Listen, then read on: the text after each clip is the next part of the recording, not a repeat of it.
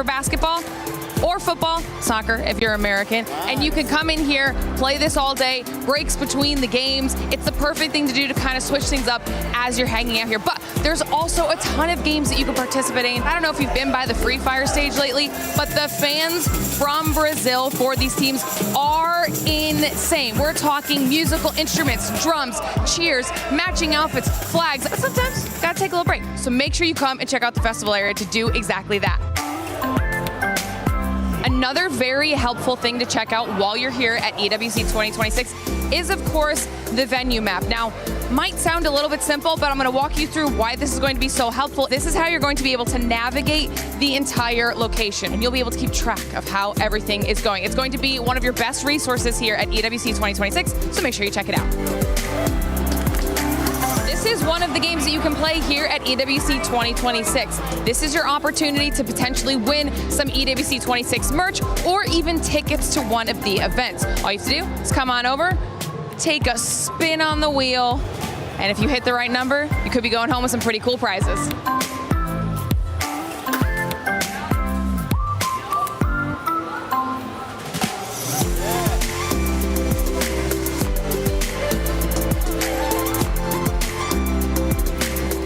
Now, of course, you know, we also have our super fan area. Now, this is going to be where you want to go if you are looking for those up close and personal interactions with some of your favorite players. You have to come here. You can get some photos with your favorite players. You can get them to autograph some of your EWC 26 merch. Are you having a good time here so far? Yes, really nice. And I'm so excited to be here. We are supporting Lion and Gun Dynasty.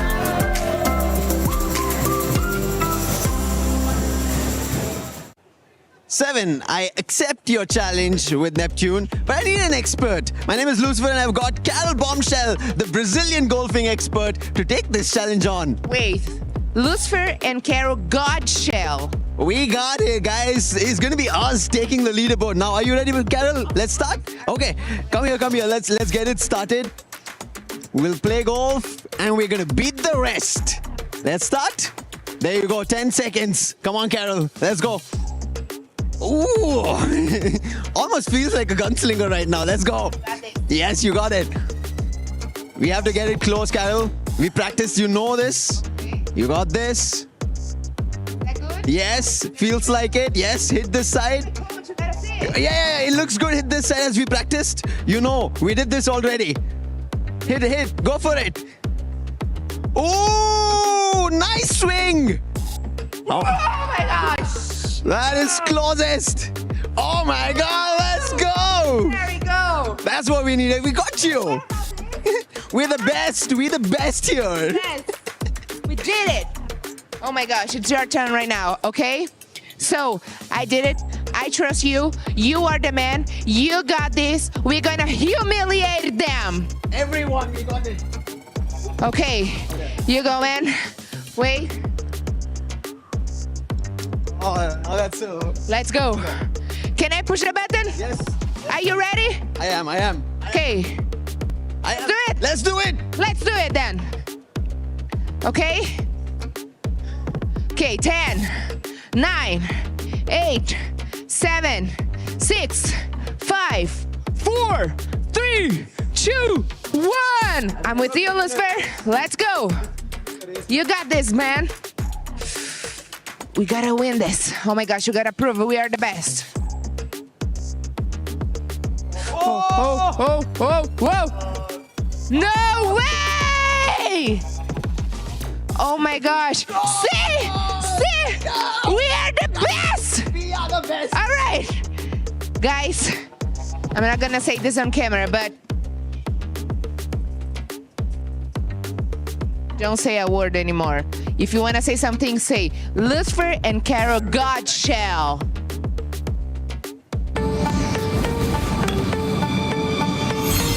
Starting from the top is where I wanna be. Give everything you got for infinity. The party only rocks on my command. How to play a hero, how to take a stand. Heads under water, feeling golden. Carried away above my shoulders. On that top game, better lock aim. Take your best shot, drop it red hot.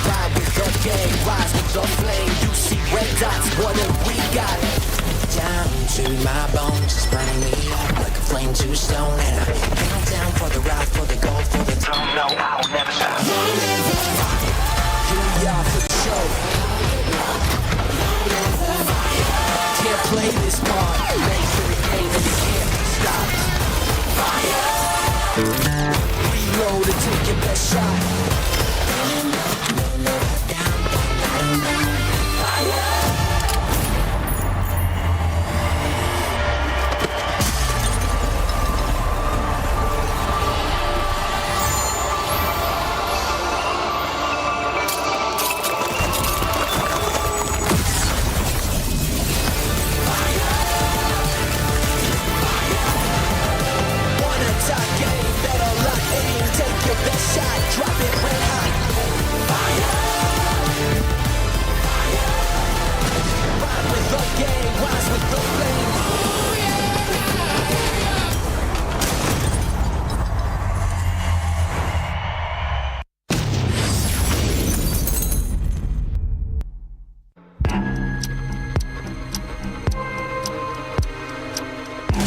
Evo's so exposed, Falcons can ruin it. Unbelievable. Falcons! What we are seeing in front of us here right now. And the team to end it, Russia, with the final elimination. The Wonder Kid gets the job done. Just thinking about we're gonna lift the trophy together. I don't think that much when that moment. That was my first international game, so that was quite easy for me to get the MVP, and yeah, very lovely. What made them strong in 2025 was the wonder kid called Russia. You know, he's been in the circuit for many years, and for many years he could not play on a stage like this because he was underage, their best sniper. And I think that was their secret sauce to success. If you look at him, he is the most humble kid you'll ever come across. You know, bright eyes. He never ever underestimates anyone. I think the most important thing is he wants to prove himself out there as well. And the moment he got the opportunity to do that, he did exactly that. Esports, this is the time to shine!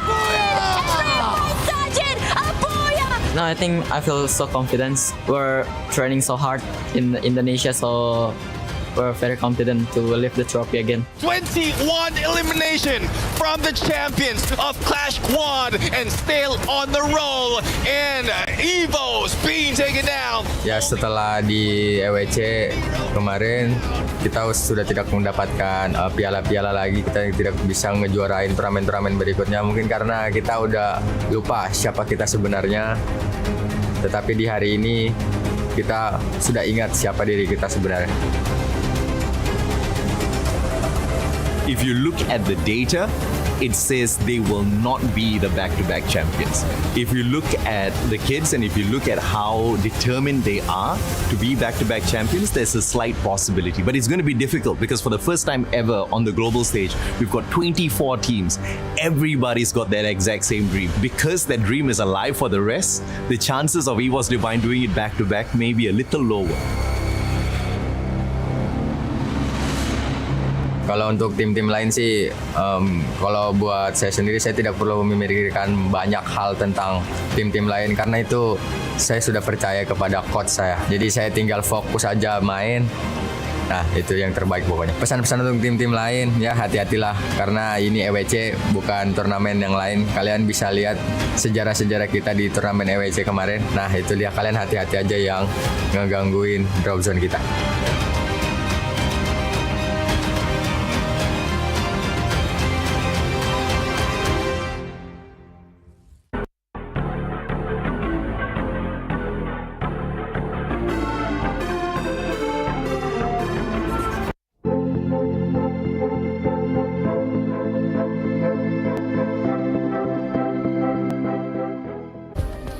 Play is in our DNA. Whenever we let it out, it becomes our superpower. Now imagine an entire city being built to supercharge it. Kadir City, powered by Play. What's up, everyone? Carol Bombshell here, and I wanna know EWC, do you got what's necessary to take home $300,000? Well, I would love to, but not me. We have 12 best team here are competing to get the prize pool, 300,000 USD. And the previous 12 teams have got their key crushed. Oh my gosh, but what about Evos? Do they have what's necessary to defend their title? I know that they're a strong team, but what about Fluxo? Yes, it's time for Brazilian teams. I'm having high hopes that they can do it this year. What about you? Other teams? I don't know. We gotta figure that out. So come with us and let's hit the skies.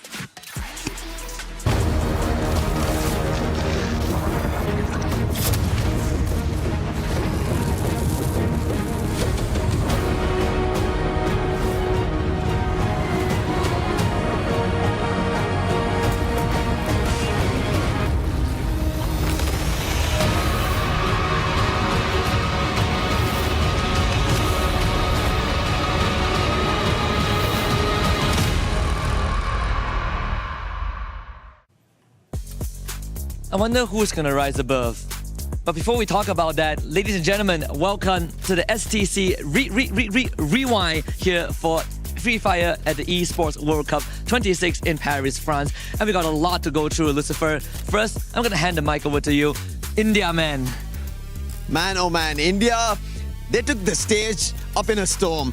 They ended up taking 2 of the spots in the grand finals when people were thinking none. And that is what India did. Team Apex Gaming and STL Esports making such history happen. In the very first time that they stepped on Esports World Cup, they're in the grand finals. Absolutely. We also had some heartbreaking moments yesterday after the survival stage. Team Secret, the sole representative of Vietnam, are now out of contention. Team Vitality, the runner-up of EWC 25, missed out the grand final spot by just 3 points. But there's a bigger one that made their entry. That's going to be Lion, Latin America. What a performance, taking the top of the charts for the grand finals and then getting a chance to crush the keys. 8 were all done by Lion. And it was, yes, gut-wrenching to see that. But that's the part of Esports World Cup.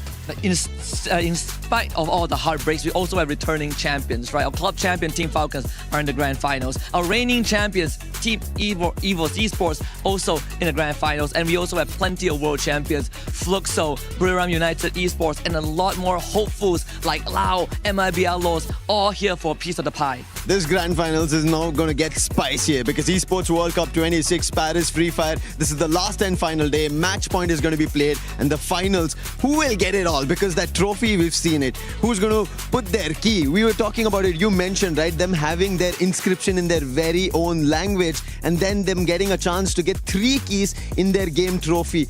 All of it along with the totem. That's what it's all about. Making your name in history etched and everything being earned. And with that being said, I think it's about time to get the grand final started. 300 grand on the line and glory in Paris. Who's going to take it away? Let's get the grand finals going.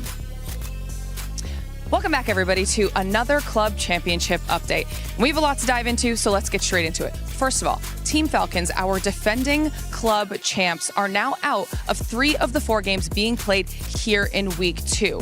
That's huge, and let's talk about how they got there, okay? Yesterday, Dota 2 was one of the games they were playing in, but they went out. There's now only one CC eligible team, who is BB Team, competing in that tournament, so it's going to be a tough time for everybody else. And a lot of points were left on the table in Dota 2. Then we're going to move on to League of Legends. In League, we only have T1 and Gen G left in the competition. Now, both of those clubs do have a few hundred points on the board, but it's not enough, and they're both going to need more. So this is an opportunity for them to do exactly that. But now we're going to dive into the games where things are really starting to heat up. MLBB MWI has a massive storyline we have to pay attention to. We have Na'Vi and Team Vitality in the finals, and this is big for 2 reasons. 1, Vitality are the defending champs, and this is an opportunity for them to defend their title. But 2, Na'Vi and Vitality are 1st and 2nd place on our club championship leaderboard. This is huge and a big opportunity for even more points for both of those clubs. Then, of course, we move into Free Fire. And this is where we actually have the most CC eligible teams available. We have Falcons, we have AGAL, MIBR, Twisted Minds, S8UL, and Team RRQ. Now notice, Team Vitality not in that list because they unfortunately went out in the 10th and final match of our survival stage. They missed out, were leapfrogged by S8UL by just a few points. Tragic but huge for the likes of Team Falcons, who I just mentioned really need to get some points on the board because in comparison to where Falcons were last year, they are 1,000 points behind their 2025 CC score. This is crazy, and that's not even counting the fact that AGL have been slaying out in Free Fire, and they could be one of those teams to take the points away from our bigger CC squad. So like I said, so many storylines to pay attention to. We're gonna have to wait to see how the rest of it plays out during the day, and of course, we're gonna have some Toto moments later on, and when those happen, we'll make sure to check back in. We started off with 24 teams 3 days ago, and now we're down to our final 12. Welcome back to the Free Fire at EWC 26 Finals. I'm the 7WG, and I'm going to be joined by amazing, talented people, not only Conchita, Neptune, and also the rest of the cast that you'll see throughout the day. For today, everything's at stake. It's not just about being in the top 4. It's not just about surviving. It's about becoming the champion and setting your key on that totem for 2026. We'll see which team is going to be doing because we have so many amazing storylines that we'll be guiding you through. But for everybody currently watching at home, don't forget that you can join the Esports Foundation Creator Program. You can live stream, apply, earn rewards, and maybe we might end up interviewing you today. So if you want to go ahead and check that out, make sure you do so. And while you're at it, check out the EWC app and the EWC website to do your predictions, because our predictions, not gonna lie, mine have been a little bit off. We might have cursed some teams, blessed some other teams, but today we're only gonna be blessing all these squads. Use that hashtag EWC and hashtag EWC26. Neptune, Conchita, how are we feeling today? $300,000 on the line, $1 million prize pool, but not only that, being able to become the Free Fire at EWC 26 champion. I'm not gonna lie, I am feeling it. I mean, I don't know if you guys can hear it or not, but standing right here, we can hear the drums of Luxo supporter as well as the flags of RRQ Kingdom. Everyone is here and the game is on. I am feeling it, Neptune. I'm real excited right now to see how these teams are because some of the teams haven't met after group stage. So I'm really looking forward to how they're going to fight it out. We saw some surprises, and talking about surprises, make sure you check out the amazing surprise that Free Fire is currently blessing us with, a new mode, the kickoff mode. I know there's a big football match happening this weekend, but you can test out your football skills in the game. Check that out, let us know how you do, and as I said earlier, use that hashtag EWC or hashtag EWC26 to show us how you were able to do on that new mode, because I've been practicing, and let me tell you, I'm at least going to score one time, Neptune. You're not the only one. I'll see. I mean, in terms of mobile games, I think I have a better chance because I have been playing a lot. Ooh, okay, all right. We might have to team up, Conchita, because if not, he's just going to end up beating us up. Yes, it's gonna walk all over us. That's not gonna happen. We're not gonna let that happen. All right, we will try our best, just like this squads will be doing. Yesterday at survival stage, we had some pleasant surprises. We gotta start off with the Indian teams. Honestly, nobody expected them to be here in the finals because it was their first time showing up at EWC, but boy did they end up surprising us with their performances. We're talking about tag. I mean, during group stages, they were averaging about 7.4 eliminations. Yesterday, they were all the way up to 10.3. Yes, I mean, Apex Gaming have been killing it, but actually what surprised me even more is S8UL. I mean, S8UL. It's kind of hard for me to pronounce, but it's definitely not hard for them to make it to the final because just yesterday they got 94 elimination points to Booyah in just a day. They got 1 eliminations and 7 eliminations in one game. That is so amazing. I mean, yesterday's survival stage, I remember correctly, game 7, 6 headshots. That is some individual skills. Ooh, and not only that, the heartbreaking final match for Vitality fans SAUL took matters into their own hands and they eliminated them and qualified to the finals. Actually, I didn't even know that they eliminated Team Vitality. Well, that's the settings of the game right now. Yeah. But that's one thing, though. I mean, we didn't expect SAQL to do that because they also are missing one of their players. I mean, when they started off the qualifiers, they don't have Prince right now in EWC. So, like, expectation was very low, but it's good that they were able to navigate. Yeah, well, I mean, it's gonna come down to can they do it when the top dogs are here? Because not only that, you have the defending champions of EVOS, you have Buriram that they just want to be able to win here at EWC. They got Fluxo, so many amazing teams that are now here in the finals that we'll be keeping a close eye on.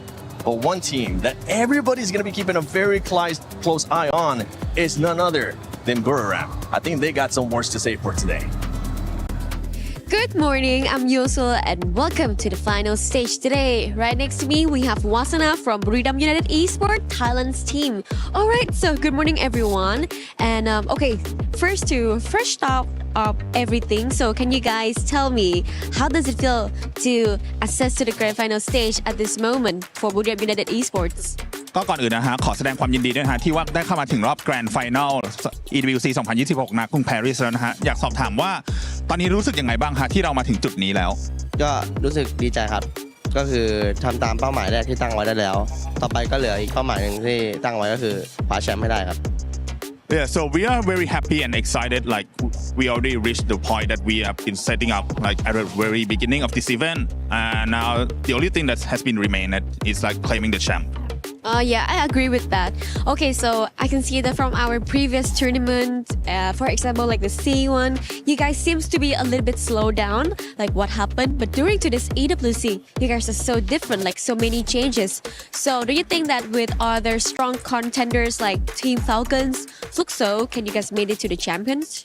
ก็อย่างตอนเราไปแข่ง C1 นะฮะแต่ว่าตอนนั้นเราอาจจะมีเรื่อง slow down บ้างแต่ว่าพอเรากลับมา EWC เนี่ยฟอร์มเราเริ่มกลับมาดีเหมือนเดิมนะฮะอยากสอบถามว่าตอนนี้เนี่ยเรามีทีมแข็งแกร่งค่อนข้างเยอะเลยทีเดียวไม่ว่าจะเป็น Fluxo Falcon อะไรแบบนี้นะฮะรู้สึกยังไงบ้างครับผมก็ที่ฟอร์มตรงนั้นดรอปก็เหมือนแบบว่าอาจจะเป็นเพราะว่าฟอร์มในทีมมันแบบมีปัญหาอะไรหลายๆอย่างด้วยเรื่องปัญหาแต่ว่าตอนนี้ก็คือพร้อม 100% ครับก็สำหรับผมสำหรับมีทีมตึงก็ดีครับสนุกไปอีกแบบหนึ่งเพราะว่าที่ผ่านมาก็ยังไม่มีรายการไหนที่แบบว่าดูที่จะตึงเท่ารายการนี้เลย Yeah, so the time at that point when we are playing in C1, like everyone saw that our form is like not the way we normally play because like there's a little bit of problem we have been running into, but right now everything has been fine. So all the problem have been solved, and as like in this event, there's so many strong teams. Actually, we really like it because like, it's really fun to play against a strong team. Wow, very confident. Actually, I really like that one. Normally, if I listen to like, if I heard of like strong contenders, I would feel so scared of them. But wow, look at him.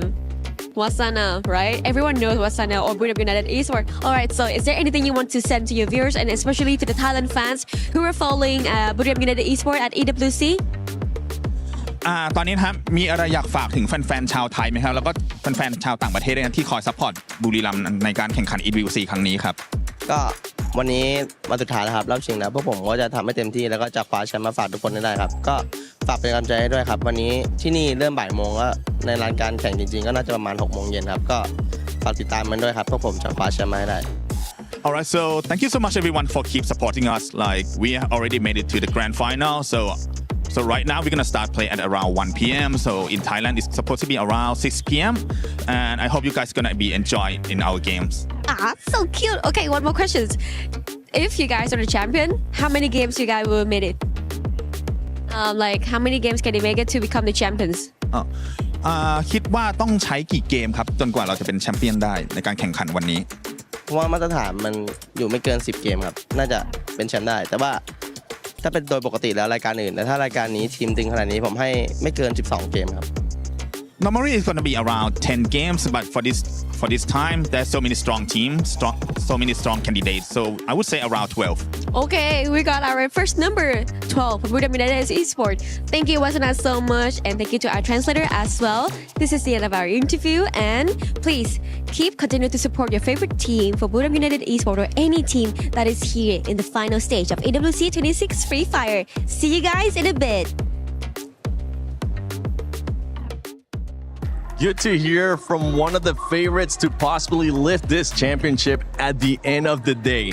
And the reason why we have to focus on that squad is because they were the top dogs out of the groups, especially when it came down to points. They were averaging about 19.7 points. And this is why they're part of our PS5 story of the day. Not only them, it's going to be EVOS as well because they're the defending champions. But going back to Buriram, honestly, if there was ever a time to be able to lift that EWC trophy, it will be today.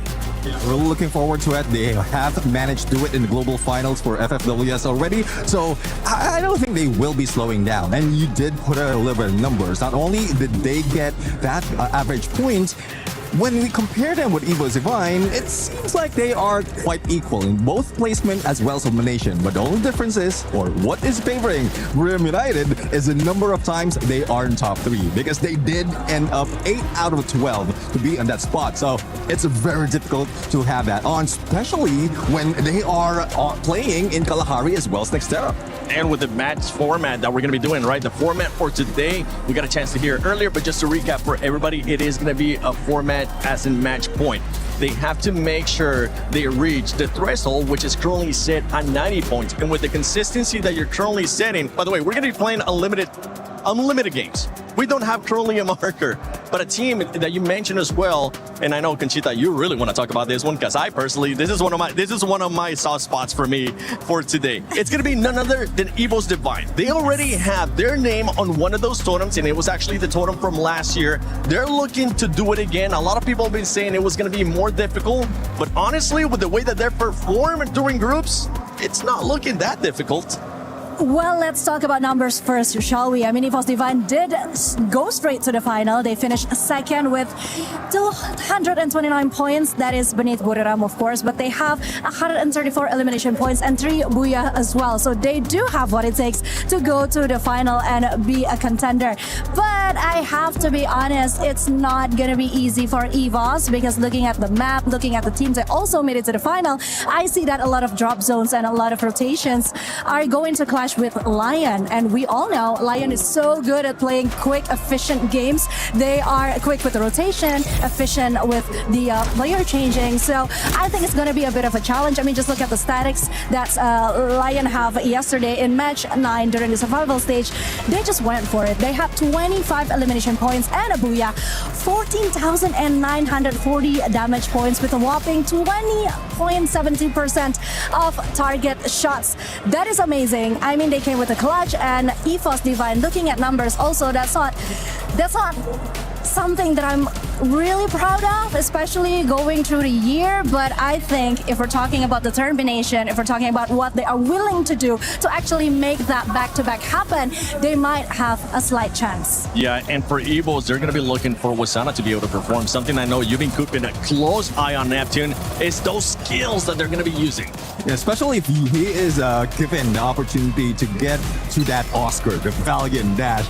No blue walls will be safe. No opponents will be left standing in there. And we rarely see it out of Wasana, but the best opportunity they have to counter that, or some of the teams right here, is to add that with a pet like Dreki, because they know exactly when they are trying to heal up. So that's the best advantage they have for a rusher like Wasana.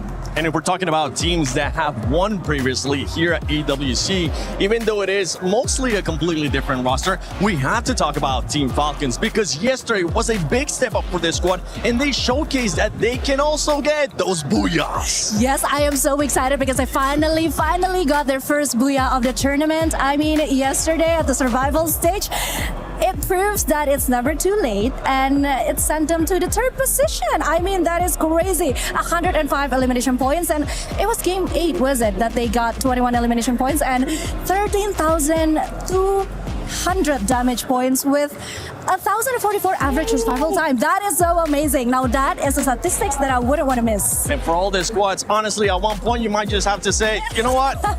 Throw those note cards away, throw everything away, because today is either make it or break it. Go for broke for them. Make sure that you're actually going to be able to lift that trophy up at the end. Be consistent and become the Free Fire at EWC champion. Ladies and gentlemen, the finals start now.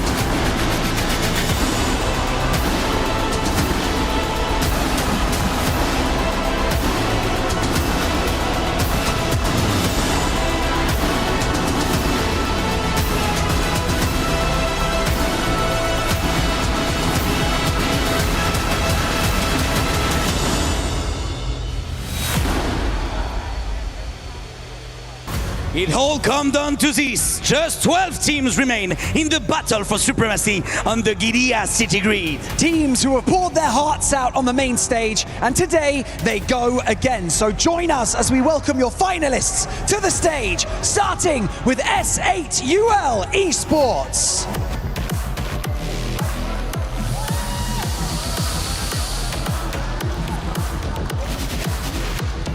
Lion!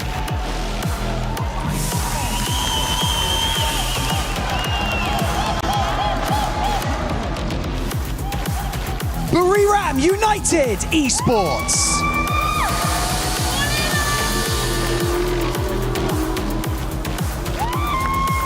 Loud Sneakers.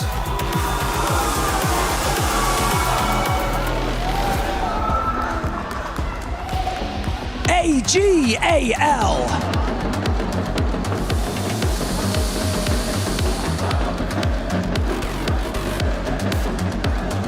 Team Apex Gaming.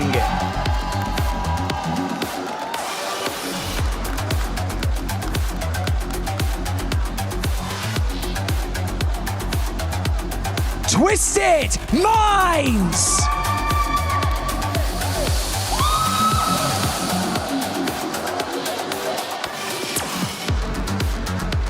MEBA Los.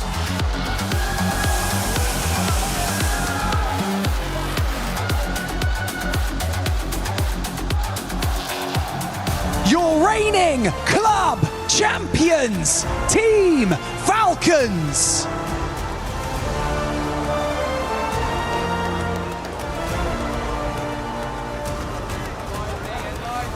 Fluxo W7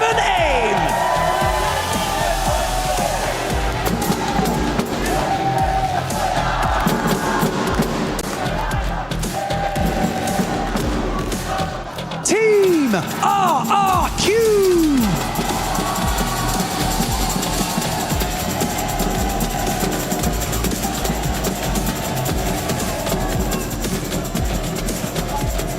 And finally, your defending champions of EWC, EVOS Esports!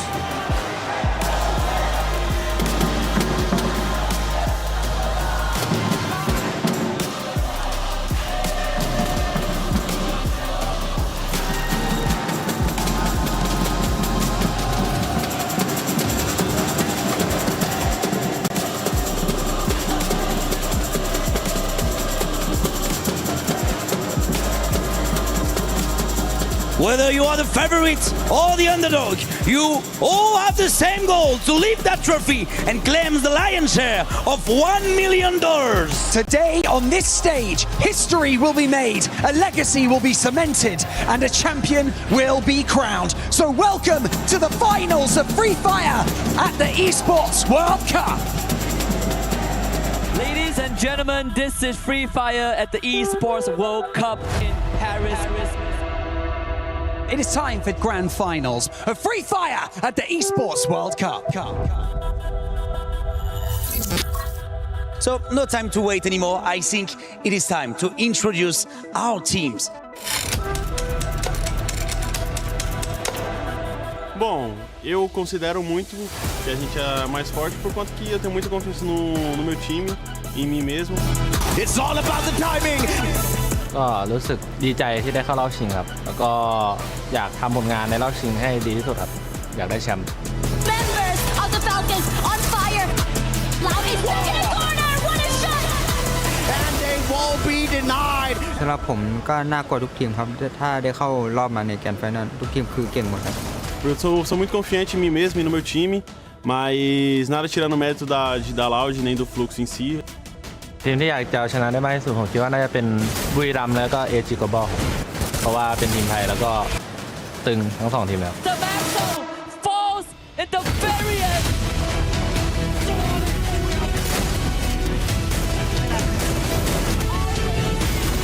หลังจากเล่นรอบกรุ๊ปสเตจเสร็จนะครับผมก็รู้สึกว่ามีทีมที่เก่งเยอะครับผมเยอะกว่าที่คิดก็เลยทำให้ต้องทำแผนแล้วก็เล่นให้ดีขึ้นกว่าเดิมครับ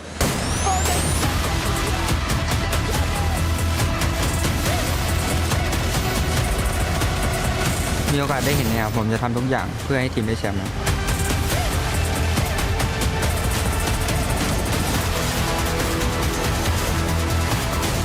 Só queria agradecer a torcida de sempre. Se Deus quiser aí a gente vai erguer esse troféu aí por vocês.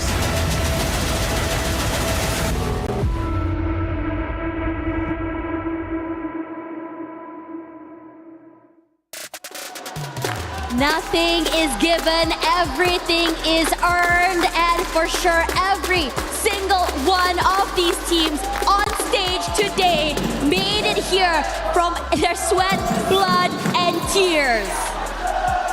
There's a lot of teams that is looking forward to this moment, especially those who struggled in the survival stage and those who were watching after that group stage.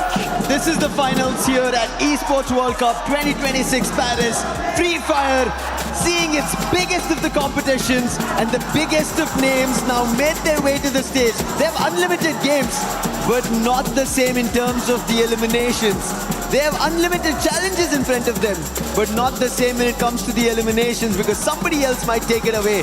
They all start in our match number 1. My name is Lucifer. With me on desk is Neptune as well as Dash Bunny, and we will take you through the grand finals for this very first match. Yeah, it is loud out here. We have the fans coming here cheering for their teams. You have battles of rivalry, and making it here today was not easy. We had stories of heartbreak, we had stories of comebacks, we had stories of last-minute pushes to make it here. And after all, for good reason, after so long, we are seeing India on the big stage. Lucifer, this must be a big moment for you. It is not just for me, it is for the people of India. It is for the players of India. It's for the community of India to see for the very first time. Imagine, they step onto Esports World Cup and there are 3 teams. And on day 1, nothing happens. Day 2, Team Apex Gaming end up getting 2 booyahs and that rallies up the entire other squads. And survival state starts off. We end up seeing an Indian booyah to start things off. SAT will then follow up, Tag follow up, back to back. A lot of cascading things happening. And Neptune, you mentioned, out of the 10 games we had, 5 ended up going to India. Yeah, I mean, and there's a lot that has been brought in by India right now, and this is a real surprise. It's not only the teams, it's not only viewers out there, even the talents, because at some point they were introduced right here, and there's very little expectation. But now this is where those were broken. There's a lot of challenges that they face, and again, group stages, like not so much points, but when they went into survival stage, that's when they dominated. Didn't even expect this kind of numbers out of teams. 40% for both Team Apex Gaming as well as SAUL to be able to get to the top 3. And like judging from the teams that were part of survival stage, that was not easy. Yeah, it definitely wasn't easy. And I think most importantly, I don't know what it is, the mentality, right? Coming into day number 2. I remember AJ was saying, hey, even if you get one Indian team up there, it's already really good. Well, lo and behold, we have 2 onto the big stage. And most importantly, the consistency that came in during the survival stage, during the elimination day as well, was shocking. It was night and day. I'm not too sure what happened the night before. I'm not too sure what they talked about. I'm not too sure what the coaches were happening. And this is where, I think everyone's getting very, very cautious, because no team should be looked down upon. No team should be underestimated. And in this situation today, everything is up in the air. Yeah, everything is going to be earned. That's the status of our grand stage now. But talking about this, there is one team that I'm pretty sure upset majority of the Southeast Asian teams who wanted to be here in the grand finals yesterday in survival stage. That is none other than Lion. They roared yesterday. Their name completely glittering and golden rays of sun. Yes! They took the stage up on a storm and now they are here. Yes, the other giants are still here, but they are one to look out for. Yeah, speaking of Lion, I mean, since we're going to start this first map, look at the numbers. They are the ones on top. They get 1 booyah out of this, and they told 75 every time, or for all the games that they played in Solara. So I'm really looking forward to this, and we talked about this. This is one of the newest maps in Free Fire right now, and there's still a lot of challenges being encountered by the team. So those who really make the adjustment and study this hard, it has a good chance of grabbing that booyah. Yeah, I think if anything's up in the air right now, we talked a little bit about what it means today as you go into the game, right? Because again, the drop spots are going to be swapping. We didn't have the teams that made all the way to grand finals yesterday as well. So yesterday was a battle of just trying to survive. Today is a battle of going up against the giants. After all, those names that made it all the way here today had 1 day rest, had some time to dissect the rotations, the drops, the strats, and everything else in between. But my question is, can they, I would say, overcome the high and momentum that some of these teams had coming in from yesterday itself from survival stage? Right now, having the high is going to be Fluxo. We've been seeing from the very beginning. Oh, yeah. They've been highly in terms of their roaring noise that we've been looking forward to cheering for Fluxo W7M. Right as now, Solara has started off Team Apex Gaming and Lion. They fight it out at Eco Drain. This is what we're talking about. Lion would be the greatest threat out of India right now, because Team Apex Gaming is facing them in Eco Drain. And, well, it's a good thing that KD God does have elevation, does have information. But the only question, though, is who is going to push? Because Joker might have a good chance right now, but not a great weapon to use in those battles. Here they come right now. Joker waiting in the wings. He's been good with his fights and managing to steal away one more, saving his teammate as well in that process. Still healthy as a 4. The shots are good. And the Lions are going completely nuclear right now. 2 in the bag. We spoke about them roaring and they are not stopping. Wolverine in trouble right now. Games King surrounding him, trying to take a trip down the pipe, but it's not going to work out. Joker is also on the other end. That's going to be 3 big eliminations. Eco Drain completely drained out of Team Apex Gaming. But that's one thing, and despite of all the engagement that's happening, seems like KD God did manage to pull away, and he is going just into the studio. But on the other side, we're also seeing SAUL. Troll has been taken down, but Jack right now trying to defend themselves against Twisted Mind, but you know how twisted they can be. Noor is just ignoring them, and FP5 trying to eliminate. It's just nasty how these shots are coming through here, because Twisted Minds losing their players one by one. Bunny comes close, separated from Noor, but the crossfire is too much to deal with. The Bats also will fall next. Twisted Minds, they tried to go for a challenge, it did not work out. SHUL Esports, we were talking about this. Their mentality of just going in for those hits, eliminations, that's all in front of their mind, not who they're challenging. And something similar, Buriram United Esports just ended up getting 4 eliminations, almost about to eliminate a whole squad, but that did not happen. But they also need their title. Husky was mentioning the one title that they need in their cabinet is EWC. Oh yeah, let's see though, because they have been going for the hub drop for so many times already when it comes to this map, and I was just surprised that someone is really challenging them. But going back to challenge, earlier it was Lion taking down Team Apex Gaming. Now it is Fluxo who's trying to beat them down, and there goes Joker, not really joking around, but let's see if they'll be able to fight back. This area is so hot right now because on top of Fluxo, we also have AGL here too. Della barely alive, waiting in the wings, hoping that Fluxo will move away, but they have marked the heck out of him as well. A lot of pressure, a lot of util coming to him, and finally knocked down as well. There we go, Bobs will find him in the end, but AGL wants to challenge this space. Oh, here comes a new challenger, AGL right now, and this just looks like a good storyline because everyone is going into Eco Drain, and if you lose this, everything will go down the drain. It will indeed. Fluxo, they want to make sure that they're the ones who are on top of this. They're the ones who pull that key lever and take AGL if possible. But AGL, they're quick on this. They're on their heels, see the slide rails, and decide to get out. They don't want this early engagement. We've been talking about AGL haven't found their title yet. They've been striving for it. They tried to get closer, but right now, it seemed like it was a distraction.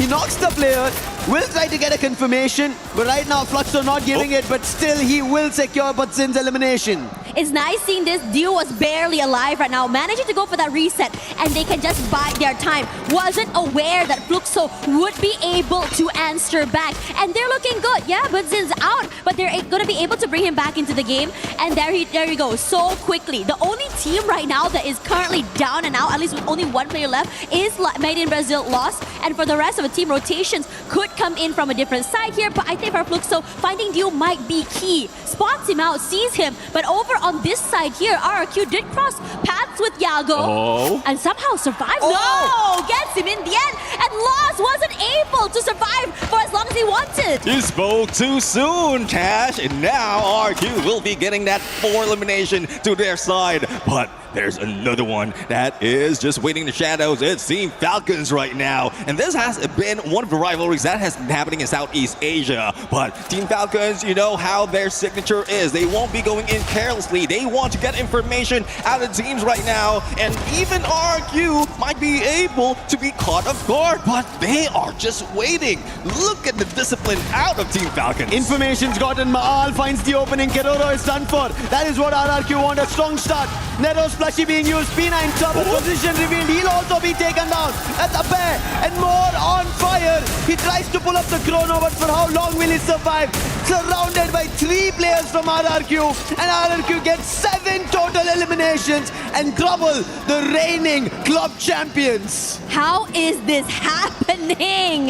When we saw the Falcons throughout the entirety of this week, they were the ones hunting, they were the ones taking up that space and winning, but now, silence. Yeah, definitely. I mean, he needs silence right now, though he doesn't have the stealth lights to pull away. Does have the Skylar, the Riptide with him, but I'm surprised they didn't use that to at least save their teammates because they were covered in blue walls right there, and he does have an angle take when it comes to the snipe. But I guess priority is to bring back the teammates. Once one goes down, you always go for the vending machine. The starting always for Falcons has been similar like this. The story, unfortunate for them. But right now, a change in Lions' favor right now. Twisted Minds, we saw them suffering a little because of Buriram United, but now they change and turn the tides. Twisted Minds, this is a team that everybody did not have much expectations on, but they were the ones who made it at the top in Group B.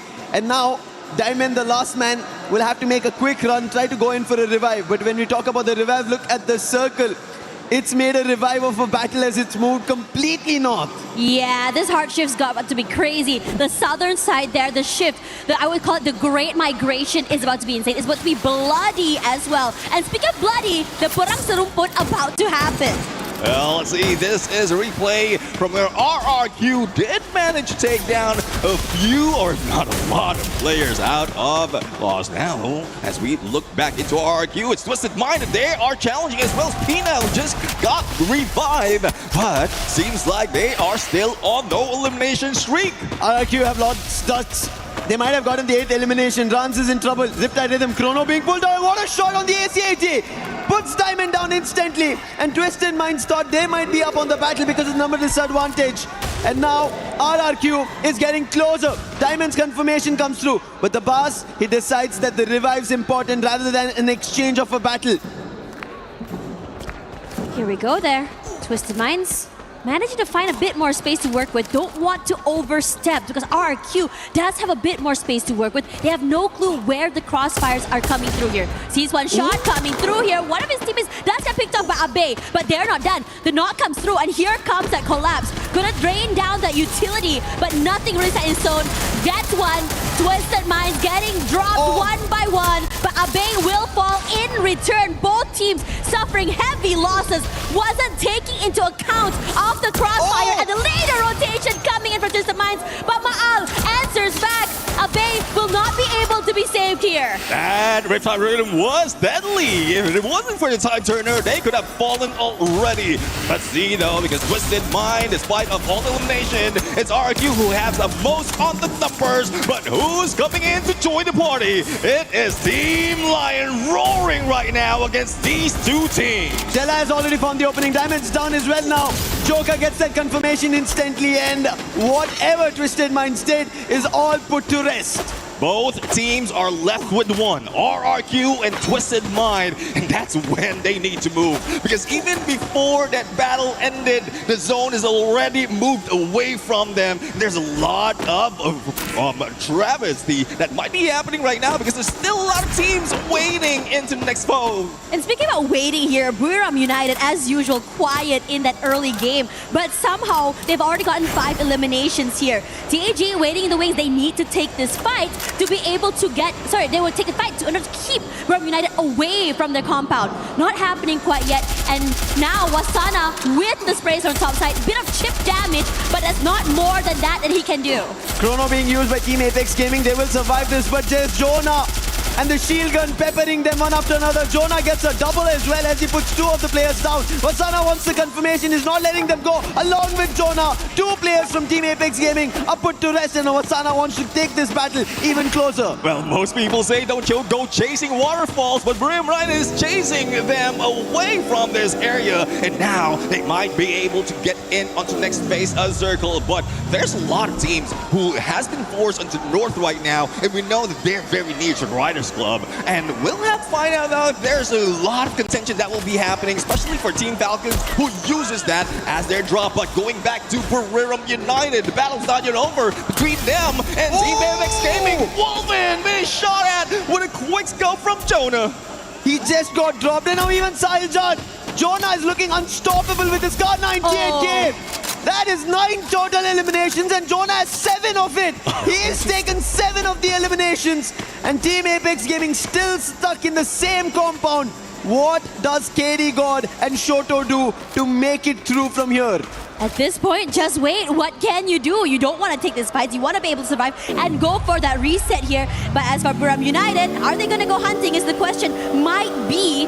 Decides to just move away from the area just for a little bit more time. Could cross paths to the players for Twisted Minds on the top side. Well, let's see now, Buriram United, same strategy that they have been doing for the longest time. Don't go into the next phase of Circle just yet. Just wait into the edge until it collapses. But there's still a lot of problems that we need to face later on. And from what we're seeing for Team Falcons, they're holding their ground quite well. Despite of not getting elimination, they still have that high ground in Riders Club.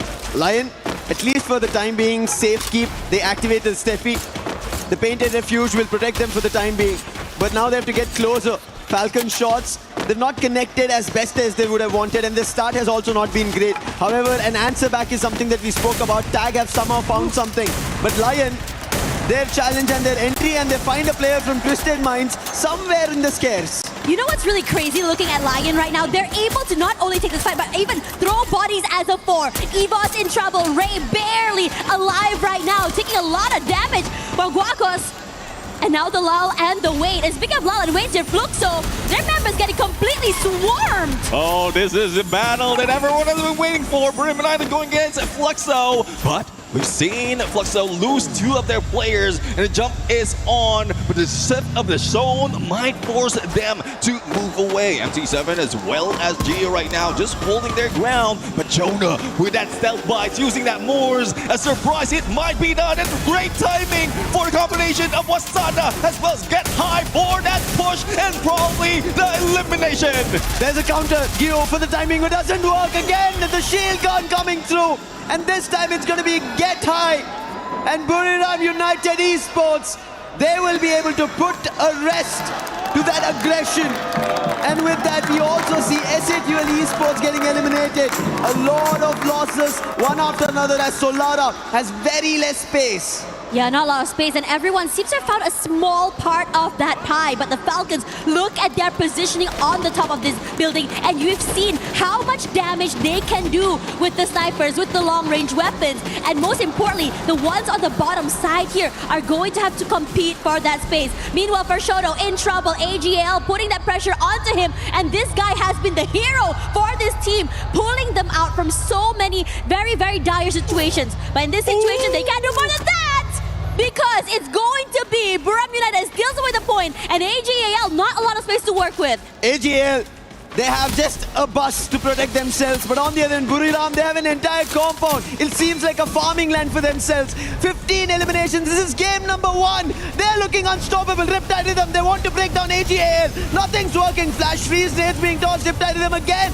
AGL might get closer. Doesn't work. Varos is down. Cypher, Nameless, and you trying to close the distance. But AGL, their numbers have lost. 9 eliminations. Again, a player opening found was Sana. Might have been traded off by 2. Nameless is doing with the Trojan. Moshi holding it off. And now Wasana also down. Moshi, the only one, and AGL somehow have changed this. Well, a quick revival for Buriram United might be the saving grace for team of Buriram United. AGL did put up a great fight, but 2 is still at it. And he is going for that 1v2. Will he be able to survive? The answer is no. And they were going for a risky approach, especially in this phase 4 of the circle. That HP or that zone will be damaging their HP, and I don't know what could have been done at that point for AGAL, but Buriram United was just waiting for it. It's just unfortunate that they lost 2 of their players. So Dinoculars used as well. Gives away the game for so many of these teams, but Buriram United not down and out yet. Loud is here, as Guacos will be the next victim. A little angle seen by Rasha, wants to be abused. A double swing as well, making sure that no one survived the initial skirmish. And the Lions cannot survive longer. Down and out, 3 teams left. Thanks to Aim God, Evos still survived. But the dash coming out from Falcons, that was crazy. Almost ended up putting Evos to rest. Now, this is an ending that we haven't seen for a long time. No full squad in contention. 3 remains, 2v2v2. But we are seeing Moshi. And there have been a lot of comments wherein Moshi could have been putting that much on the snipe already. But this is a place to really show up. Look at the last 3 teams. How much do they have in surviving? Just 2 each. It's a 2v2v2. Evos, Loud, and Buriram United. Evos are the defending EWC 25 champions. Now looking forward to EWC 26. Loud, they won the very first trophy for Brazil, and Buriram United won the biggest in the cabinet, that is EWC. Jonah has been a heavy hitter for this game, but a box falls. Moshi, great shot coming in from the area. But the circle is shifting and everyone is just trying to find that space, but Loud is a little bit quicker to the zone. They have positions, they have the high ground angles, and it gives a lot of question marks for the rest of the teams for their rotations. Well, as you say, first to the circle, first to the win. Let's see if they'll be able to pull it off. And God, not so much of contention. Even with a inhaler, he might not be able to survive. But he did manage managed to go for a clutch, a 1v2 in this fight, and now he had to deal with 2 players from Team Loud. He got help from Loud. That is the reason Buriram United instantly shut down. But as you said, it is a 1v2. Look at him sneakily walking across, crouching, making shot. Loud have no idea, but BCP has spotted him.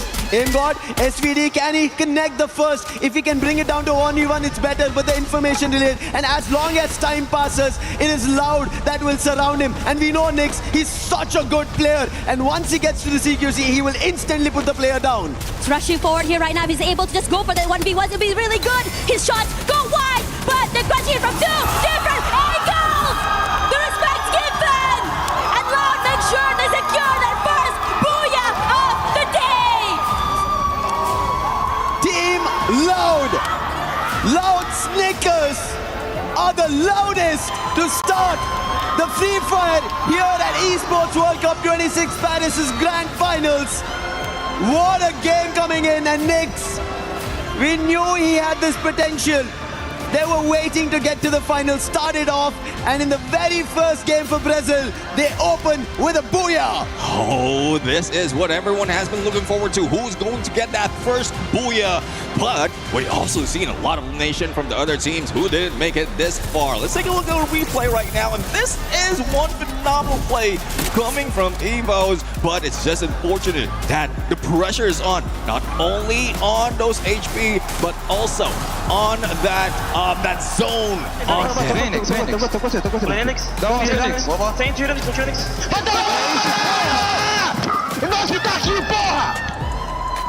Oh no, crazy work coming in from Loud as well. I think one thing's for sure though, we all had our favorites. We saw our favorite players just completely farming it out. But when it matters the most, that final moment, Loud prioritizing positioning over these fights gave them so much extra advantage to just give them not only the booyah, but those extra placement points. Yeah, they needed it. They wanted a good start. We've been seeing Loud. We even spoke about it, right? In the group they were in, they were very consistent. They ended up getting 2 booyahs to start things off. But Buriram United Esports, unfortunate for them, they had an opportunity. They should have been the ones closing it. Look at them. Without the booyah, they have 30 total points, 22 eliminations. If not for Loud Snickers, if not for Nyx from that far angle, finding a clash and helping Aim God out, we would have seen Buriram with the win. I mean, we've seen this side of Buriram from before. No. Even in group stages. Yeah. Like, they did manage to get 23, so this is not even close to the record that they have. But I'm really loving this side of BRU. The aggression is really needed, especially in first match of the day, because it's not just a booyah that is needed by the team in this early parts. It's more of farming the numbers to get to that 90. You know what's really insane? I think I said to them, well, it's going to be a bit more quiet from Buriram United early, and it was. But throughout all of that, Jonah was farming so many eliminations. Out of all of that, I believe he had like, 13 to 15 eliminations by himself. And for now, who better to break it down for us other than the analyst later? We'll be right back before we go to them.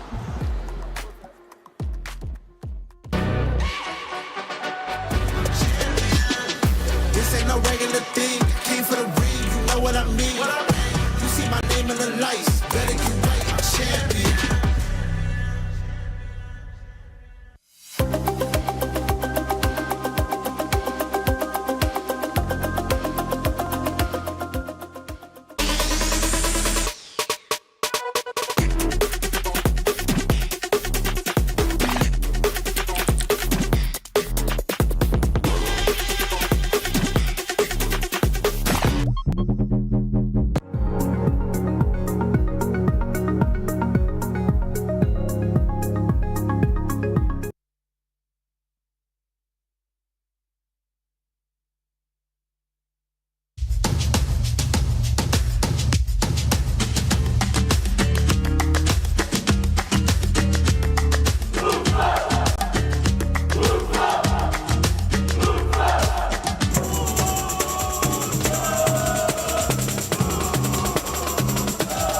I moved from a small town to a big town like São Paulo, and they always hugged me, made me part of the family. We started with a little since we are W7M in the past, and now we are Fluxo W7M.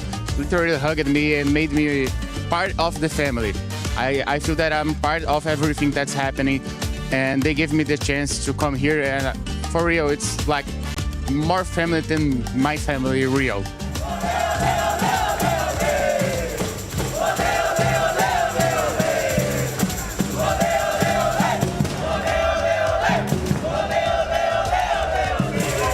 Mostly important game on Brazil since they made a chance for everyone first to be here, first to play. Like the owner of Fluxo Nobru was a professional player from nowhere, become the highest, the toppest guys in Brazil, in the world. Well, everyone knows Nobru in Free Fire. And I think that the most important thing about games is it's the feeling that make you feel part of and to give you a chance to prove yourself.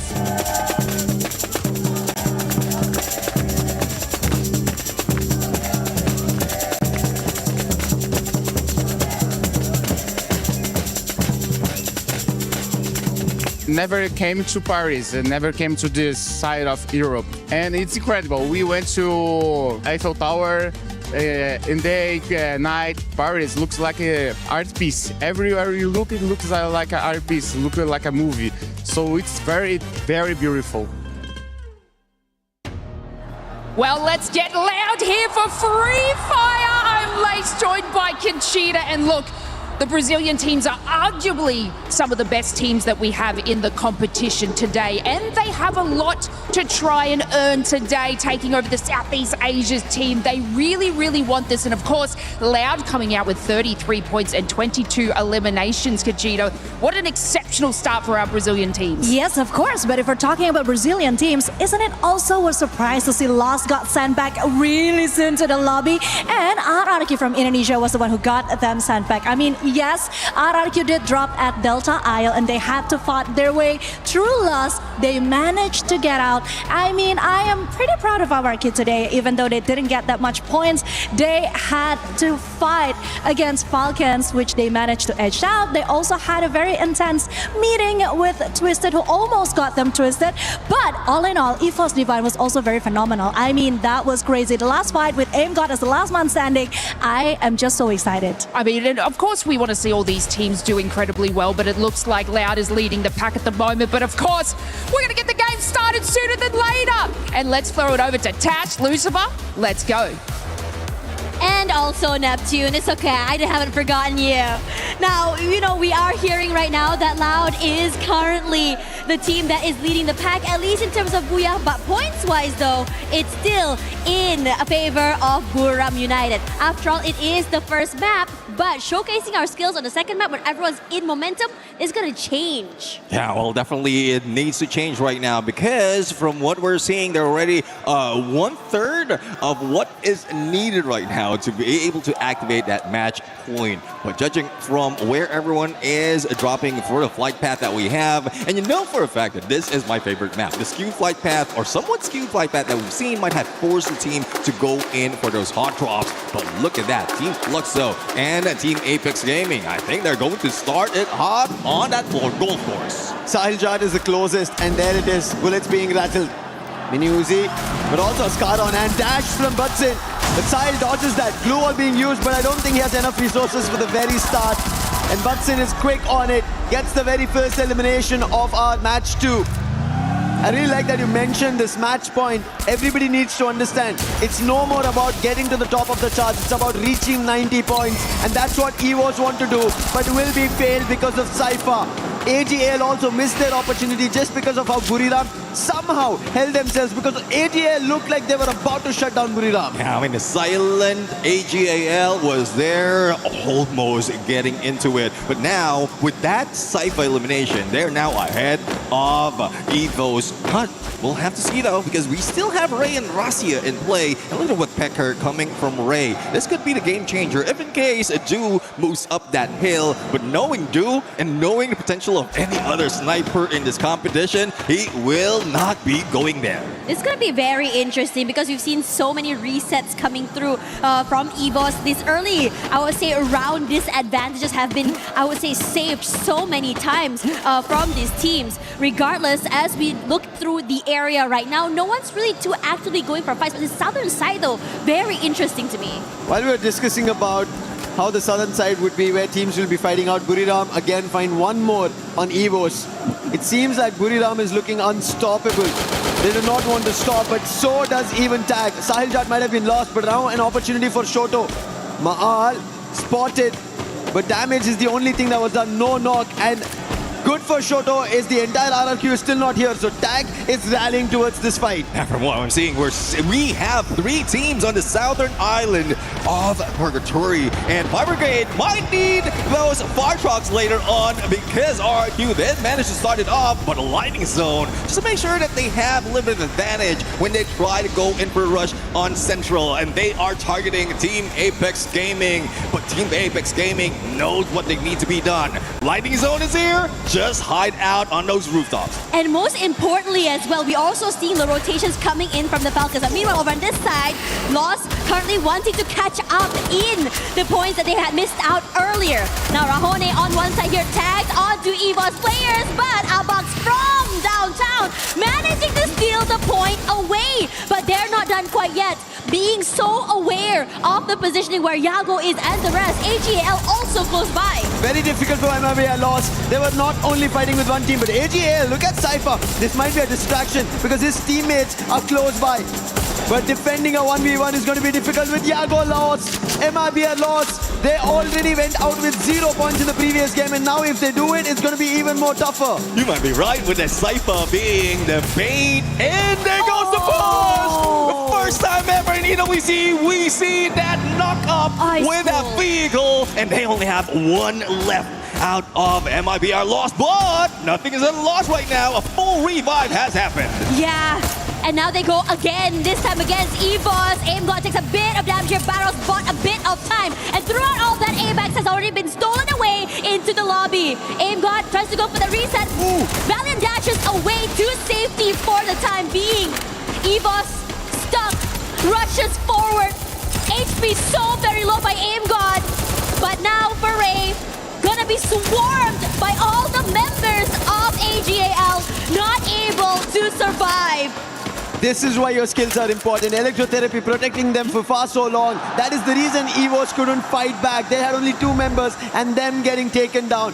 Thankfully, that's not a full elimination, but there was an elimination that happened. That is Team Apex Gaming and Falcons. Seems like game number 2 is their comeback. LSEDO, they can come back right now. They are just going into the edge of a circle, still hanging on that south side, and they thought they might be able to find someone on Central, but they were a little bit too late to party right now. But from what we're seeing, they are gathering all the loot that they have, and they're just going for the basic gameplay. Silent in the beginning, and then deadly towards mid to end. But the only question though is how they're going to find their way into the next phase of the circle. We still have a few moments before it closes in and the second phase shows up, but the battle between AGAL and EVOS is not yet done. EVOS, what is happening? ABAX will be able to revive, but look at AGAL Cypher. Right to the face with the M590 Valiant Dash. And now another conversion. 9 elimination. AGL, what they missed out because of Buriram in the previous game, they want to make it happen. 30 points what Buriram pulled off. AGL want to do it. This is what we've been talking. Buriram have earned titles. They are our World Series global champions of 25. Now they want an EWC championship in their name. Falcons, they want to get back to their winning ways that they had in 24. They want another EWC title for themselves and 6 total eliminations. In this situation as well, the lull, the silence is here, but the middle side of the map is very interesting as Fluxo does manage to hunt down the members of RRQ somewhere there. We see Troll also falling, EVOS as well suffering heavy damage. This map, what looks quiet on this side, is hectic on the rest of the areas. LSEDO, because we are looking at Lost right now, who might be chilling like a villain at this moment, but we are seeing a few players, not only from Team Falcons from the south, but also RQ from the north. So the pinch might happen right now, but again, we are just waiting for the shift of that next phase. And as you see it, both of the 3 of the teams are in there right now. And look at the numbers that these players has been bringing in. And we have highlighted already, Buriram United. The number that they can put in the fight, that only shows why Jonah and Moshi is the best players so far in this lobby. But you see in the mix of it, there's Dew. That was the reason how AGL almost looked like they would survive. Did not still, but now this is game 2. Purgatory, a lot could change, and that's what Falcons also want to. MIB are lost. They want to change their fate from getting out of 0 points to at least something. But it so far doesn't seem to be the case. Even SAQL, they want their points, but Maal 77 says that is going to be an elimination. And right at the riverbank will sweep away SAQL's chances once again. Well, Maal, the deadly sniper from Indonesia, right now going solo. Rest of the squad still not found in this map, but I know there is a plan. They are the mastermind into the stealth mode with that. The stealth bites using that more skill. They might be heading in to where this engagement is happening between Loud and MIB are lost. General taking a lot of damage right now. Bare Life managing to just survive. The pressure coming in from Loud, this high ground, gives them so much value. But Joker, on the other side, they're managing to pick off here, but Loud hasn't been moved quite yet. The lightning zone does come through. General falls, and now Keroro, the Falcons, decide to join in as well. BZP still hasn't picked up already. Keroro finding a nice angle to work with, goes a bit wide, finally getting that shot onto Nyx. But the Falcons as well are suffering heavy damage. Pina, Keroro fall. And right now, both teams are barely alive. What are they to do here? Because the RRQ gang has decided to join in. Falcons had a second chance. They instantly went for the revive. So there is a lifeline for them. But Loud, they're trapped. Trap was the only savior. He used the M79 to bail it out, but he is certainly surviving at the bottom of the hill. And RRQ now charging in. They will get it on fire. That's an added elimination.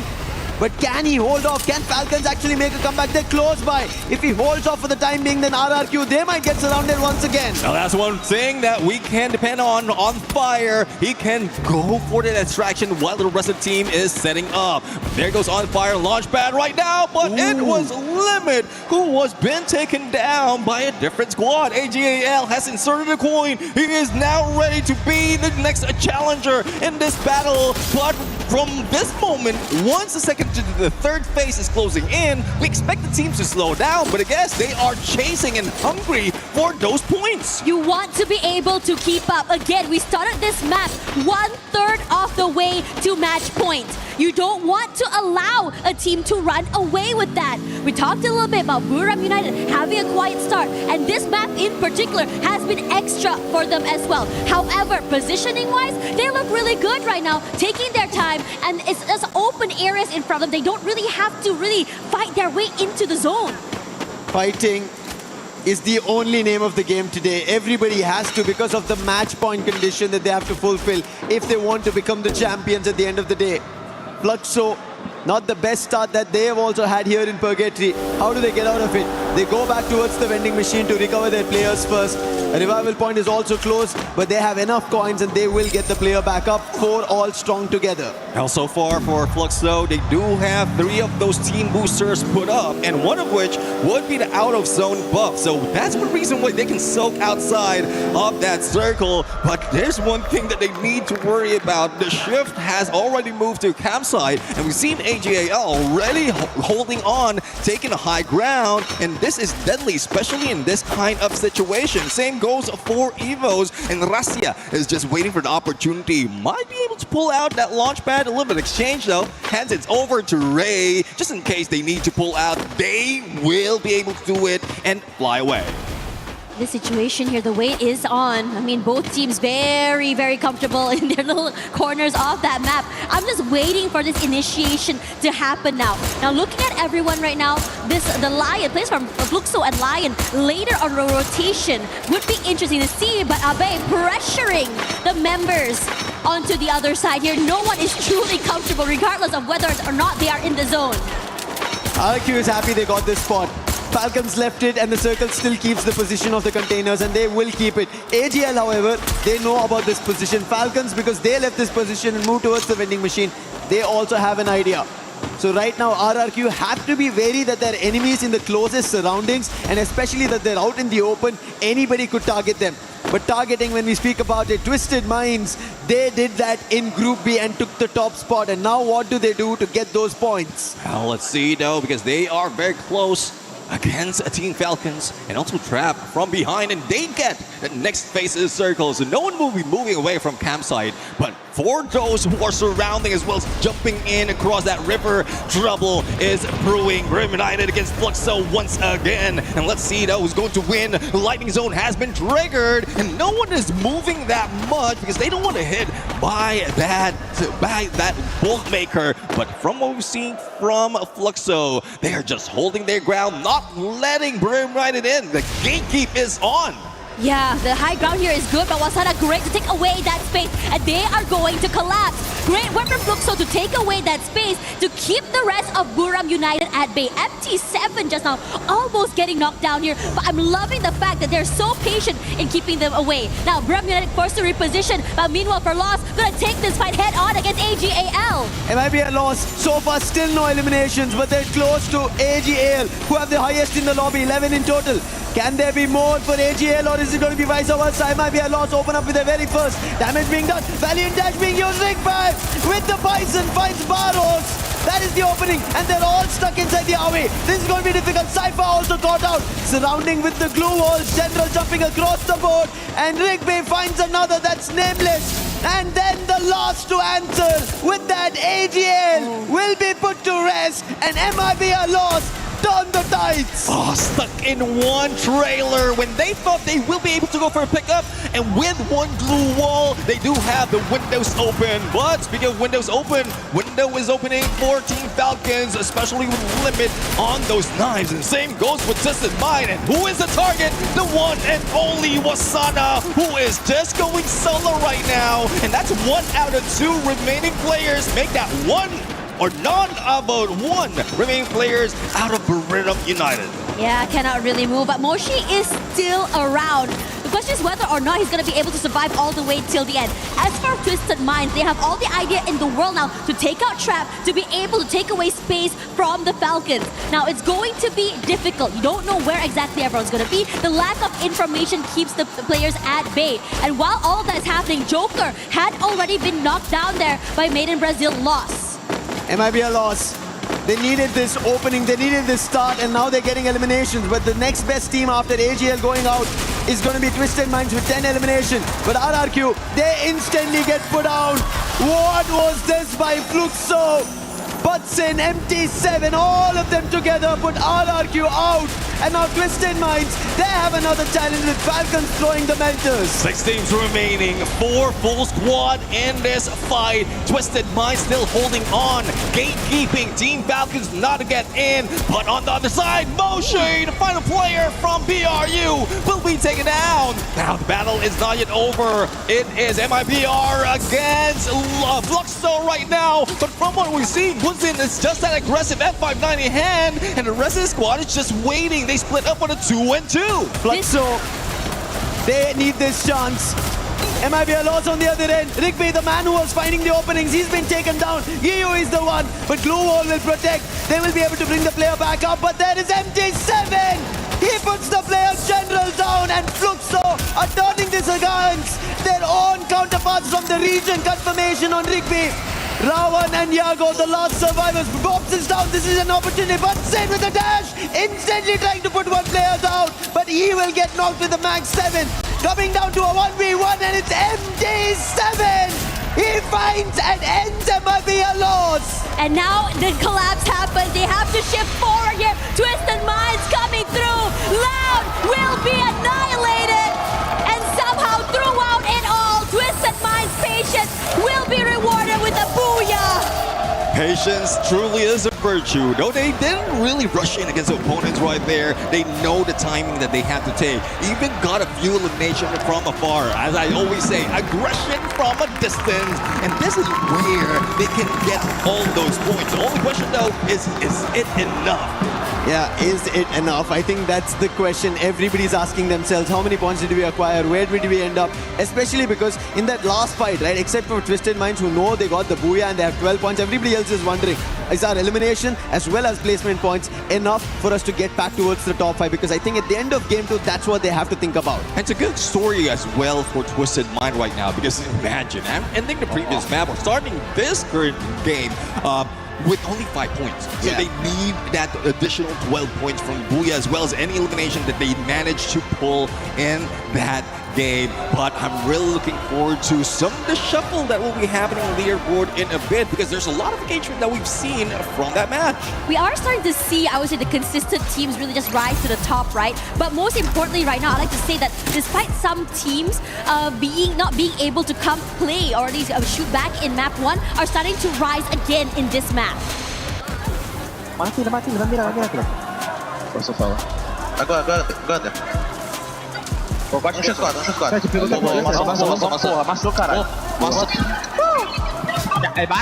You can see Loud was happy about it because they again ended up coming in the hashtag too, because that is enough points to keep them at the top. However, Twisted Minds from Thailand, this is a team that, while the other Thailand teams who are in the top who have won titles, this is not a team that everybody is eyeing on. Yep. But they managed to get the second Booyah. This is why today's grand finals, here we were expecting that anything can happen. You cannot count on one team. If you think Buriram is going to get it, no, right now just Twisted Minds did it. Buriram should have had the first Booyah, but Loud got it.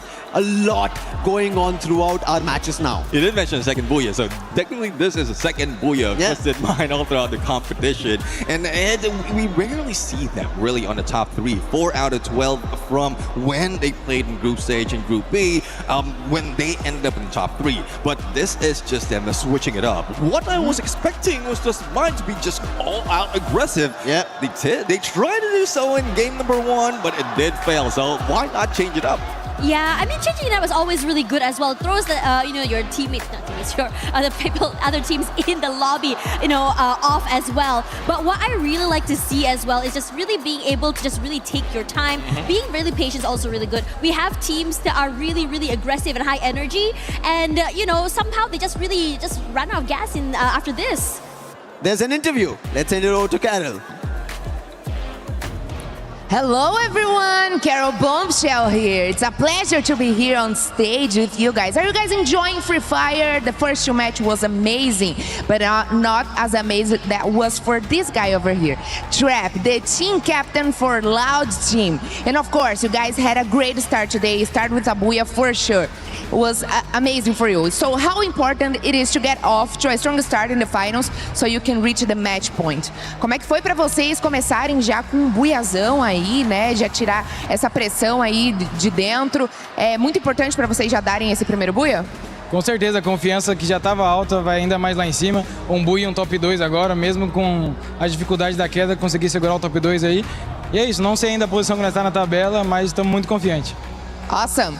As a Brazilian team has never won EWC before. What would it mean to bring the first EWC Free Fire trophy home to Brazil? O time brasileiro nunca ganhou EWC, isso é certo, a gente já sabe. O que significaria para você, como jogador, e para o time da Loud serem os primeiros campeões do EWC, os primeiros brasileiros campeões do EWC? Se tudo correr bem, vai ser incrível, né? Porque ninguém ganhou ainda no Brasil. E quando você consegue uma coisa única, é ainda mais satisfatória. E a gente quer muito ser campeão mundial. E ser campeão mundial de uma coisa que ninguém tem vai ser melhor ainda. Amazing. So basically what he said was, I'm going crazy right now because getting the first Booyah here give us such a great confidence. We get more secure. We can team up even better. We are really happy, but I'm definitely going crazy because I want to know in which position we are in the standings. We know that Buriram was in the first after the first match, but right now we want to know in which positions we find ourselves. And of course, being the first Brazilian team to win at EWC 26 would mean a lot to us, especially representing Loud right now. We know that we can get there, and that's our mission and our goal for today. Thanks so much for the interview, Trap. We wish you the best of luck for you guys. And of course, me and you are gonna watch a lot more of Free Fire. So keep it up with us, and back to the studio.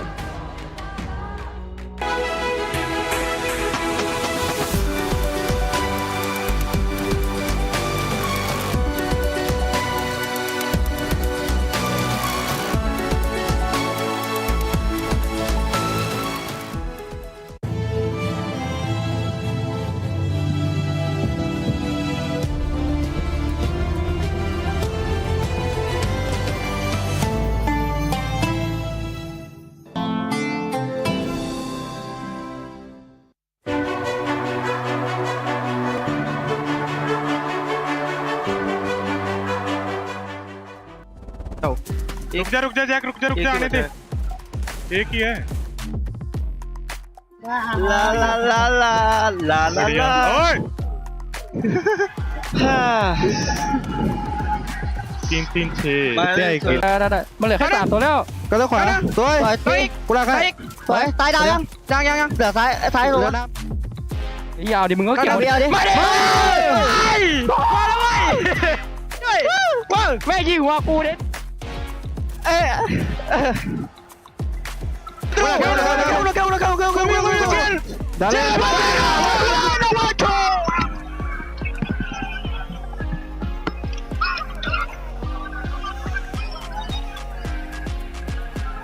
Ooh, look who's here if it's not MT7 and Iago, the two best snipers in Brazil. I mean, of course, we have a lot of best snipers in Brazil, but right now I want to talk with both of you because I know there's a competition going on in Brazil soil, but I want to know all about here at EWC 26. MT7, you share with us your desire to be the MVP, but also the winner here. So what's more important for you right now, the MVP or to be the winner? Qual que é o seu maior desejo? Você contou pra gente que você quer ser o campeão, obviamente, mas também o MVP. O que você preferiria agora? Ah, com certeza, sem sombra de dúvidas nenhuma, ser campeão. Mas se vier o campeão MVP, já tá bom demais pra mim também, né?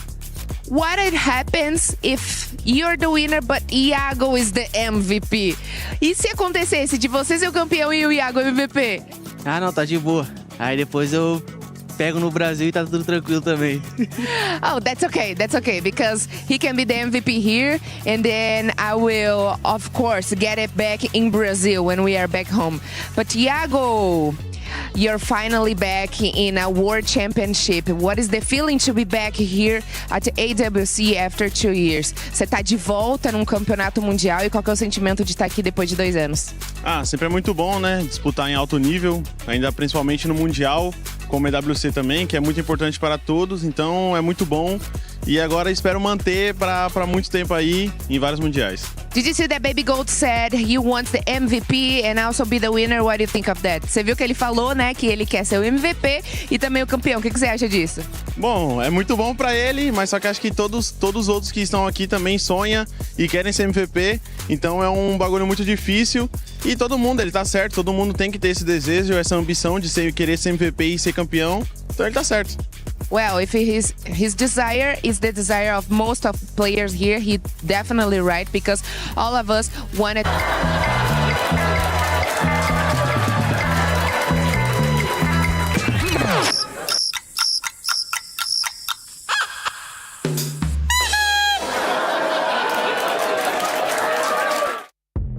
Well, those first 2 matches definitely set the tone for this finals day of Free Fire at EWC 26. We expected the teams, certain teams, to come out hot, and boy did they did. Buriram, especially Buriram, the first match, outstanding, and you were casting it too, Neptune. Yeah, I was excited in there to cast and as well to see them play. And from what we've seen in there, that's just the usual way for Buriram United. Just go in and grab the numbers as early as possible so that just in case anyone can catch up or they lose out on one game, they already have invested a few points. And I'm excited to see what Buriram is going to be doing on that 3rd match because this last match, they didn't get as many eliminations as we expected them to. Talking about teams that weren't really performing that well in the first 2 matches, we got to talk about the Indian teams. A lot of people were expecting them to come in hot. They're currently just not being able to perform against the top dogs. We'll see if maybe a switch up is going to happen with those squads. But I know you want to talk about EVOs. Yes, I want to talk about EVOs and RRQ in particular because boy, oh boy, my teams were booked and busy the first 2 maps. I think it's just a little bit unluckiness when it comes to the drop zone because especially RRQ, if you're talking about Purgatory, that means they're going to have to go through a lot of teams. And yeah, it was right. They have to go through Falcons. They have Apex Gaming on their way. So it was definitely a hard early game for them, especially at the Fire Brigade. They were also forced to be separated by Fluxo. They lost Abai side. That was a huge hit. So I think and I hope that RRQ could be more wise when it comes to the rotation and maybe change a bit of their drop zones on the next coming games. Oh, well, I know is EVOS is hype right now because AIM got that 1v2 clutch towards the end. That was phenomenal. I was expecting that he will be going down. The zone is behind him and two opponents is already closing in. Yeah, they were definitely closing in. I think nobody was expecting it. Good thing we don't have a behind-the-scenes camera in our green room because the screams that you would hear, the reactions that you would hear, we might have to end up bleeping a lot of stuff here for the broadcast. Talking about teams being loud, we got to talk about the Brazilian squad loud. And speaking of not, filming anything in the back because my girl Carol is going crazy, obviously, for the Brazilian teams. I mean, I was saying these teams have arguably been some of the greatest teams in international tournaments. So getting the win today, it means so much more to them for their region. And honestly, I think it was like all three of them advanced from obviously the group stages. So to have all three Brazilian teams representing, but of course, Loud is leading the pack in that one. After that first booyah, I mean, we heard it from the interview from the team captain. They're feeling really good about this, and it looks like they're still incredibly level-headed. But like to come out with I thought it was 33 points from the first match. They're not at the top of the leaderboard. He was kind of saying I wonder where we're sitting. I'm itching to see where we're sitting. I mean, knocked down to second place, but still very much in contention to win this thing. Yeah, the Indian teams were not able to continue on with the consistency or the momentum that they were able to get yesterday. One team that was able to carry on some momentum coming into the first two matches was none other than Lion. They started off hot and they're feeling confident too. We saw them willing to take fights early on. Yeah, especially in Solara, Eco Drain. They were just rocking that fight. And anyone who goes into the compound, anyone who goes into Eco Drain, they will expect a roaring lion in there. Because not only does it have a vending machine, just in case one of their players will be knocked out or eliminated, they can easily go for a revive and do it once again. That's 4 teams, if I'm not mistaken, 4 teams or 3 teams who introduced themselves against a Lion, and Lion stayed alive.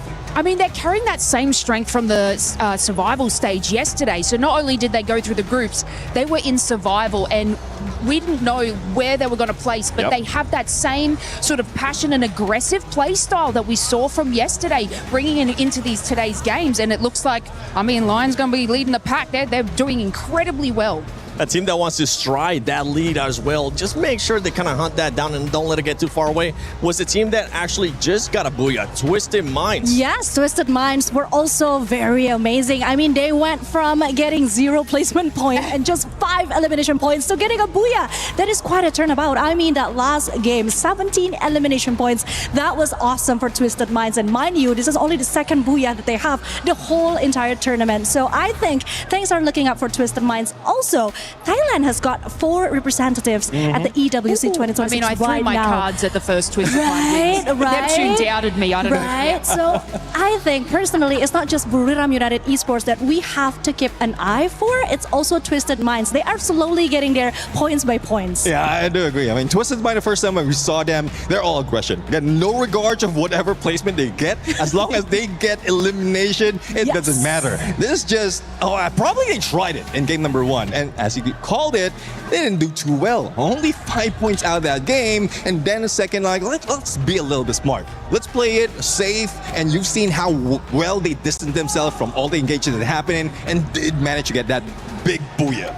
Yeah, we talked about earlier as well player performances. If we go back to the first match for Buriram, Joanna, 13 eliminations, absolute carry, and then we saw what AIM got, if I'm not mistaken, was able to do in that 1 versus 2. Is there any players coming up in this next 2 matches that we're going to be keeping a close eye on, Conchita? I do think that Joanna's still going to kill it. I mean, Buriram has 2 person that I'm keeping an eye out for is Joanna and Moshi, because let's not forget that 6 elimination points he got in just 1 game. So yeah, I'm definitely not gonna go easy on them. The other team should be gunning for Buriram United Esports right now if they don't want to lose those points. And one personality of Buriram United that we know of is they want to steal away the MVP from each other. So Jonah is already in there, Moshi already show up. So I won't be surprised if the combination of the Russian support, Wasana, and Get get high will be grabbing the next one. And I mean, we've seen a massive improvement from them, even from EWC in 2025 as well. Like, this team obviously have, won their World Series, and now you not only do they want an MVP, okay, who doesn't want that, but now if they can win that World Series and then EWC 26, imagine that trophy wall, guys, goddamn. We're not asking for much. We're just asking much. for just win everything for the year.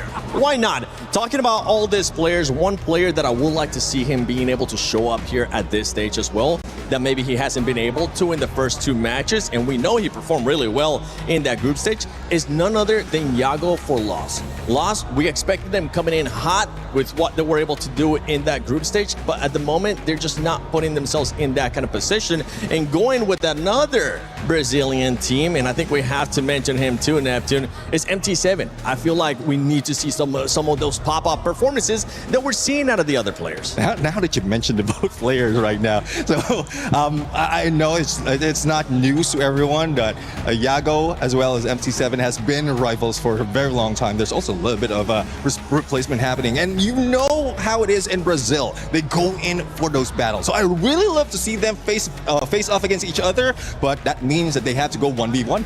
Well, let's see if maybe we'll end up seeing a 1v1. Match 3 is ready. Who's going to be taking a couple more booyahs, and who's going to reach that threshold for the match point format of 90 points? AJ, take it away for me.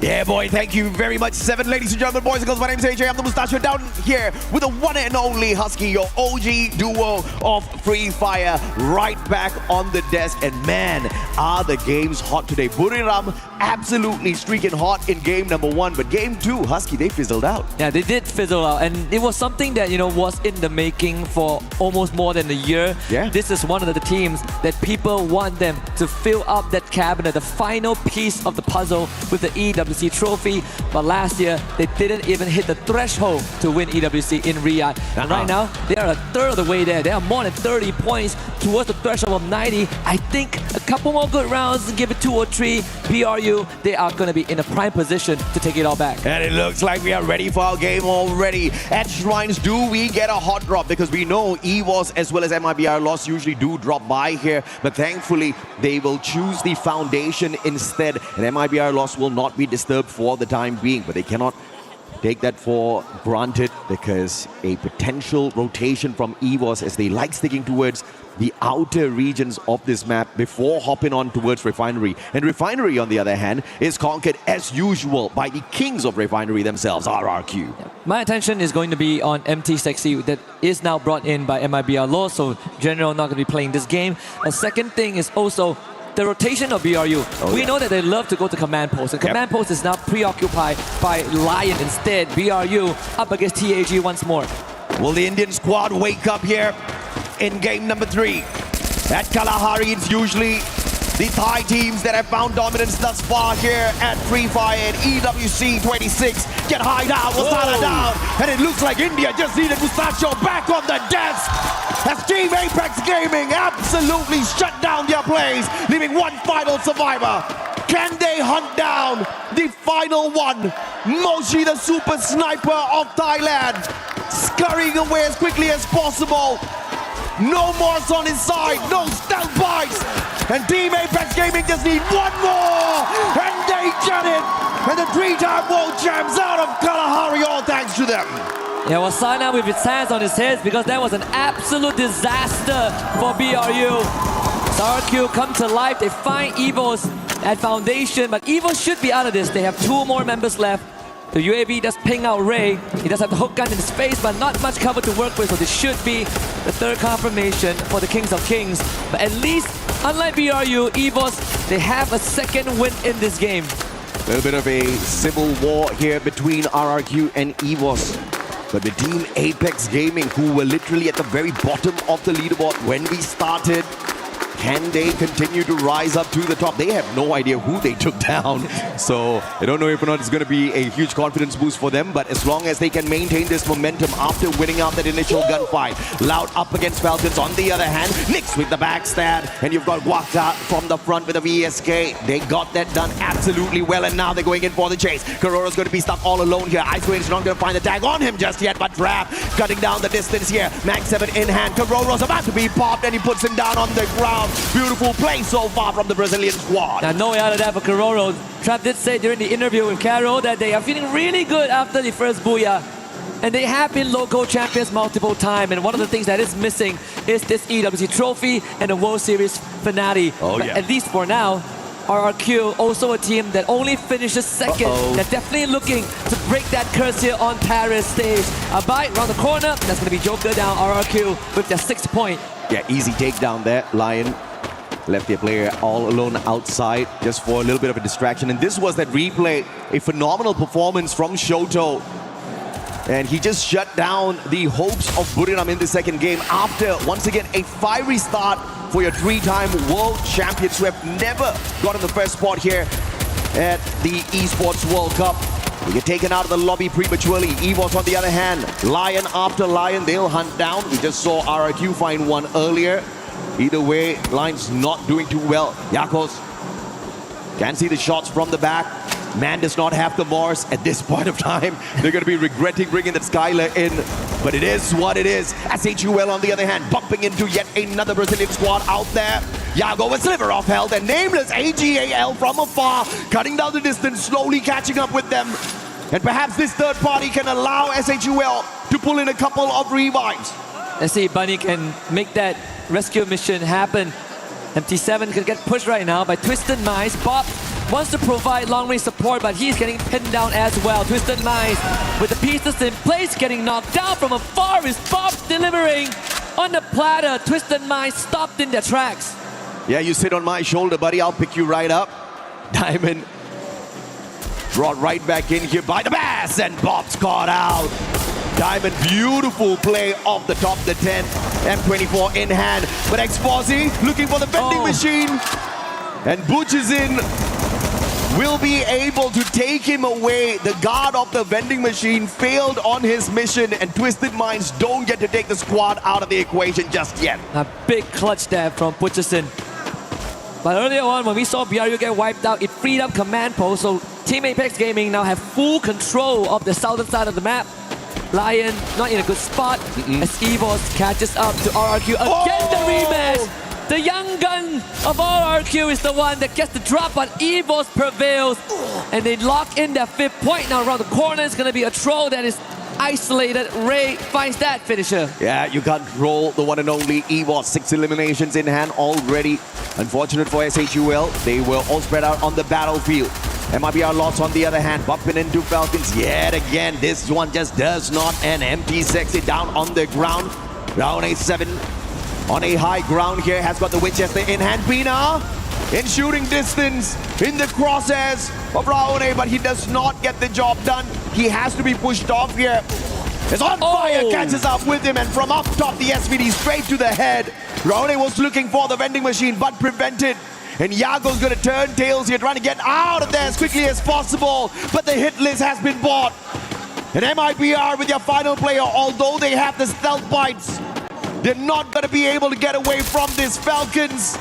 They know exactly where he is. And this is going to be the end for MIBR here in this lobby. Yeah, the Red Tide Rhythm, just to confirm the elimination, Yago can hide all he wants, but there's no escaping the talents of the Falcons. MIBR lost, removed in 9th place. And that puts Loud and Twisted Minds in a comfortable spot.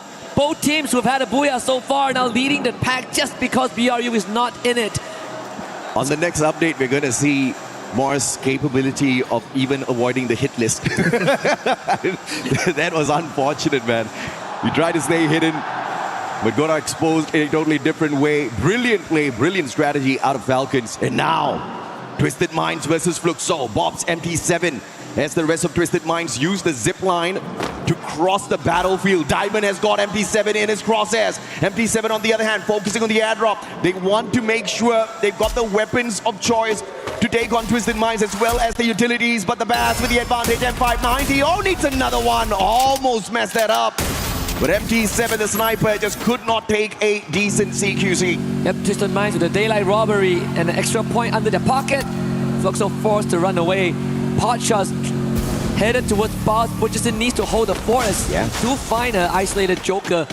But they need to secure some space at the sub for MT7 to come back into the lobby. Fluxo, surprisingly, very, very spread out as a team on the southern side of the map. If you look at this map, usually we've seen dominance out of the Thai squad so far. Falcons, Buriram, AGAL. All of them have one Booyah each on this Kalahari map. With Buriram out of the equation already, perhaps Falcons and AGAL will be the biggest threats later. Fluxo, on the other hand, they've got a Booyah for themselves on this Kalahari map as well in their run here at EWC 26. But as far as those points are concerned, they didn't really rake in a lot of eliminations. In fact, Fluxo hasn't really looked very strong on the battlefield so far as the eliminations. Yeah, not at all. I definitely expected a bit more, but I'm looking for them to ramp up maybe game 3 and 4 onwards, right? This is the team that needs some time to warm up their engines. But one of the theme of this game is the fact that two of the biggest strongholds are Refinery and Command Post because of RRQ and BRU. Both of them are not in the lobby, which means that there's a lot of real estate freed up for everyone else. The game should slow down temporarily until maybe the 11th minute mark. And until then, we're going to see stragglers being picked off left and right and then brought back by the vending machine. And that means it's going to be some free points for the teams who managed to find these eliminations. Buddy tried his best there to get to the vending machine, but unfortunately the Valiant Dash used against him. Not really to disable any of his defenses, but just to cut the distance down. And Exposing finding Jack as well. And now SHUL left with one final survivor. Can India find a way to get back into this matchup through this squad? And Team Apex Gaming, on the other hand, started off really hot up against Buriram, but they've been silent so far. AGAL finding the Brazilians. Loud, and a grenade. M79 up into the top floor. Trap will be pushed down by the M590. And that starts off a big one. And that's a massive advantage because that's the player that had the M79 on the side of the Brazilian squad. Cypher traded out. Deal with the shot from afar with the M82B. And they dismantle Loud with that play. Perfect execution from AGAL. I think there was a bit of a miscom there from Loud, who tried to run down the stairs and Trap absolutely caught out. Not really sure what the plan was, but Cypher with the great execution on the Valiant Dash sealed the deal there. I think the play there was supposed to be the M79 to be sent down to that lower ground, and then of course those grenades to take out the players from the front lines. But unfortunately, before he could get into position, he just got shot out of the spot with the M590. Beautiful play out of Cypher there in that moment. But now Twisted Minds up against EVOS. Both these teams know each other very well from the Southeast Asian region. And it is EVOS right now leading with the eliminations as well as the utilities. Twisted Minds not too far behind them. But you look at the long reposition, that's probably, I think, Exposi trying to get into spot to see if he can flank around. AGAL watching this battle from afar as well. If Dew finds Aim God, this is going to be deadly. Yeah, we can say the same for if Russia gets a clear shot.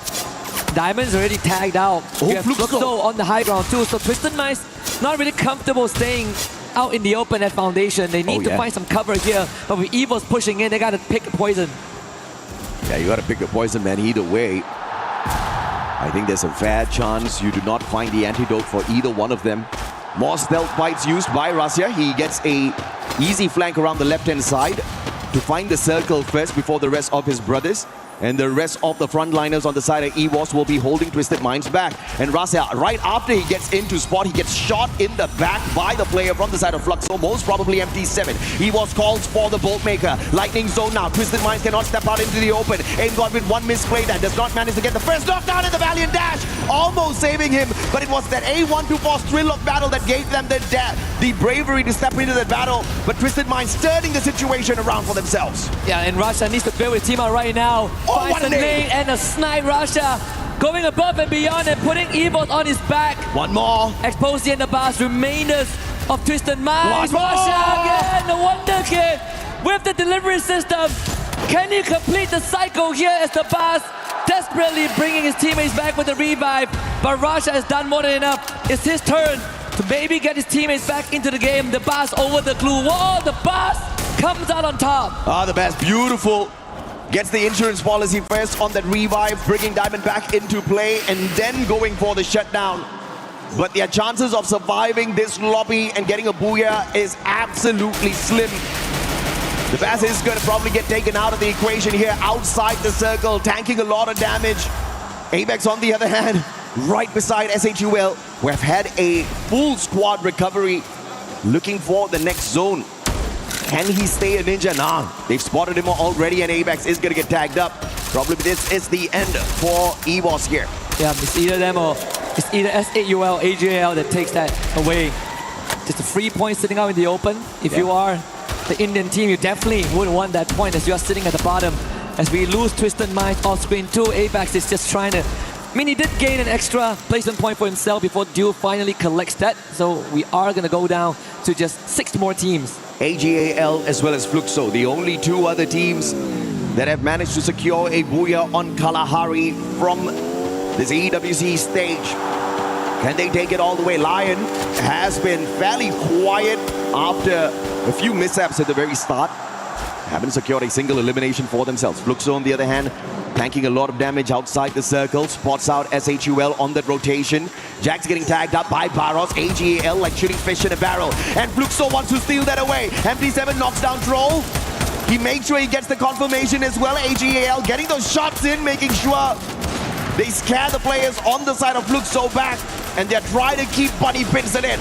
Yeah, this is a good game for Fluxo and AJL to pull ahead of the curve because some of the Apex players are already out. One more! Cypher, can he get the snipe in? It's Steal again, of course. Never doubt this guy. Bunny is also pinned down behind that glue wall, and it's only a matter of time before AJL finds him.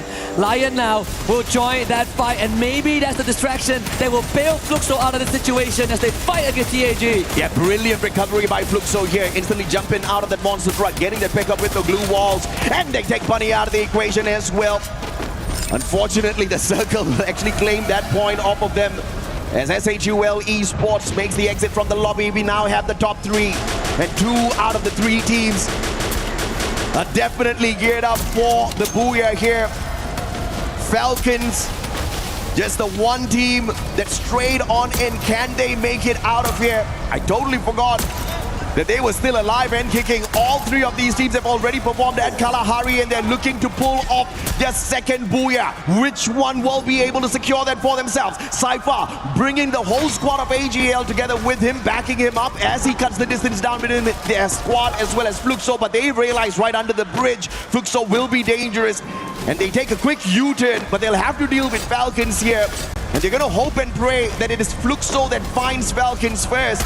Jump pad getting them in, but that's a bad move. First one gets snuffed out of the air. Pina with a double. On fire finds Nameless. And AGAL losing 2 too early. This is good for Fluxo. Carrero made his rotation too late and went down to the blue. Pina did take down Dew, but now Fluxo completely freed out and might get an advantageous fight against Falcons. Pina needs some help, but the blue zone is pushing them straight into the heat of Fluxo, who are coming at them with full force. You expose and limit with the first one to even the odds out. Fluxo forward, pushes in with the dash in. Pina covering himself and pushes in, now needs assistance. Gets knocked down, finds the trade again. His limit trying to hold Falcons together, but he falls in the hands of MC7. Pina brought back up, pops in front of him, on fire, providing help. Falcons side by side. As Fluxo looks to turn the corner, the pre-fire comes through, Pina rushes in, MC7 holds his own, MC7 delivers on fire with the trade. Can Bob steal it, the captain of Fluxo? Can do it! On fire! It's on fire! And Falcons get their booyah! Yes, second booyah at Kalahari. The 5th time they make their run here on this map, and they're truly dominant. But a well-played game for all 3 teams that squeeze themselves towards that final circle. A brilliant play by Falcons. They got locked down by the thrill of battle off of that A124 initially. But it was Pina and his M590 perfection. Well-timed glue wall, circled around it. Could not use his active skill, but it didn't matter. He went in for the pop, an instant pickup to maintain the numbers advantage, and the distraction with the extra player on the side of Falcons more than enough to allow On Fire to pop off towards the very end. A brilliantly executed final circle for Falcons. This is something that Falcons is very good at. You put them at a disadvantage, they will somehow even the odds out and then tip the scales in their favor. เล่นก่อนปืนกลาง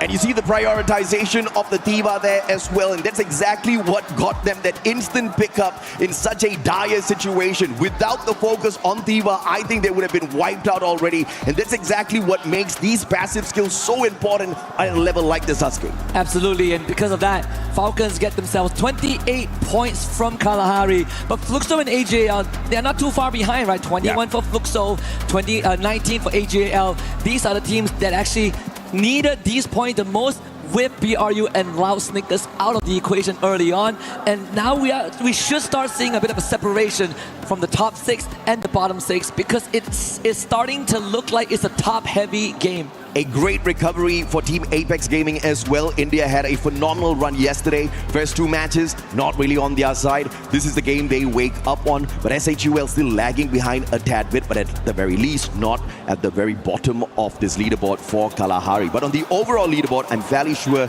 they're still at the bottom. They need to do a lot, and they have to hope and pray that this day does not end quick, because you very well know that it could just happen. Now Team Falcons, after that game, I'm very sure they're somewhere around the 50-point region. And if they give us exactly what they gave at the grand finals, the very first match was a 40-point bomber, they might just activate the champion rush condition or the match point in this very next game. You're right, AJ. I mean, they still hold the world record for most points in a single game. Amen, if they deliver that, it is going to be, you know, another one of those examples where Falcons prove that they are the superior team. And can you imagine being a 2-time champion at EWC? They already have the 2 stars as the club champion, so why not make that run it back? Yeah, absolutely, man. 2 teams out here on that stage capable of becoming the 2-time world champions for Free Fire at the Esports World Cup. You've got EWOS, you've got Falcons, but are they going to be upset by the squads out there today? Because if you look at the overall leaderboard, based on the performance that we saw off of Kalahari earlier, it's currently going to be stacked with the Thai teams at the top. Absolutely. And the one thing that I was worried about coming into this grand finals, even after yesterday, was if these Thai teams are going to go aggressive, and so far they have been. So let's see if they can keep that Thai freight train going. We'll be right back with more action.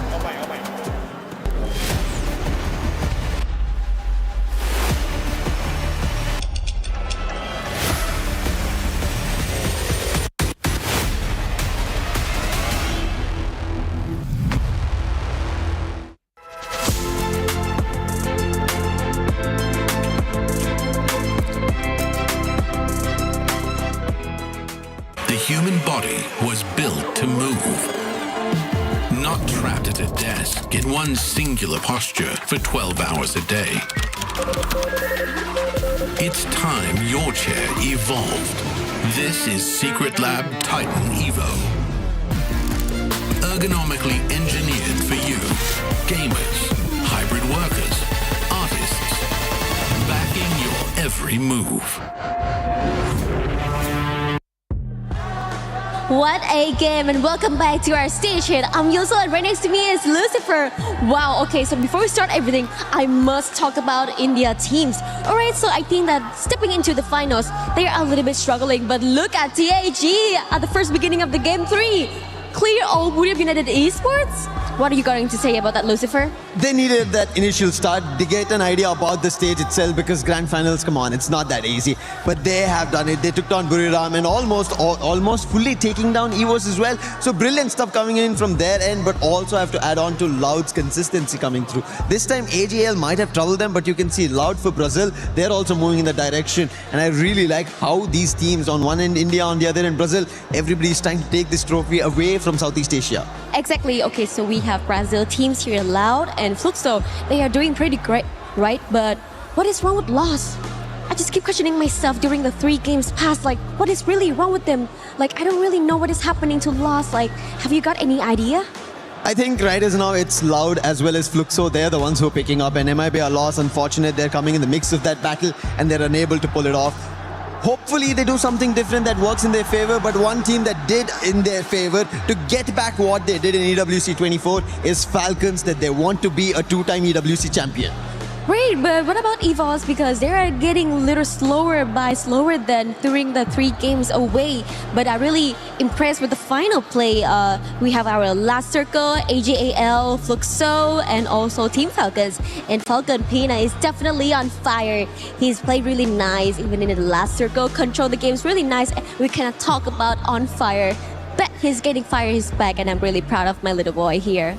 Falcons indeed are getting their fire back in because they know that they need this trophy once again. They need to become the 2-time. It's not seen yet here. And if they do it at Esports World Cup 2026 Paris, they will be elated. They will have their key right here. That's the reason we're standing right next to the game trophy along with 3 keys that they could maybe crush and take it home. But again, the reason I say maybe is this is Falcons getting their very first booyah, the second in the overall tournament. So there's a lot that they have to do yet.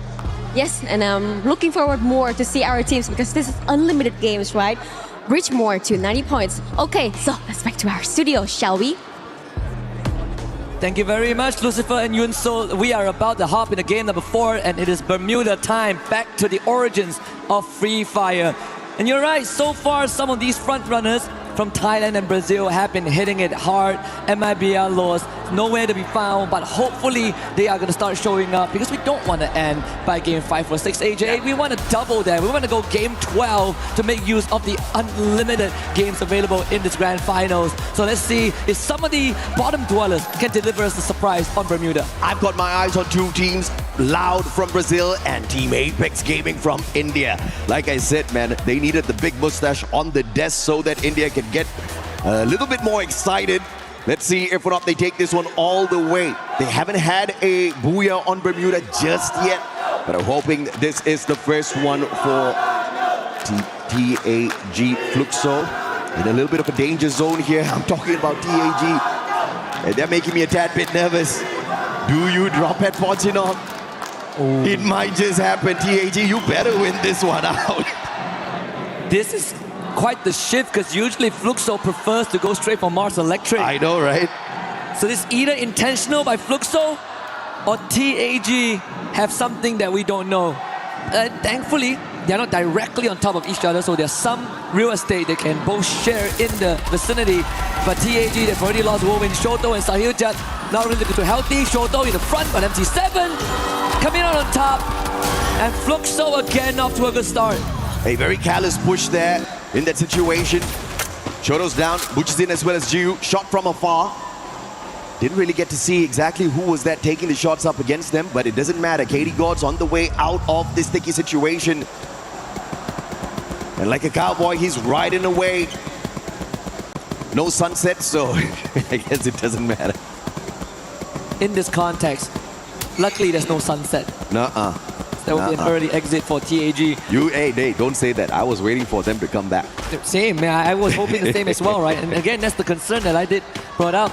Because I was expecting that, you know, the Thai teams, the experienced one, especially those that qualified directly into the grand finals and didn't have to play yesterday, they're going to come in hot, looking for eliminations to get that big lead. And that's exactly what happened in game 1. You know, BRU did that, Twisted Minds did it in game 2, Lao scored a booyah.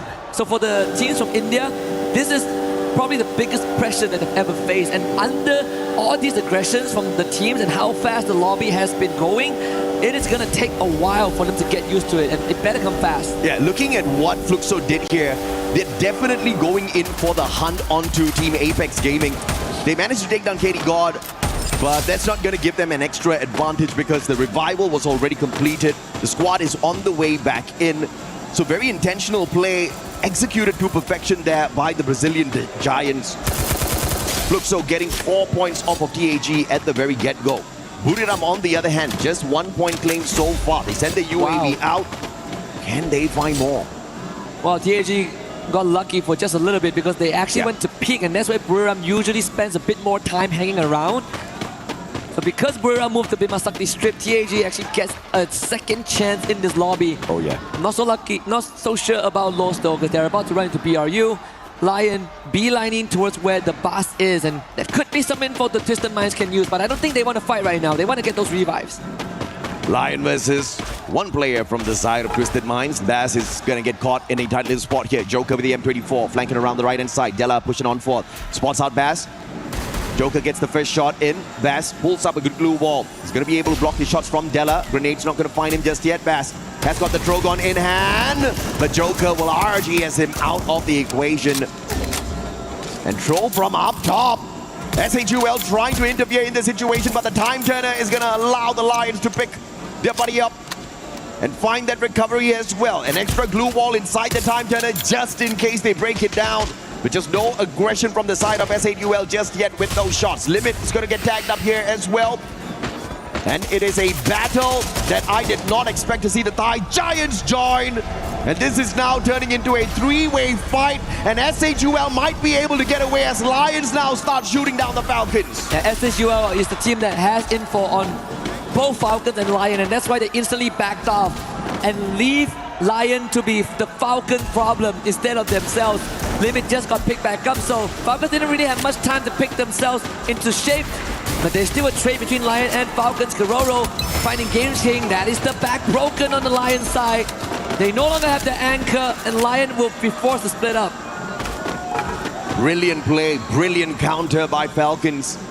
Although they were in a tight little spot there, using the jump pad to see if they can pull away some numbers from that equation, intentionally or unintentionally help the Indian squad of SHUL survive. And the Lions didn't go in for the pressure since Falcons got a couple of numbers off of them as well. Now the Bears still under pressure. This time it's EWC that finds him. And that's about it. What a turnaround. M1917 gets the knock. Can he get the confirmation? No, he gets a double!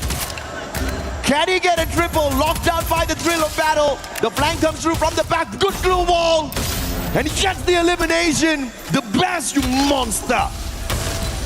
Absolutely insane play there. Hunted down by the entirety of EVOS and comes out with a 2-0 head-to-head so far. And the entire game, one more? He has been alone. He has been isolated. And finally, Ray takes him out. But it did come at a cost for EVOS. They are forced to soft reset. Good anticipation for Ray there off of the BSK. Siljat in the vehicle. A disadvantage up against Strap, who has the Woodpecker. Katie got, and now they are all spread out on the battlefield. Twisted Minds right above on the revive. Don't tell me he's going to drop right in here. That might be the distraction that Team Apex Gaming is going to need. SHUL, on the other hand, up against Falcons. In this compound, Falcons have got the high ground advantage. Limit, Riptide Rhythm sent out already, so he's on cooldown for the active skills. Jack's going to be spotted out from afar. Pina quickly repositions towards the lower ground. They pulled out the paint and refuge off of that Steppy earlier on, but no nades were sent from the side of Falcons.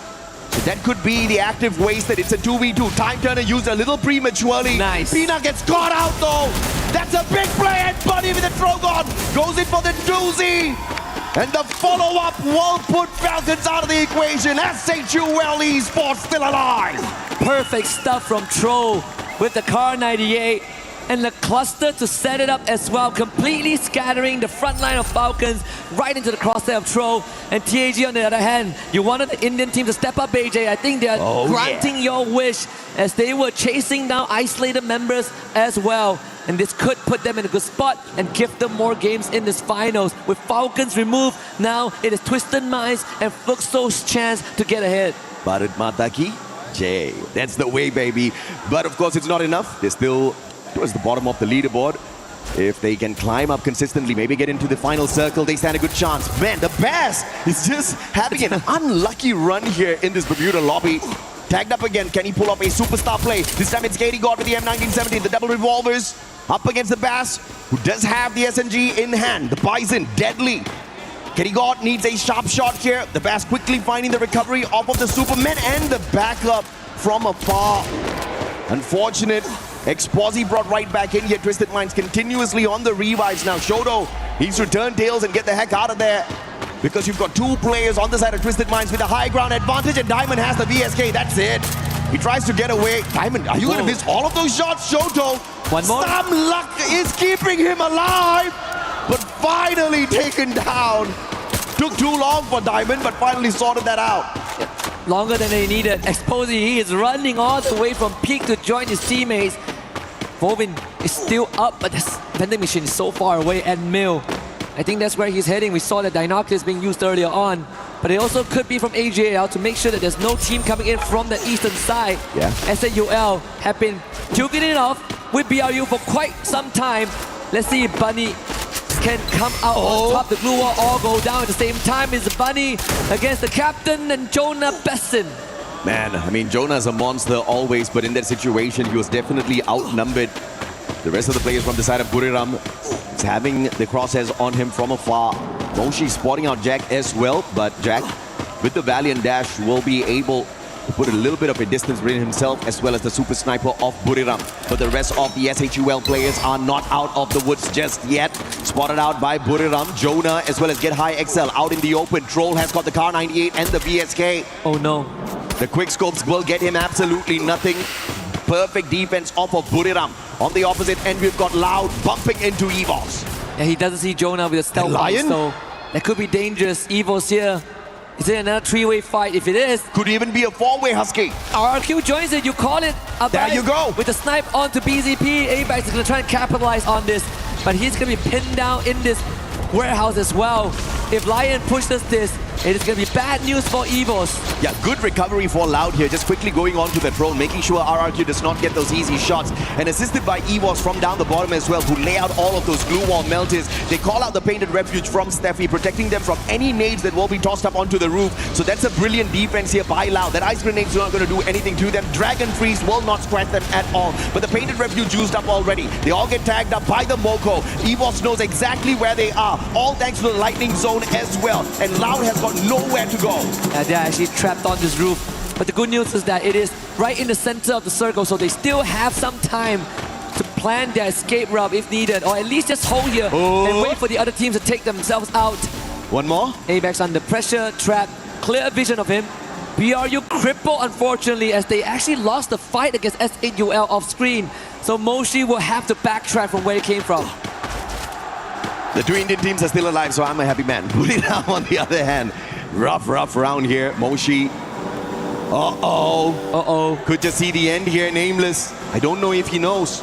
Cypher should check this. Flanking around, Cypher. Get him. Spots him. Moshi is not going to survive this one. Buriram taken out. Their banner burned out of the skies. Fantastic start. Just no great follow-up from your three-time world champs. 0 placement points again, AJ. Another early exit. Twisted Mind challenging TAG and Exposi. I mean, so far the pass has been hot and he's continued to be hot. Rushes into the field. They lose 2, but same as TAG, can Woven pull this back? They've already lost their star Shoto. So it all comes down to Woven and Sahujat to make some magic happen. They're going to try to go onto the other side of the building of the window. Woven needs some distance to reconvene with his teammates. Oh man, the guy had no glue walls. He almost got shot in the back. But thanks to his lucky stars, I'm very sure they're aligned for the team perfectly right now. Looks so. But luck is about to run out for TAG. They do not have the resources needed to survive this final circle, and they don't have the number of players on their side as well. Will luck be on their side? A Riptide Rhythm from another squad, giving the opener here. SHUL losing lives one after the other as well on the opposite end. And the four-way fight still has Loud alive and kicking up on top. They are holding on so well. So much medkits and glue wall to work with. They've weathered the storm for now, so RQ is going to be their next problem, but at least they have the warehouse to drop into if needed. Wow. Fluxto did bail TAG out from the jaws of Twisted Minds for a while, but now TAG will have to somehow get out of this with minimal resource. SHUL, although they survived long enough into the 12-minute mark, placement points-wise, they don't really get anything much off of this lobby at all. Team Apex Gaming with 2 final survivors, a double caught on their side. Twisted Minds hopping on in. And they find a quick recovery before perhaps taking the fight up against Team Apex Gaming. They just need to knock on that door slightly and they'll be able to get 2 free points, unless, of course, Wolvin and Siljat show us some miracle because they have no glue walls to play around with. They'll just have to take a straightforward gunfight. Yeah, Lion just wiped out 3 out of the 4 Fluxo members too as they were going on the cross. The high ground advantage was too good for Lion to pass up, and now Tahijas can get absolutely ran through by the bars. They should spell the end of TAG and get out into the blue. Woven actually finds that revive on the KD God to extend their lifeline, and he's on the MT7. Woven though loses the fight, but MT7 did eventually perish to the blue. Yeah, Woven did manage to collect that elimination off of him. Brilliant play, but of course Team Apex Gaming, that's going to be their consolation prize. They survived definitely much longer, but elimination points wise, that's exactly where we see the big improvement coming through from the squad. But they need way more than that to climb a leaderboard in a massive lobby like this. Not their fault at all. On the survival stage, you didn't have these big boys. You didn't have these monsters prowling around. It's a tough lobby to say the least. Lions now rotating away from Twisted Minds. Flukso versus RRQ, the big fight. Dude still alive and kicking, but lost. Doing a number on them, spotting out Rams.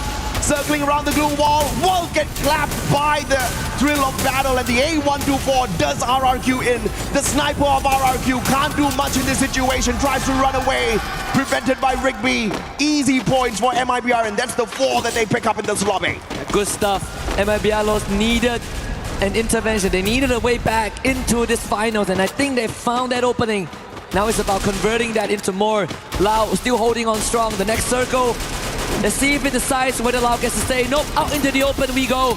AJL, they are primary position to vulture all of these points from afar. And if AJL gets this booyah, they are going to be so close to 90 points. How long has Loud stayed on this roof? They have played their defense perfectly. Nobody has been able to punish them. Nobody has been able to kick them off. Now the blue zone will finally do the job, removing the Brazilian squad off of that roof. But the question is, how will they make their move in towards the next circle? Now, Lightning Zone has been called out. It is not AGAL's bolt maker, potentially from MIBR, as they are looking to make their way a long journey towards the next zone. Glue wall melters laid out here by AGAL. General's going to be in a lot of trouble, but the shots, the cover from Yago allows him to make the quick rotation round, and MIBR still safe. The only way to really make this competitive is for Lost to get that booyah somehow. Allow wiping out Twisted Minds members. BZP hanging on by a thread. Now top back up. That's the quad and the 5th for BZP. Nyx comes in as well. But Lion shows up and Della leads the charge. Games King also winning out his one against Guaksha. Lion not to be denied. Yeah, Lion steps on in right after that double nade from the side of Twisted Minds. Beautiful play. And of course, it is Lions that get the biggest slice of this pie through those points. Diamond still clapped by the thrill of battle. He can't use his active skills just yet. Goes in for the Superman right outside the zone. Tanking a lot of damage. Traps down on the ground. BZP needs to go in here for the pickup, and Games King can't find the final player. Diamond going in for the shutdown. Oh my goodness. A sliver of health left here for BZP. And Diamond gets the final player, and it is an all-out Thailand final circle that's clapped by AJL for the booyah. And they have now officially hit that critical mass. They are so close to 90 points. This booyah, I believe, paired with 11 eliminations, puts them one good game away from the 90-point threshold. How sweet would that be? They came up a Global Finals Clash Squad victory, but it was something that people brushed aside because it's not Battle Royale, it's not the Holy Grail. But now the Holy Grail right in front of them is just one step away. Before this match, they were 33 points away. I wonder if or not they've managed to pull off a phenomenal run. I mean, if you look at it from the grand scheme of things, these 3 Thai squads, Team Falcons, Twisted Minds, AGAL, they didn't really go all out in the first game like what Buriram did. But right after that, you see the consistency out of these boys. And Falcons and Twisted Minds already with their booyah earlier, and AGAL just picking one up for themselves as well. So if you look at it from the grand scheme of things, Southeast Asia doing phenomenally well out there. This has to feel like deja vu for BRU. This was exactly what happened back in Riyadh in 2025. Get a hot start on Bermuda in game 1 and then absolute silence. And it has happened 2 rounds in a row. You gotta feel what the players are thinking. I think Wasana is starting to feel the stress as well. Hands on his head in game 3 and really just slumping back on the chair after game 4 ended. But there's one team that deserves Twisted Minds. They missed out last year. Jump was with poor memory. They didn't even make 80 points. They finished last in Riyadh. He joined Twisted Minds and now they are here and they are ever so close. Absolutely. But are they close enough to the consistency of AGAL? They have been dominating Clash Squad and they have also been ripping away massive points in whichever Battle Royale lobby they hop on into any tournament that they've visited so far. they've definitely found the top 3 for themselves, and now they're looking to become the champions here for Free Fire at Esports World Cup 2026 Paris. And they're not too far away from doing exactly that. 90 points, that's our match point target. And right now they may just be, like you said, 1 game away. Yeah, 1 game away from 90. And if everything goes according to plan for AJL, Game 6 is where they lift that trophy. It would be a fast finals. I mean, not that we've not seen it. We saw it back in spring when Team Secret walked away with 4 consecutive booyahs, but AJL has such a good run so far. But again, we did highlight Twisted Minds earlier on, and now we have them on stage. Let's hear what they have to say. Welcome back to the main stage. My name is Barney Banks and I've got Exposy here from Twisted Minds, playing absolutely out of their skin at this point. Exposy, I want to just quickly ask you, if we look back to groups, you guys would play relatively slowly and you would gain momentum throughout the day, and then obviously you'd end on a high, obviously winning your group. However, today you've come out really aggressive. Was that always the plan? ก็คำถามแรกนะฮะถ้าเกิดมองย้อนไปตอนกรุ๊ปสเตจเนี่ยฮะตอนนั้นเราเล่นกันแบบว่าค่อยๆไปเรื่อยๆแบบว่าไต่ขึ้นไปเรื่อยๆแบบเงียบๆจนสุดท้ายแล้วเนี่ยเราจบที่1ของกรุ๊ปสเตจเลยนะฮะแต่ว่าพอมารอบแกรนด์ไฟนอลเนี่ยฮะพวกเราฟอร์มของพวกเราออกไปทางร้อนแรงแล้วก็เอ็กซ์เซสซีฟค่อนข้างมากเลยเป็นยังไงบ้างฮะตอนนี้ก็ดีครับทีมได้ปั่นจักรยานไปหอไอเฟลครับก็เลยเล่นดีครับ Yeah, actually like the reason behind like our aggressive style is like because we got a chance to like ride a bicycle to the Eiffel Tower, so we have a lot of energy to play today. Because you rode a bicycle to the Eiffel Tower. That's pretty cool. Let's talk about the current situation that you're in right now on the leaderboard, okay? You're from one of the strongest regions coming into this, alongside the likes of Falcons, AGAL, yourselves as well, and of course, Buriram United Esports. How does it feel right now to be sitting, towards the top of the leaderboard, almost leading the charge? ก็ถ้าเกิดมองไปที่ลีดเดอร์บอร์ดตอนนี้นะฮะเทียบกับสกอร์ของทีมที่มาจากรีเจียนเรานะฮะไม่ว่าจะเป็นว่าฟาลคอนนะฮะบุรีรัมย์หรือไม่ก็ทีมอื่นทวิสเต็ดไมล์หรือว่าอื่นๆก็ตามนะฮะคะแนนของเราตอนนี้เนี่ยค่อนข้างโดดออกไปทีเดียวแล้วก็ตอนค่อนข้างสูงแล้วก็เกือบถึง90แล้วนะฮะรู้สึกไงบ้างครับก็รู้สึกดีแล้วครับทีมเล่นดีก็ฝากคนไทยเชียร์เยอะนะครับ Yeah, I'm very happy and very satisfied for the result of our performance, and hopefully like all the Thai fans and everyone around the world keep supporting them till the end. Well, finally, before I let you go, I just want to ask you what it would mean to you and your teammates and of course your community watching to lift this incredible trophy that you see before you. คำถามสุดท้ายนะฮะก็รู้สึกไงบ้างฮะแล้วก็คิดว่าแฟนๆจะรู้สึกไงบ้างในนาทีที่เราได้ยกถ้วยรางวัลนี้ขึ้นมาฮะก็ดีใจครับซ้อมมาเหนื่อยก็ถ้าทำได้ก็ดีครับ Yeah, very happy like because like we going so hard for this year, like we giving everything we got, and hopefully we can finally lift the trophy.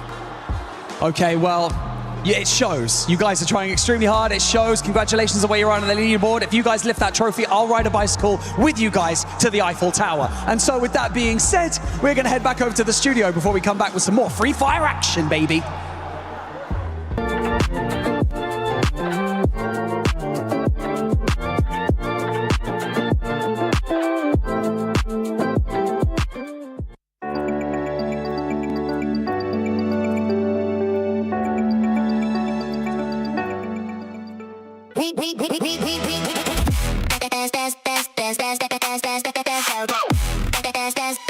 We book Esports World Cup up.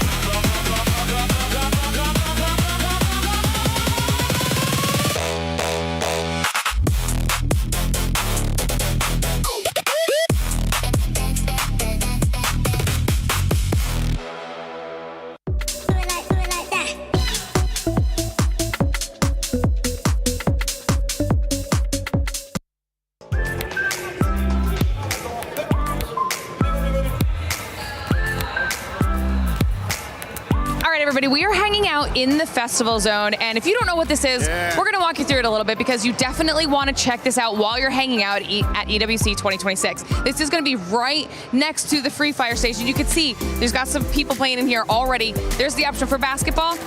or football, soccer if you're American, and you can come in here, play this all day, breaks between the games. It's the perfect thing to do to kind of switch things up as you're hanging out here. But there's also a ton of games that you can participate in. I don't know if you've been by the Free Fire stage lately, but the fans from Brazil for these teams are insane. We're talking musical instruments, drums, cheers, matching outfits, flags. Sometimes gotta take a little break. So make sure you come and check out the festival area to do exactly that.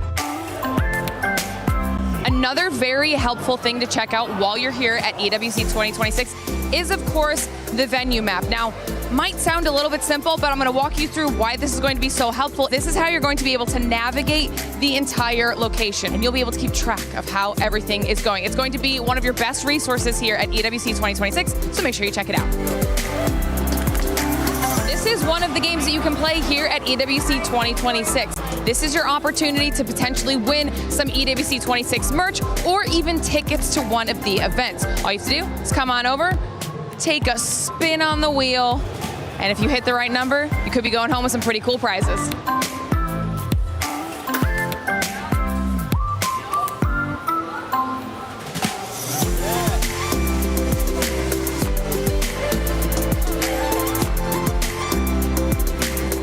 Now, of course, you know, we also have our super fan area. Now, this is going to be where you want to go if you are looking for those up close and personal interactions with some of your favorite players. You have to come here. You can get some photos with your favorite players. You can get them to autograph some of your EWC 26 merch. Are you having a good time here so far? Yes, really nice. And I'm so excited to be here. We are supporting Lion and Gun Dynasty.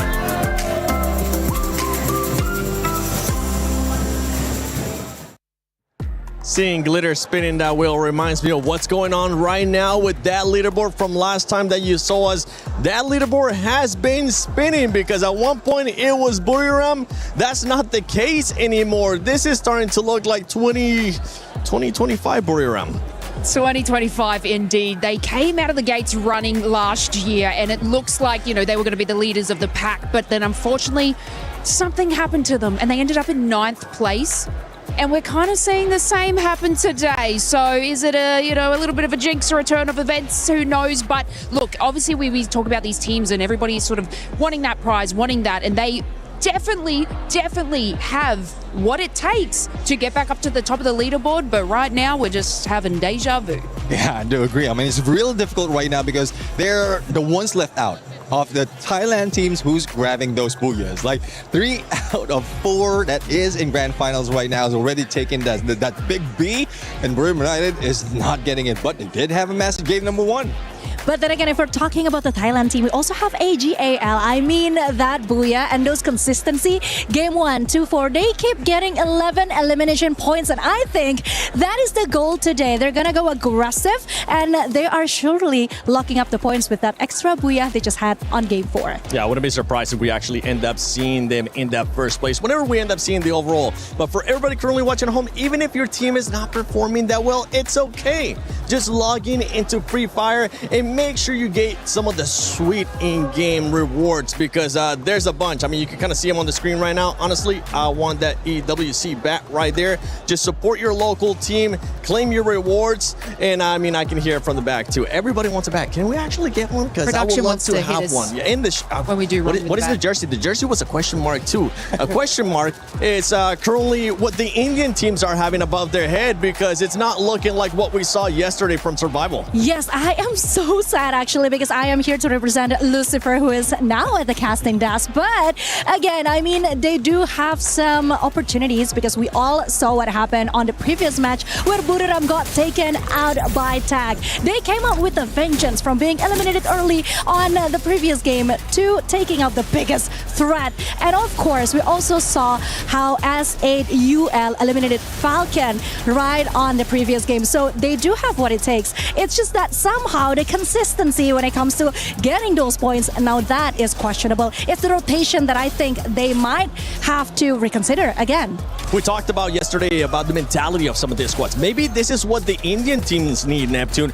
Taking those big fights against the top dogs little by little. And the thing right now, with the way that the leaderboard is set, whenever we get a chance to end up seeing it, you'll see how compact everything is as well. One thing that hopefully doesn't happen for them, despite of them taking down big dogs, is that ego. The ego wherein, yes, they're confident already to take down one, but falter the next match. And that is what happened for Team Apex Gaming. Because yes, they did get one team earlier on match 3, but in match 4, it's Fluxo who did take them down. Yes, I mean, Tag were amazing. They were a beast on the survival stage. I still remember correctly on game 3 where Shoto had 4 elimination on his own and 1,966 damage points with 7 assists. But looking at the overall ranking finals, this is interesting, 7. It is interesting. Team Falcons, a team that's currently challenging as well for the club championship, does have a booyah. Just keep that in mind, because right now the top 4 teams, all of them do have a booyah. Whenever we reach that 90-point threshold, the way that you'll have to be able to win it is going to be with a booyah. I must say that this is going rather quick, Lace. I mean, we have 70 points already from AGAL. Yeah, and look, we're talking about booyahs, and who doesn't have one yet? Fluxo, okay? Look, the rise to the top 4 in match 3 is exactly what we expect from this team. I mean, the aggressive fights, the adaptability. There was a part where they had Falcons on height of bridge and then AGL on the south of them, but however they did that, they maintained composure and defense in that situation. Did they get the booyah? Obviously not, it's not on there. But it was an impressive game from them to be able to move from their position that they were in to get that second place in the third match. And match 4, you know, they did prioritize early eliminations, which did sort of put them into that 4th place position with only Falcons like having 1 more point than them. So this is what we expect from Fluxo, but it is the consistency that we don't tend to see from them. It's just they get the big games in, and that's how they're maintaining their points. That is so brave of you to say, because we're standing right behind the supporters right now. But one thing that I can also say is that at least they're doing better than my Indonesian teams, okay? Yeah. Because as we all see, EVOS and Arkaryuk are having quite a hard time. They only have 41 and 36 points overall now without any booyah. So I'm just hoping and praying, because like I said before, they are booked and busy on the previous matches. They somehow had the worst positioning of all time. This is just not their day. Yeah, I do agree, especially in that moment where Ma could have survived, like trying his best, but unfortunately, like he was just caught off guard. And that has been the same situation even in the regionals in Southeast Asia. So I thought he did manage to pull out of that, because there were some instances where even in a shotgun, he can battle it out. He can duke it out against a 1v1 or 1v2, but that is a different mode, a Clash Squad. In Battle Royale, I think they are just going back to their usual ways, and it's not working. And Neptune, talking about the next map coming up, Nextera. I mean, we usually end up looking at some skills. We end up seeing some crazy stuff. What are you specifically going to be looking at for Nextera? Oh, this is where the teams will be farming all those eliminations, because despite of this is similar to the size of say Purgatory or Bermuda, we are seeing a lot of compounds in here. Most of the compounds is a hiding spot for those who's trying to survive, as well as the vending machine available. So this is where, in most cases in tournament, we get to see a lot of revives and then a lot of elimination as well. Now the question is, who's doing the farming and who's getting farmed? Because right now, like I said, I am hoping and praying for our Indian teams, because they do have what it takes. We all seen that happening on the survival stage, but somehow right now they just have to shake off those final jitters, I think, because it even looked good for SAUL for that one moment, but then what happened? I don't know. That's exactly Tell me, girl, what we should be asking to the players, because they look chill as hell right now. And we need to get them refocused, because Nextera, again, this is not going to be an easy map for anyone. Yeah, it's definitely not going to be an easy map for anyone, especially for those bottom teams. But at this point, the one thing that they do have going for them is that you're at the bottom. You got absolutely nothing to lose. You might as well just send it. And I think that's why we have seen them previously fight against those top dogs as well. And one thing that we expect right here, based on the numbers, is Brim United might be going for a comeback. Because so far the average that they have is 20 points for each time that they step into Nextera. And who's following them would be RQ, as well as MIBR Law. So there's a huge potential that 3 regions or 3 countries will be taking that booyah in this map. I mean, when we started today, we were talking about Booyah Ram. We were talking about the points that they were able to get, right? During the groups, they were averaging about 19.7 points. So far today, even though they had a great performance in game 1, they've only been 11. So a massive drop off for that squad, Conchita. Yes, it is. But then again, if we take a look at the Booyah list, 3 out of the 4 Thailand teams has gotten it. So maybe it's just about time. Then again, Buriram United Esports, they were doing so well at the elimination points up until that time when they got eliminated early. So there's still hope for Buriram United Esports. I am keeping an eye out for them. And Nextera, once again, this is one of Wasana's favorite map, actually. He said it somewhere. I guess Buriram just don't want that World Series and then to back it up with the EWC 2026 trophy. I guess you guys just don't want it enough. So they're giving other people a chance to catch up. That's so humble of them. When we were talking about the overall, we saw first place there with 70 points with AJL, and then going all the way down to Lion, I think they were somewhere in the 53-point mark. So honestly, one Booyah can make the difference. We already saw what happened after 2 matches earlier on. I can't wait to see what it's going to be looking like after these 2 matches, because if it's anything like what we just saw previously, it's gonna be absolute madness. And you know what? I want to see that madness. I know you at home want to see that madness too. Let's send it to Nextera. Well, madness is exactly what we're going to be getting as we go into this map. AJ warned us that this map could possibly be match point, because of the possibilities of some of these teams popping off. Just now, Neptune already said 3 teams, BRU, MIBR Lost, as well as RRQ, have high potentials of going huge on this map. What do you think, Lucifer? I don't like it, Tash. Why? I went on the stage and was like, hey, this is the time that teams are trying to take it away from Southeast Asia. But look at it, as we are back towards our match number 5, 3 teams from Southeast Asia are ready to get to match point. And that just feels like it might just go back. But doesn't matter, the cooperation looks really good. AGL, Twisted Minds and Falcons looking forward to a chance on the game trophy. This is Nextera, the last game where you know the clear path to, because every game after this is randomized and you don't know where you're heading in the flight. Yeah, you're basically going in blind in this situation. Again, there is high possibility of hitting that match point, but the question is which team will be able to clinch in that final Booyah to go home with the trophy and the championship title. Flight path right now cutting the map in half. Nothing much to be worried about for any team. If you want to go up north, you have a chance at Intellect Center. And if you want to go to Deca Square, which is so far in our previous days of the journey, the 3 days was very sought after, and even our last few circles ended up near the Deca Square itself. And right as now, it's only going to be SATL. However, towards Rushtown, we see Falcons and a mix of Loud and Loud. They are the next best in case of Southeast Asia do not find their match point. It is going to be Loud. Yeah, Loud looks really good. I think in the first match was a bit more quiet from them, but they started to warm up. And I think it's really scary because they are a type of team that is just really patient with how they play, and we saw some gunshots coming through from them as well, so we are going to be seeing this fight happening. But at the same time, I suspect that for the players of Fluxo, they're keeping a close eye on this team. Limit already chunked out so low, even knocked down, but the revivals are quick.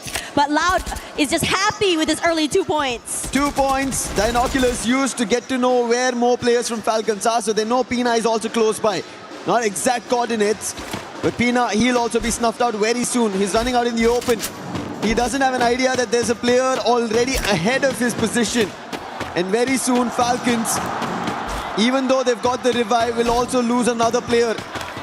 On the other end, Buriram finally getting back into action, and they're taking down EVOs. They were supposed to be the ones closest to the match point, but they've been pushed so far down at the 7th spot that they need to rise up the ranks, get back to around 70 points. At least in this game, I don't see a possibility for Buriram to get to match point as comparison to the others. Pina, great attempt, and also successfully being able to pick up Trap in his position. Aggressive as hell, could be able to go for this 1v1 against Nyx. Aware, drops down those glue walls, but able to bring Trap back into the game. Valiant dash to bring down the glue walls, moving all around the area. The lack of info keeps Pina at bay, but On Fire is here to provide some form of support. But Fluxo in the wings wants to join the fight, but before that could happen, Pina gets another elimination in the bag. It was stolen. Fluxo, they're the ones who made a close-by attempt here. And now surrounded is Pina. He was able to hold his front, but 2v1, that's not going to work out. Electrotherapy as well, working in favor for Fluxo. But Fluxo, they still have a challenge. Loud were the ones who pushed Falcons out. So Loud are still in the close compounds there. For Falcons, they might be safe and sound in the other direction, but Fluxo want to surround them. It seems like Falcons are the ones who reattempt, and Loud are the ones who get away with it. UAV being used, information will be relayed, and Fluxo, they will again reattempt and take down Falcons. On Fire's footsteps will be heard, but Sid will give a call. Bob's on the top to see if anybody exits in the nearby compound, and then they both again in a 2v1 might look forward to a second elimination on Falcons. Now On Fire is very capable of winning in 2v1s, but over on this side of the map here, Rand's in trouble as AGAL completely overwhelmed and swarm. Great work coming for this team. Positions all noted. No one is truly safe in this area. And now, wants to jump off from this site is looking scary.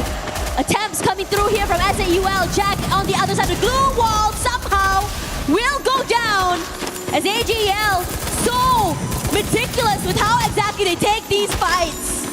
SAUL needed to win this if they wanted to deny AGAL the match point. And with that not happening and AGAL getting the eliminations, they will now slowly get closer towards match point, and they need only 20. And if they activate match point here, meaning match number 6 is where they just need a booyah and they will close this entire Esports World Cup 2026 for Free Fire. Was Loud just now as well, looking really good on how they played this area. And I have to say, those early fights were really good. Loud knowing when exactly to let go and leave as soon as a third party came is the reason why they're able to have these really deep runs and survive till the end. AGL, they would want to be the ones who survive till the very end, grab as many points as they want. 4 eliminations right now, and right in front is going to be Loud. The team, not from their region, but the challengers as best. They've been showing consistency from the very first game. Got the booyah in the beginning itself, but it's not been a case where they continuously get a lot in terms of eliminations, whereas AGL, they've been better in consistency and just secured a booyah in the previous game. And AGL, all gamers global. What a global title for themselves. They won it in Clash Squad, and now they want a Battle Royale, and Nyx is down. Cypher. Oh no, a counter knock coming through. That's in from Loud. The challenge for a 1v1 is only for a knock. No confirmations, but Dew has been found out, so that's going to be trapped. More falling. Cypher as well. Loud are not taking this easily. They instantly want to challenge. Nice hit coming with the throwable. Cypher is still brought back to life. Chrono being used. Cypher might have patched himself, but BZP with the melter. He's surrounded, gets one. But Cypher will be happy that Nameless brought him back to life, and BZP out. AGL still functioning. However, Nyx is the only one floating above because Stab just got taken down. So troubles and problems for Loud. AGL looking very aggressive here, but we also are seeing Twisted Minds join in on the fight. 2 members from the team knocked down already, quickly taken away. And Cypher is limping right now. Forced to hide in a corner, forced to just really keep quiet and keep his head down. If he wants to be able, just go for that reset. Regardless, the rest of Twisted Minds not really interested in going in for this hunt, rather prioritizing survivability and positions later. But as for this side of the map here, Fluxo hit toe-to-toe up against the Falcons. Fluxo, W7M. Their fans have been non-stop on the drums, chanting their names. And now they need to get to that position. Taking down Falcons will give them massive points and deny Falcons from getting towards match point. Melta was already used, so the aggression still continues. While we take a look at the circle, which is about to make its own shift, to bring its own gameplay and a push where teams will not be ready for. And what a quick shift it's been. A drastic one, moves to the complete eastern edge, leaving only almost Twisted Minds at the center of it, and it seems like the whole ploy is being towards Twisted Minds, maybe being the champions as well. SAUL wants to go in for this fight, wants to be able to play comeback here, but Fluxo is definitely not a foe to be underestimated here. Troll, great on the opening. They were aware of his rotation from the other side. A nice piece of cut across. They've been able to do it. MT7's position noted, but movement is good. Being able to take some chip damage, but not enough to drop him down. Bunzin goes up close and personal, dropping down a member of SAUL as Bobs. The damage is good toward Bunny, but no knocks yet from their side. And in this situation, they're barely alive, with Troll looking to find the final member. Bobs knocked down already. MT7 running for his life. MT7 there.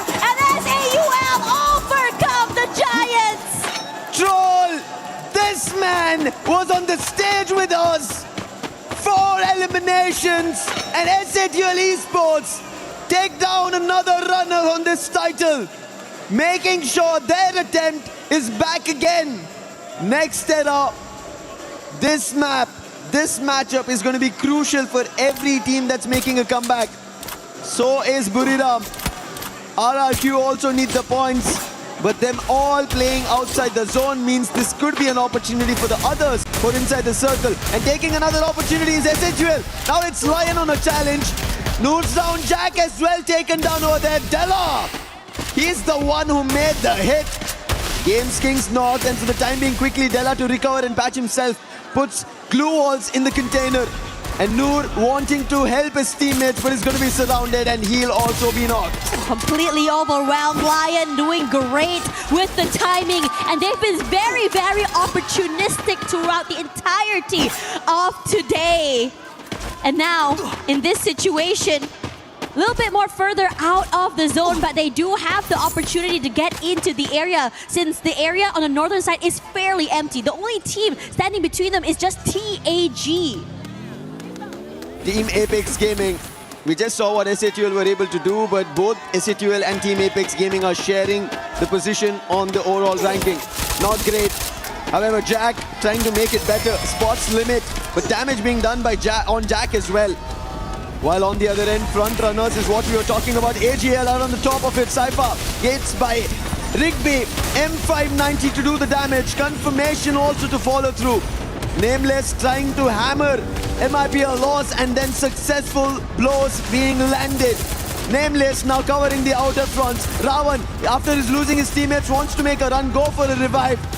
But even Rigby, he will not deny on this challenge. He will try to stand for it. It'll not work out, as AGL will have MIPL loss surrounded and swept out. Yeesh! Talk about a team that's just really walking in the around the area, just sweeping it. Looking really good right now as we look at the entirety of the circle. Majority of it, at least the best positions, in my opinion, have been completely taken over here. EVOS on the western side, Twisted Minds and Loud sharing that southern side as well. Now, I'm just waiting for these two to just really just duke it out, because we all know how bloody it can be. Binoculars were used, so information's being relayed on either end. Twisted Minds, we spoke about it. AGL might be at the top, a team from Thailand, but Twisted Minds, they were a team that nobody had to bat an eye on. Nobody thought that they're going to be, because AGL's there, Buriram's there, Falcons is there from the region, but Twisted Minds, they're twisting players, hands and legs to make it happen. SATL also trying that similar approach. They did battle against Falcons, but now Pina running, ring around the poses to try and see if there's a chance. He runs away from Bunny, but will be spotted. Pina still going for a 1v1. It'll not work out. It's going to be a max 7 end for him. And SATL Esports secured their 13th elimination. This is a different look coming for SAUL. Yes, there are moments of brilliance, but this is the capability of what they're able to do. Riding high on that momentum, being able to take out the Giants. And now they continue on here. Northern side, they have the compound and space. And if you were to look at the zone right now, the southern side is about to get hectic. A majority of teams rotating through. Looking at the areas as well, for AGAL, I would say this is one of their best ones. 10 eliminations, not too far there, as the Falcons and SAUL each are getting completely destroyed in their own compounds and areas. AGL, two different teams in front of them, Twisted Minds as well as Loud. But Buriram, they have only one, that's going to be RRQ. Get High is out. Problem striking, Dutch confirms, Rans as well. And Vasana trying to bring Buriram back. He will be put to his knees. Dutch will be recovered because Rans is closer. Buriram having a teammate, Jonah, who gets closer. Moshi from afar tried his shots, but none of them worked or connected to RRQ. But this breather was enough. Buriram is back in action, and Buriram also getting help from EVOS. And now EVOS helping them out. RRQ are in trouble. Dubs, can he recover this? Only good for an exchange, and instantly he will be shut down. And that's the end for RRQ. RRQ looked like they had a really great start there. Burb, this is a situation they really, really needed. Quiet in the last two games, needing to play catch up despite the great start. As for SAUL, Bunny getting knocked down by Lion.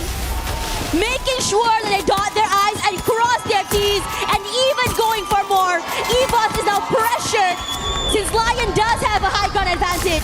All game is global, now making a rush towards Loud. Already a casualty over there. Can they confirm the elimination? No, Loud managed to recover, but the push is still there. And helping out was Twisted Minds, and in an instant, Loud wanted to get out, and all they get out is out of the game into the lobby.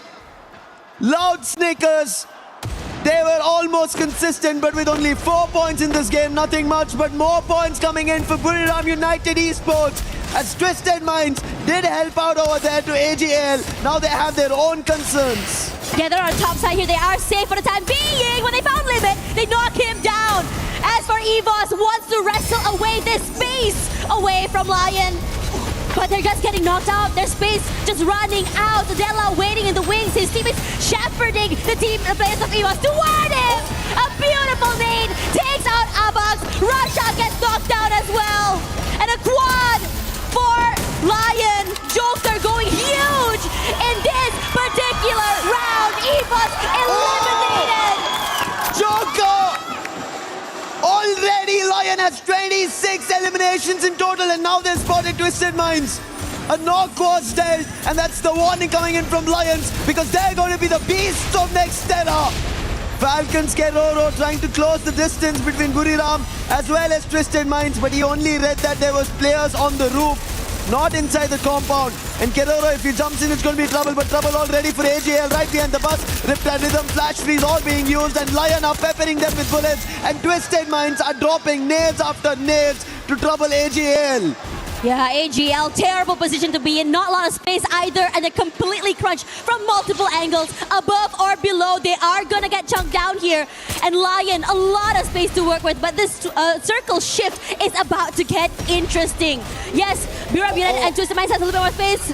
Wakos getting knocked down here, should be able to get picked up. And AGL looking to rally back.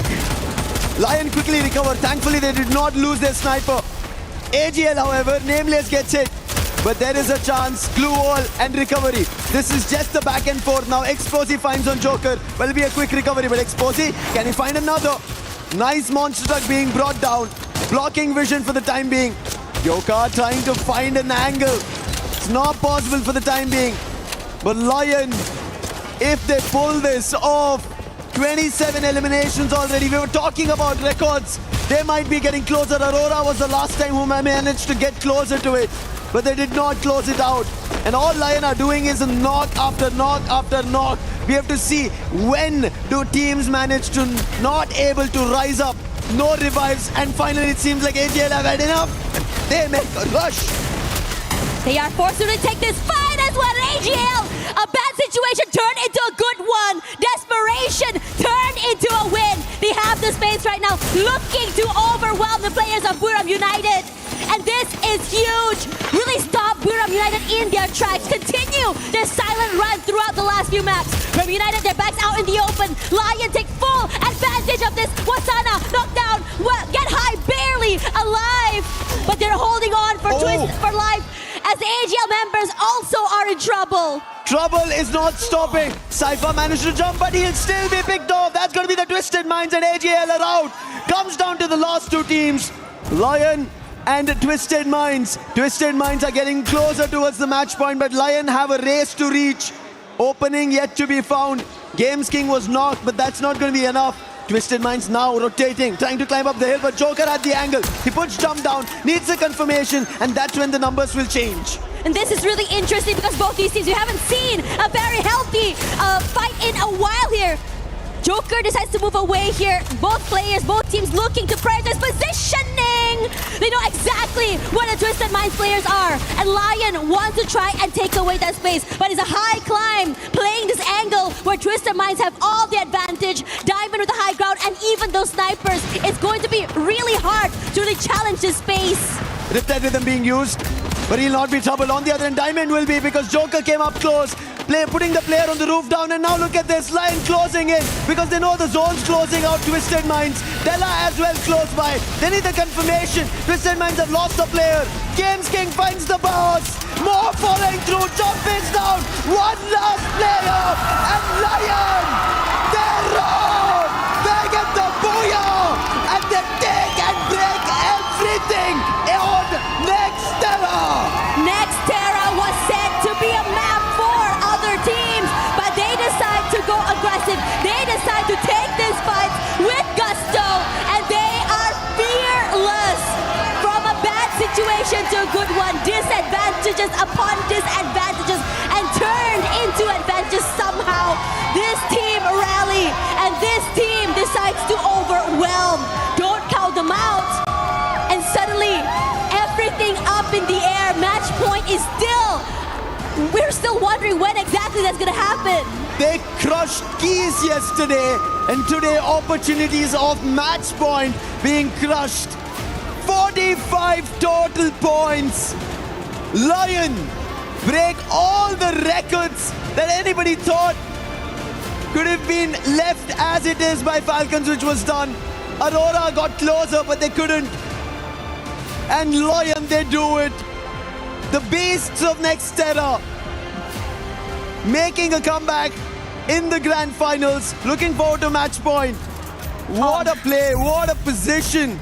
Look at this, Joker, unbelievable stuff. He did find his opening, but this was the crucial one. Putting Diamond out. How did they make it happen? That is crucial with Della going up close. Let's hear them out.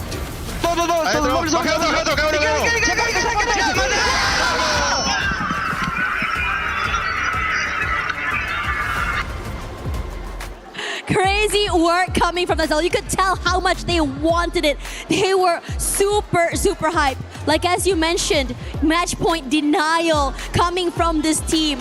And if you were to see their record throughout this entirety of the week, they didn't really get activated up until later. We've seen moments of it, and now records are broken. And most importantly, what the heck was that ending? What was that indeed? I agree with you. But AGAL, they got 22 points, and now I'm afraid. It was 70 points before we started this game, and now that match 5's ended, I think they've made it to match point. The only team that have made it to match point. We'll take a look at it, but let's talk about the key players. We were talking, the highlight was entirely on Games King when we always spoke about Lion. Yes, in his region, when we were seeing their games, it was, yes, him, the MVP, finding eliminations, but when it was necessary, the whole team stepped up, except for his name. Everybody else was there. That tells you when Games King could play his own game, and on top of it, Joker as the sniper. Oh my God. He made sure Twisted Minds, if they thought they had a chance, it will be swept, vanquished, and cleared from their minds. You know what's really interesting as well? We talked about it because Twisted Minds had the prime positioning. They had the compound, they had the high ground. Even Diamond on the top side there had all the information he needed. But that one shot coming in from Lion to take down Diamond, and suddenly it just felt like a huge collapse. Suddenly all their defenses fell apart. And that's what I like seeing for Lion. You are being very opportunistic to turn the tides. Regardless, we're going to take a breather, and when we come back, let's see what exactly will be going on here in the grand finals. We were there for every click, every clutch, every respawn. We were there for the years of grind, and we're here now. The proud founding partner of EWC, powering the biggest event in gaming, shoulder to shoulder with the world's best, making history. Greatness deserves a stage. Lenovo Legion, reach your impossible.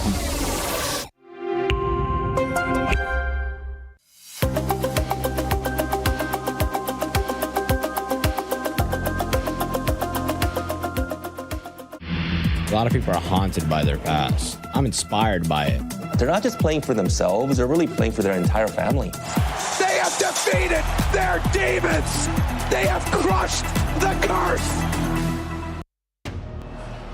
Everyone, the match point has started. We have two teams activated the champion rush. Lion and AGAL with very impressive points, 89 and 82. That is amazing indeed. I mean, just take a look at that last game. Lion, they totally won our heart over. They had it really hard against Twisted. Twisted had the better position, but they were quick. That they were super fast. A booyah, first booyah for Lion today, and they got 33 elimination points in just one game. They were struggling at the beginning, but 33 elimination points is huge, Yunsol. The youth energy is getting fired up right here, and I want to talk about Joker. He is such a nice sniper. Wait, getting himself 11 eliminations point is amazing. Very incredible, right?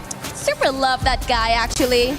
And of course, if we're talking about the match point, they are now 6 points ahead of AGAL, and that is something that we should look forward into going on the next game. 92 as well, and I think both of them can activate it.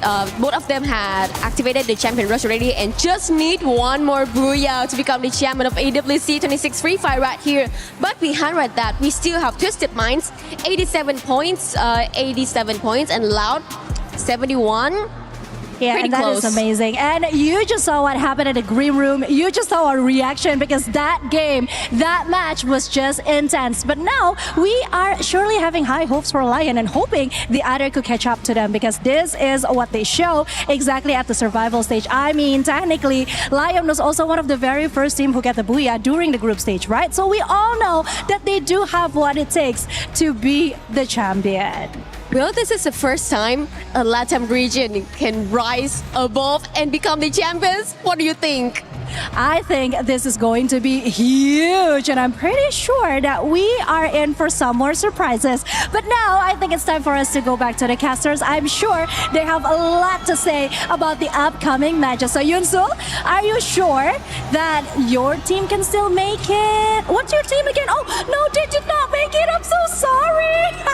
Why are you being like that? I still have 2 teams. I still have RRQ and EVOS, and I do hope they are going to put everything they have on the land right now and activate those match points.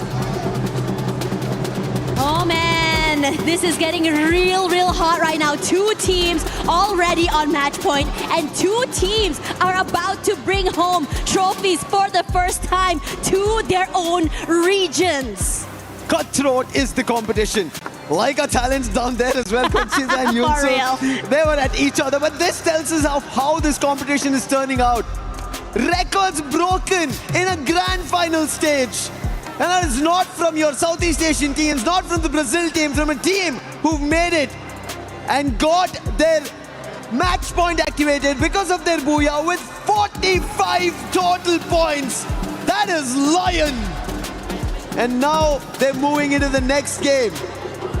A total of 98 is what Lion have secured with 65 eliminations. AGL, for a second I was worried AGL did not get it, because looking at how they were taking the points, obviously I think AGL, this was a close call, and they'll be happy that they got to match point. Even if Lion managed to secure the booyah in the next game, AGL will manage to try and defend it. So chances for AGL also there for becoming a champion. That's right, and this is where things get really hard.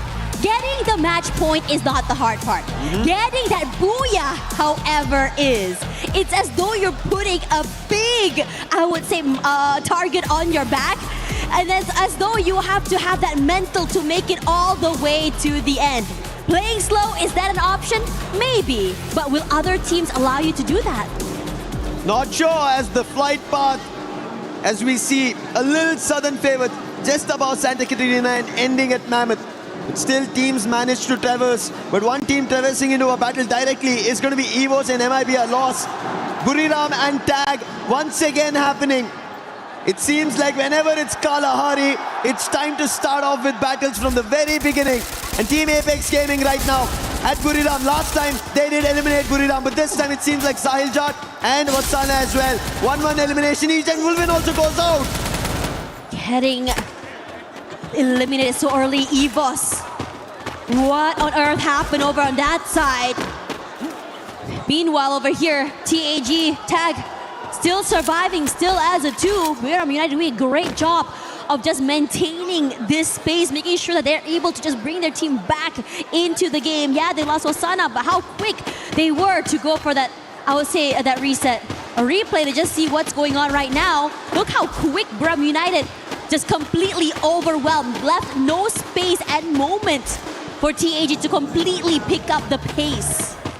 And while that replay happened, MIB a loss. They were the ones who put EVOS out here at Shrines.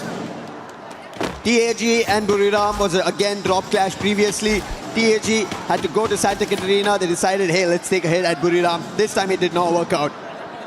But Buriram, when we talk about that, it seems like they have a challenge very soon. Lion, who just broke the EWC record, are now going towards Stone Ridge. AGL on the other end, they better be wary about it. If they don't read into this, if they're not ready into fights, and if they end up losing players, yes, not a team elimination, I hope. Players still is okay, but they have to be worried as Buriram get hit by Lion, and the battle strikes off. Get High is down. Games King confirms it. Trying to close the distance, Jonah. Can he hold it off? Yes, he does, but Games King is there as a backup. What do you do against these beasts of Free Fire? Buriram United, in this situation, possibly not only bit more than they can chew, they were also completely tunnel visioned, unaware of the positioning, the layering of how the Lion players have placed themselves. Now we move over to the Falcons, just side by side to the players of TAG. And this is interesting because usually for the Falcons, it's all about going aggressive here. They go do that against Trap, quick to find him. But the rest of Loud, very, very comfortable on the other end, able to move away. I think it was just Loud trying to scope out for information, and Trap just got spotted out without knowing that players were behind him. But one more team right behind Falcons is this time Team Apex Gaming, who just made a recovery. But look at Pino's jump. Oh my God! Shoto instantly put down and getting on to follow up. Falcons, they're the ones who are flying and clipping the wings over the Saljat. Position compromise. Riptide also used, and he will also be brought down to his knees. Wolvin, he did manage to recover the team, but he will not be able to recover even a single elimination against Falcons. Falcons look really good right now, much more like themselves. They're just moving around the area and the map and just really taking fights against every single team they cross. But definitely, I have to say, Lucifer, this map is definitely a lot more slower than the first few maps today. Everyone's so cautious. No one wants to give any opportunity. Bound to happen. Two teams have match point. If you mess up, one of those two teams will become champions. Crush your keys, put it in their trophy, and for the entire year will be reigning kings of Free Fire. And you do not want that. That is the reason the teams who are the closest, Twisted Minds as well as Loud, they want a recovery. But Tag, they are not finding any recovery at all today. It's like a marathon of just recoveries for them. Revive, and revive. Nothing on the elimination front. Look so, the crowd's so loud for them, giving them that energy, and Diamond will be the first one to get knocked down here quickly. 1 point in the bag here, and T7 does find one of their own, but they are going to be rallied back. Because we do have Twisted Minds here that do still want to play. Jump, knocked out already, 2 eliminations for Fluxo. A first step, too many for it to climb up the ladder. Bit more quiet for the rest of the day since they did manage to get one big game earlier. Twisted Minds, thankfully they got away. They are 3 points away from match point. If they don't get there in this game, they have to only hope that AGL and Lion, they don't win out. And thankfully, Falcons are trying to deny, but Games King says no once again. He's going insane right now. Gerolo, his confirmation comes through. And now Lion are quick to check and pounce upon if there are more Falcon players here. Now for AGAL, also up here, ready for that trophy. But Lost looking to just really shut them down, not able to do so with General. Going to get knocked down here. Rigby tries to at least trade, can't do so. Blocked out by those glue walls. And quick to reposition.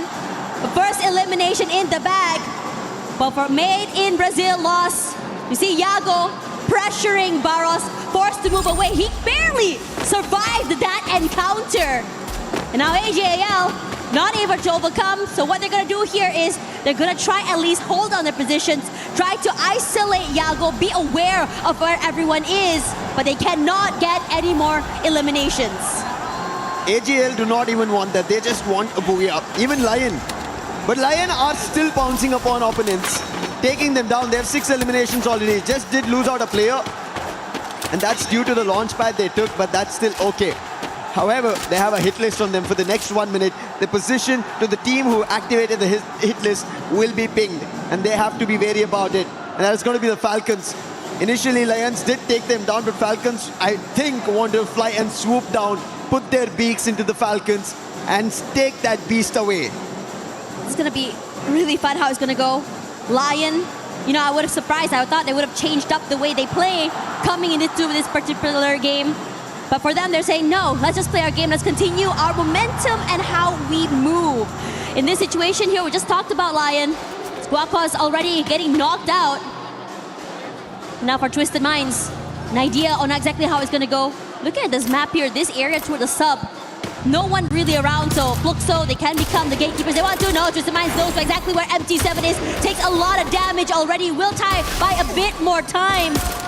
The long-range weapons that MT7 has is lethal in his hands. Exposy is getting shot back in return. And both these teams temporarily on a stalemate. Exposy, the glue wall falls, takes quite a bit of damage, forced to reposition, but able to put another one down. The electrotherapy will give a bit of space. Not for long.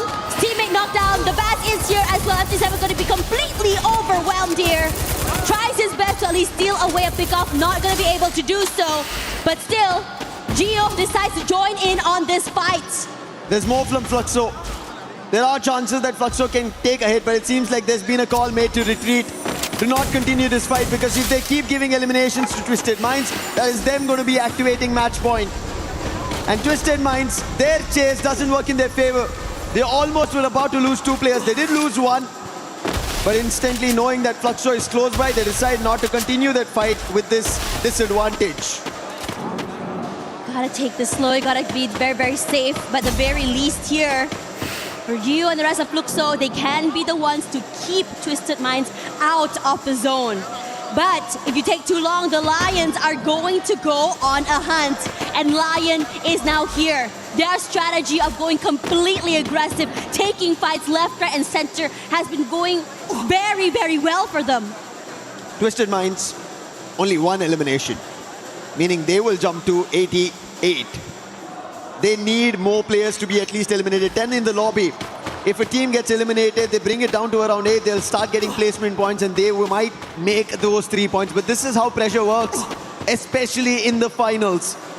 You know, with match point under threat, if you don't activate it, somebody else activates it, and then the booyah to follow is the game being closed for Free Fire.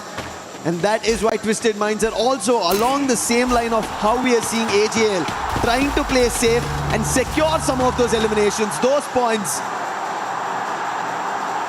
The position coming in from Lion, instead of just going in for this fight, decides to prioritize positioning, and it's good. They got a compound, and most importantly, a bit more advantage to the players of Twisted Minds and even Fluxo.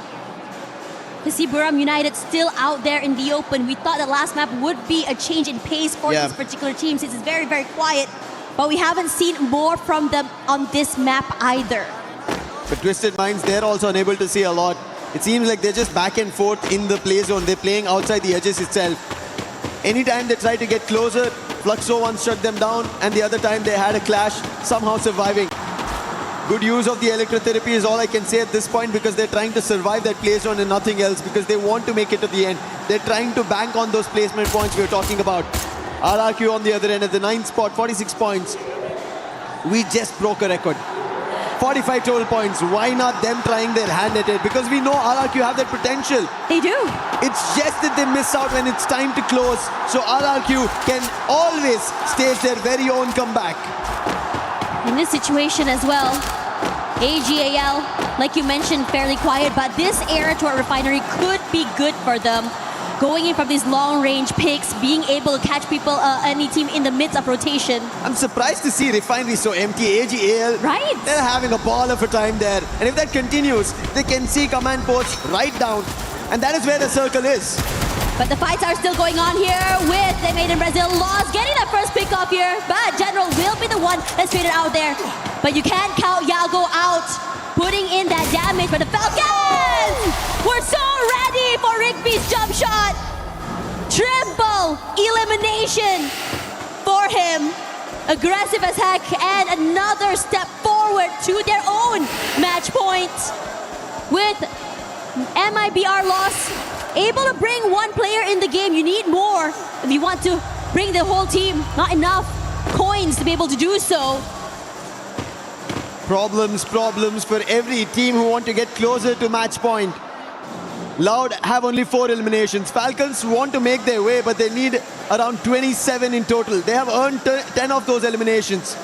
AGL finally making a rotation out of the refinery. We spoke about it. Circle is not there. But the position that they hold, they have a clear front to move around. And that's how they decide to rotate as well. Rather than going directly into the circle, they're moving around it so that they have information. And especially the vertical terrain advantage is what they still want to keep.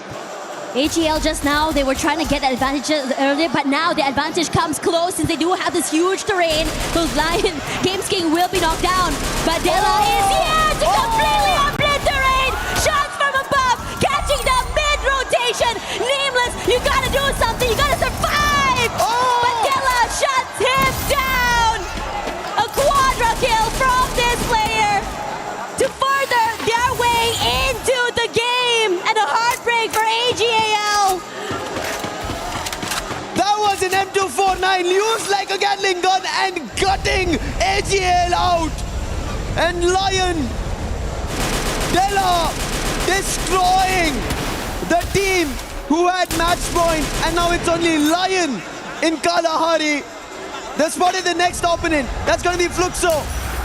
But they don't have to run into it because Fluxo are already in another fight. That's going to be Buriram. These teams are fighting amongst themselves while Lion are cleaning shop and paving path. It's gonna be dangerous right now. Fluxo, crowd loud for them. A lot of energy, a lot of cheers, and Buram United looking to silence them. A quick reposition coming in from Budzin. Good enough to keep the rest of Buram United at bay. But the shots coming through from Lion pressures the rest of SAUL, and they're picking up the HP of the players, and they're not able to do a lot as the members of SAUL drop 1 by 1. M249 not stopping from Della. Has 4 eliminations, finally Troll puts a stall, and then a knock on Della is crucial to put Lion down, and SAUL are charging towards them.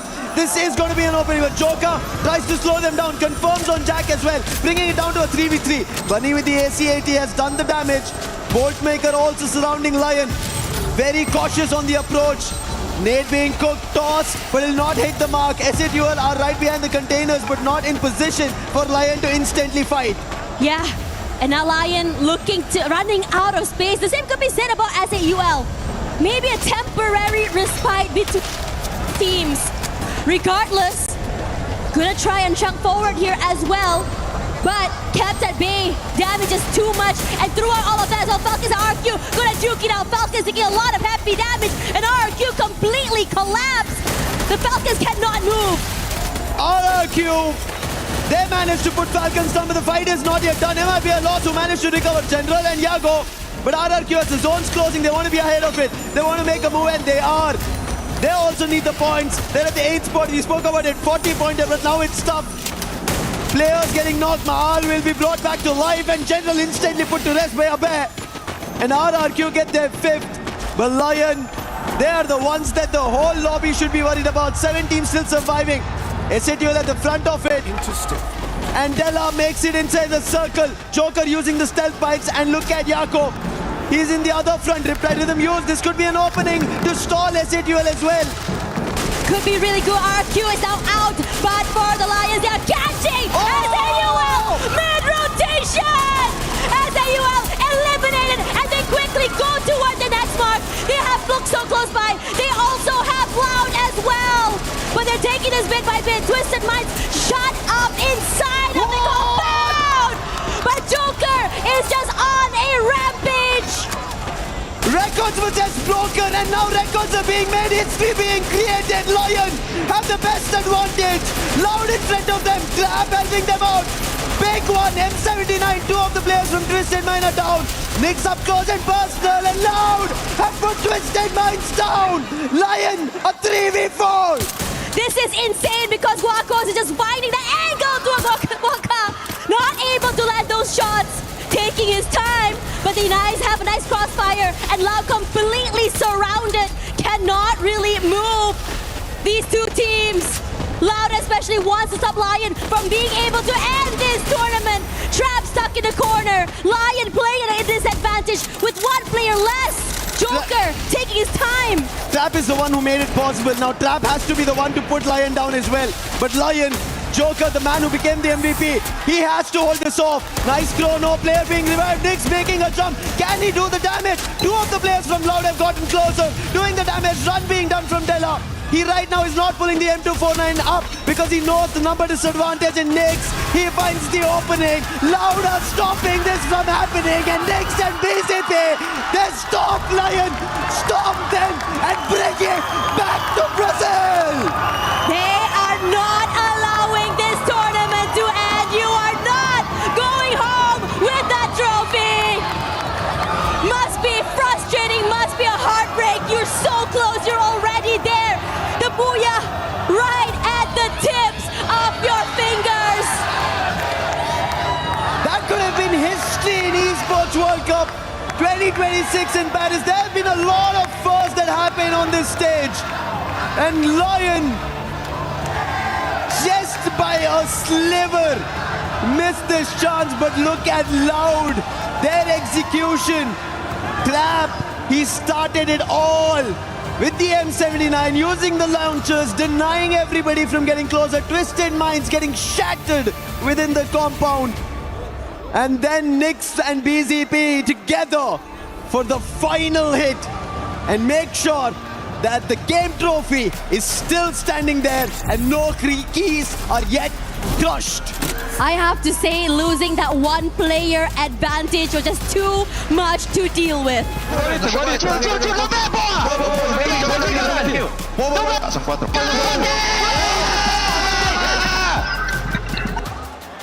Look at Loud. That's a Loud reaction. The way they managed to hold this off. Trap. Yes, you have done magic. You have done the almighty as of now. That's what you pulled off over there. Otherwise, Lion, they were about to be the beasts of EWC 26 Paris Free Fire. Unbelievable, a back-to-back booyah to just close it off, close the stage.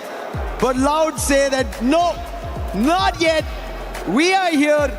Southeast Asia has taken it away from us many times, but this time no, Brazil wants it. Keeping the lifeline open, and Loud will strike this hammer for the game number 7, our match 7, which is going to happen next. But what a game this was.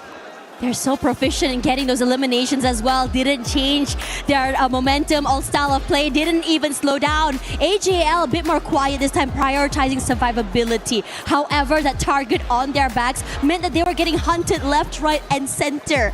And I would say that if this team decides to play like Lion, play their own game, they would have had a way deeper run. Regardless, now that the map is still going on, let's have a look at what Lion has to say about that map earlier. Hello everyone, Carol Bombshell here back on stage. Oh my gosh, things here are getting really serious. The heat is up right now, I'm even shaking. And this interview must be really important right now because we gotta talk with Lions, especially with the Joker. That was the player that got the most kills, the most eliminations for Lions, where they activated the match point. Okay, so you guys got the biggest booyah of AWC history, and you just broke AWC point record, kill, and record everything. How did you feel after that incredible game? Acaban de conseguir uno de los boyas más importantes en este torneo. Han roto todos los récords. ¿Cómo te sentiste en ese momento? ¿Cómo te sientes ahora? Nada, la verdad que bastante emocionado. Al fin y al cabo yo creo que no hay mucha sensación porque seguimos todavía compitiendo, todavía no ha acabado nada. Yo creo que hasta el momento no estamos dimensionando lo que estamos haciendo, simplemente estamos queriendo salir campeones y estamos jugando para eso. We're really excited, but we are not really feeling right now because we're still competing. So there's nothing to feel yet. We are just focused on getting the win and being champions. Probably that's a good mindset for right now. You are now making history for Latam at this event at EWC, the World Champions. And you are past the point and become champions. How does it feel to be so close to making history here? Estás haciendo historia para Latinoamérica, estás en el punto en el cual ya pueden ser campeones. ¿Cómo se siente estar en estos momentos a un paso de ser campeón? Nada, la verdad que no hay como un sentimiento claro, sinceramente. Lo único que estamos pensando es en cerrar la partida, lograr el bulla y terminar el campeonato y lograr ser campeones. Básicamente estamos jugando para eso. We don't really have a clear feeling. We're only thinking about getting that big last booyah, being the champions, and that's all we're thinking about right now. Okay, yeah, I'm pretty much sure that's the goal right now. I don't want to take much time with you because you got to concentrate for the next match. But I got to ask about this last game. You were so close to get the booyah that it's going to turn you guys champions. What happened? Can you share some thoughts about this last game, this end game against Loud? Hablando sobre la última partida, estuvieron muy cerca de convertirse en campeones. ¿Nos puedes contar qué estaba pasando por sus cabezas en ese momento? ¿Cómo se sintió? La verdad que en el momento simplemente era un 3 versus 4. Pensamos que había otro equipo que eran de diferente, entonces hubo como ahí como que chocamos en la comunicación. Pero nada, de hecho en el momento no simplemente era como de tratar de ganar, entonces no había como algo tan específico, simplemente estamos jugando para ganar y ya está. We were 3 against 4, and we thought it was a different team, so we had a little bit of miscommunications in our comms, and we just didn't play it right, and what happened happened. Perfect. All right, so for us to finish our interview, I just would like to make one last question. What do you have to say for those who doubt about the Latam teams, who said that the Latam teams was way below here in Free Fire? ¿Qué le quiere decir a las personas que decían que los equipos de Latam estaban muy por debajo en el nivel acá en Free Fire? Nada, yo creo que en general por los resultados es muy fácil hablar, ya que al fin y al cabo no están compitiendo en ese sentido. O sea, desde afuera creo que es muy fácil opinar y decir todo ese tipo de cosas, pero nada, estando dentro yo creo que pasaban muchas cosas capaz como en los equipos, capaz internamente, no sé, la verdad no sabría qué opinar ante eso, pero lo que sí sé es que en la TAM nunca hubo diferencia de nivel o estuvo bajo de nivel. De hecho, yo creo que en Latinoamérica todos sabemos que el nivel alto que teníamos y que podríamos llegar a ser campeones, pero simplemente las cosas no se daban. Y ahora tampoco se podría decir que se podría llegar a dar, porque hasta el momento yo creo que es mejor terminar el campeonato y después salir a hablar. I think it's really easy to talk when nothing has happened yet, only based on some results. We in Latin America, we've always thought that we always had this level to be champions, to become the best in the world. We never thought about any level discrepancy between the regions. It is really easy to talk from the outside, but once you're inside, that's where it counts. So we are just focused on winning. Amazing. I love your answer. Guys, you have heard enough from Joker. This is Latin America here at the EWC, making history. And we're going to continue right now. So back to the studio.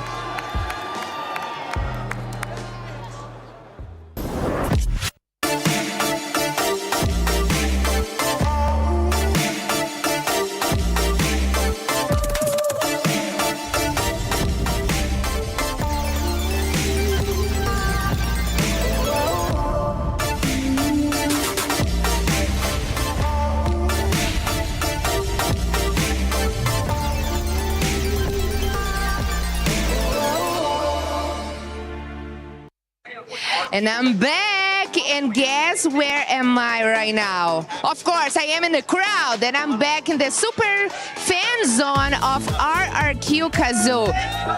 Yeah! Indonesia, make some noise! Let's go! Wow, I can see you guys are very proud to be here. We know Indonesia already got a title, but not for RRQ yet. So what that would mean RRQ win today? It's gonna be our proudest thing maybe in this year, because we're rooting for RRQ to win again in the FPS game. Yeah. Amazing. So we all know that you guys have the Free Fire World Series in Southeast Asia, and you competed among most of the teams here. So which is the toughest team for RRQ to face today? The toughest team is still EVOS, of course. Yeah, EVOS and Buriram. Okay, I like the way. Okay, so all of you came all the way from Indonesia. Have you prepared any special song? Chance, you prepared? Yeah, we prepared. Okay, we want to hear the special song. Come on. Viva RRQ! Viva RRQ!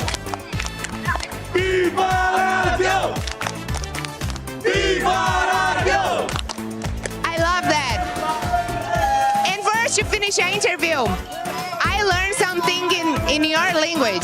It's something like FF Indo Bersatu? Indo Bersatu, yeah. FF Indo Bersatu. FF Indo Bersatu. Thank you. Back to the studio. It's not only Southeast Asia, it's not any of the other regions, because right now LATAM is on top and they are breaking records, Lace. Where do I even start? That sigh, I feel you, girl. If we come out of like match 3, right? So let me take you back on a story. Let me take you on a journey of the victory of the Lions on top of that Pride Rock. I mean, at the start, imagine they had 13 eliminations out the gate. Okay, this is what I'm saying. 13 eliminations, moving up to 18, then 20, and then of course we keep harping on about it, but breaking a record.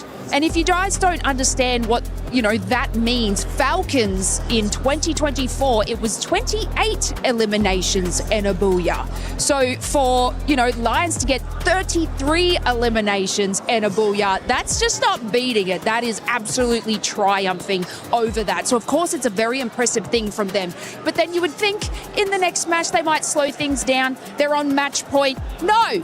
Okay? You do not want to be in the Lions side at the moment. You do not want this big kitty cat staring you in the face, because it is going to be the end of you guys. I mean, there was a part where, obviously Joe Critty's interview, he was so incredibly locked in. And within this final match, obviously, he wasn't able to be there with his team in that final circle. So you can see the kind of a little devastation that he probably felt like he was letting his team down just so slightly.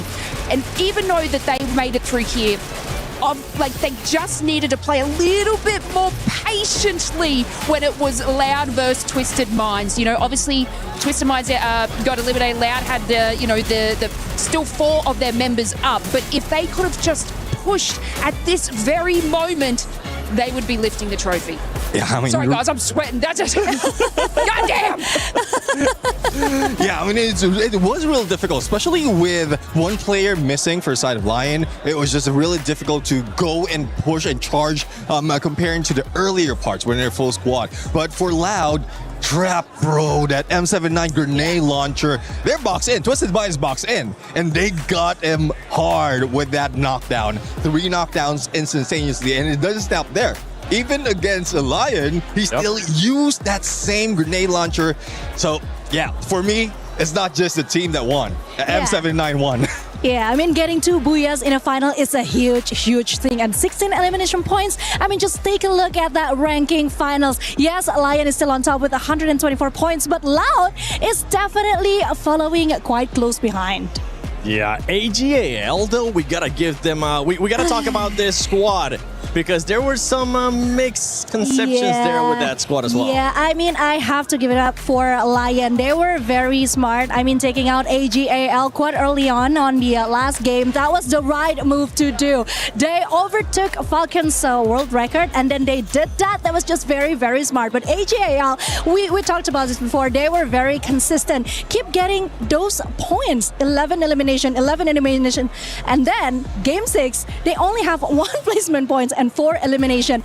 What happened? Lion roared. They were targeted and they just weren't ready for that. Yeah, I think it could be one of those things that happens when we see teams hit that match point.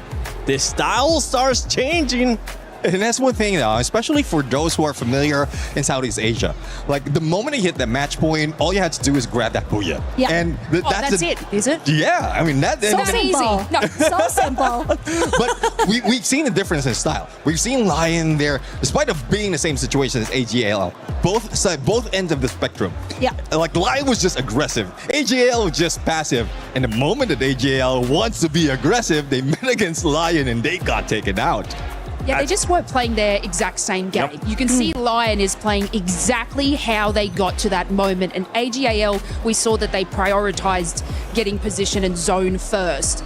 And that's probably not, similar to their game style. So that's where they got caught out. So play the same game, guys. Yeah, but I mean, talking about Lion, one thing that we really need to appreciate is the fact that even though they lost Games King a couple of times, they can still manage to get out of a sticky situation. That means individually, they are so ready for this final, and I'm so ready for them to just break another record. For real, for real. I think even with the engagement that we saw against AGAL, it looked like AGAL was going to catch him by surprise, and Lion said, no. We knew that you were going to be coming behind us, and we were ready to take that fight. And as you were mentioning too, Neptune, the aggressiveness out of this squad is what we wanted to see. Now, when we ended up looking at the overall earlier, there is 4 squads that are currently within that match point that could end up winning everything if they get a booyah in the next match. So let me just recap you on which one it is. It's Lion, obviously, with the performance that they've been having, absolutely nuts. You got Loud Snickers that they were able to just get a booyah as well. AGL and Twisted Minds are those 4 teams that could end up winning it in the next match. And the interesting story is that on the last Global Finals, Games King had to miss his prom and had to miss his graduation, but they weren't doing so well, okay? It was quite a sad story if you remember, Neptune. And now they are killing it. Games King is having the greatest time of his life. We can just saw it on his face, the calmness that he have. They are so relaxed and they are still getting all those points, breaking records all in day 1. That's something that I actually enjoyed to see out of the interview there with Lion as well. The confidence was high, but the composure was there as well. The mental wasn't one of those that's saying, we're about to be champions. They're like, no, the job is not done yet. We still know that there's a lot to come, but it looks like that squad knows what's at stake. They know that they've been breaking records, but they want to lift that trophy. I mean, I just quickly want to add, yes, getting the win, getting the booyah, obviously being on match point is what the aim of the game is, correct? But keeping the consistency and getting those points, because they're 2nd, 3rd, and 4th place, and that's, from my records, there's still some money there. So they don't want to slow down. And if we move back to like AGAL and them not sort of playing their aggressive game, I think that they need to just go back to that, be aggressive, because if Lion wins, then you make sure you want to be that 2nd place team, and you still need points, and you still need eliminations, and you still need all of that to be in that 2nd place. They definitely need the points. They definitely need those eliminations, but most of all, they need that booyah. Which playing style are we going to be seeing this here? Because, I mean, not only is it this championship at stake, we do have club championship rankings as well. Obviously, from our end, you can see Team Vitality is up there, but sadly, they were not able to make it here. Team Falcons is here. We really haven't seen much of them in AGAL, Neptune. They could have a chance to get that trophy. Yeah, I do agree. I mean, this is a great chance as well for AGAL, for a Free Fire, and this might be a good chance for them to really feel being a champion in Battle Royale, because last Global Finals, they were champion but in a different mode. So, like, the motivation they have coming from a different competition, going here, and EWC, and we're seeing that the consistency is there, the patience is there as well, but it's more of really getting it, making sure that every move is calculated and not risking that much. I'm seeing that Falcons are here. I mean, we got a chance to see earlier on Fire actually showing up for the squad. One of those players that has won before. He's going to be looking to show up once again for Falcons. Falcons, honestly, throughout, we were kind of joking about earlier on when I was saying that leaderboard's looking like spinning the wheel. Absolutely nobody, Conchita, expected the record to be broken with 33 eliminations from Lion. Yeah, that was shocking, definitely. I mean, you saw what happened at the Green Room. We had that reaction. And yeah, but speaking of Falcons, I mean, they were still quite consistent with the placement, because looking back on Gate 5, they made it to the top 5, right? So they still have a chance. They just need to take it up a notch. And maybe if the jacket is saying Falcon is here, guys, you gotta back it up. You gotta back it up with the elimination points as well. So that don't just be there, but like be there with all the elimination points, all that we needed. Yeah, I do agree. I mean, because we've just added 2 of the teams already in match point, so it might be difficult for Team Falcons to really reach that, because they haven't reached it. They haven't taken that just yet. 13 points for them to be able to reach that 90 point match, that 90 match point, and what they need to do right now is make sure that either they take down those in the top or they wish the others take it down. It's going to be a surprise to see what's going to be happening here in this match. It could end. We could end up with the champion. AJ, Husky, actually Husky, you were able to bless a team yesterday. Are you going to be blessing anybody in this next match? Well, if I have a team to bless, I think I'm blessing AGL and Lion because it's been a long time coming. Two different converging storylines, and for me, I want Dew to finally lift a Battle Royale trophy.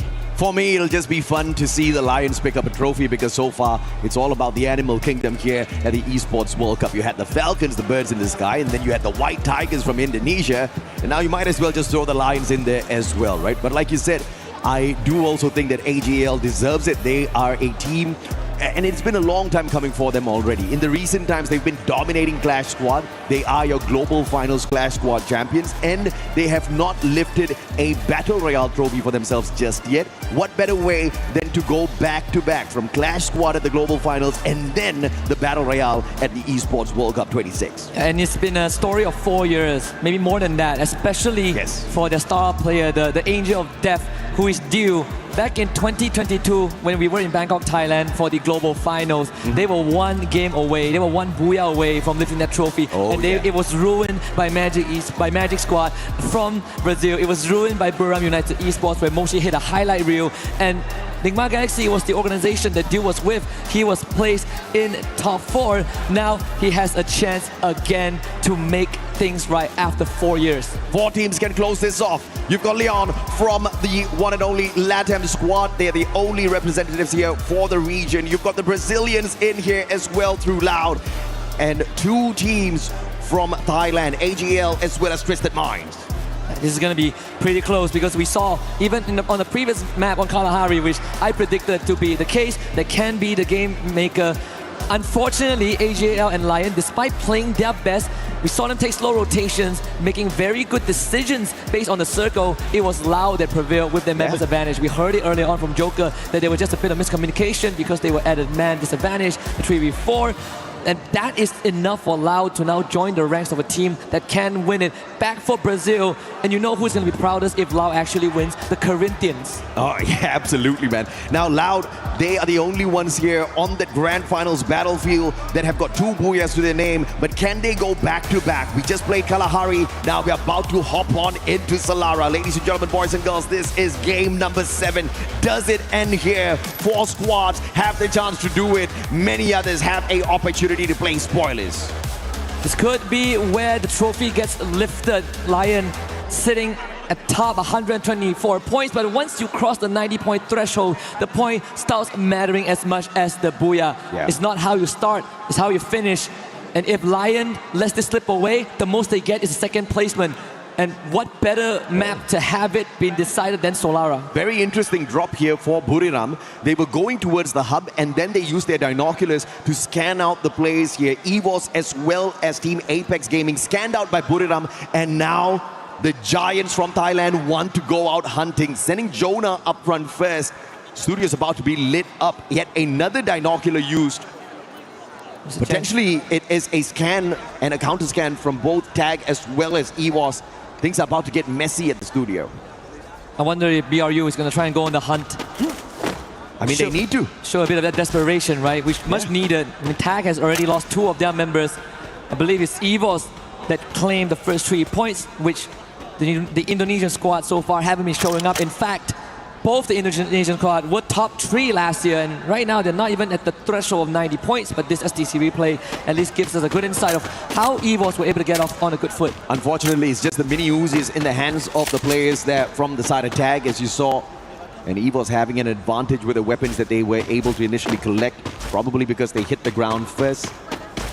And 2 crucial points for them. Tag, on the other hand, with those revives, KD God will find Bobs as Team Apex Gaming tries to rotate out of the compound. They're going to be bumping into Fluxo, but KD God, split up from the rest of his team members, could not take more than 1 life. 3 teams have a chance to reach the threshold if we don't end here. Fluxo, Buriram United, and to a degree, Falcons. Obviously, Falcons are the closest if they do make that run, which we have seen miracles before.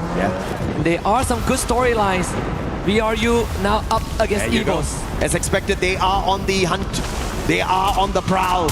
But will they be able to take the Predators, the White Tigers of Indonesia, out of the race here? They have called out for the lightning zone, which means it's going to be tough for EWOS to run away. If they get hit by one of those lightning bolts, you know they're going to get marked by that Moko as well. AimGod, Apex, trying to boost themselves away out of the compound on the slide rails. Jonah, AC-80 in hand. And those glue walls just keeping the boys safe for the time being. And RRQ on the opposite side in a little bit of a pickle as EVOS out of the pen into the fire. The Lions catch hold of the Tigers. And Marcos actually starting off well. That's 2 of them down already with the help of Games King. Unfortunate circumstances for EVOS, but great for Lion. Good time to also point out this Hokos. This is his first year in competitive Free Fire. He joined the team back in February, and here he is now at the Cups of Glory with the 3 other veterans who were in the global finals last year that finished 10th with Movie Star R7. The kind of miracle that SHUL was expecting to achieve here on the grand final stage being achieved by Yakots.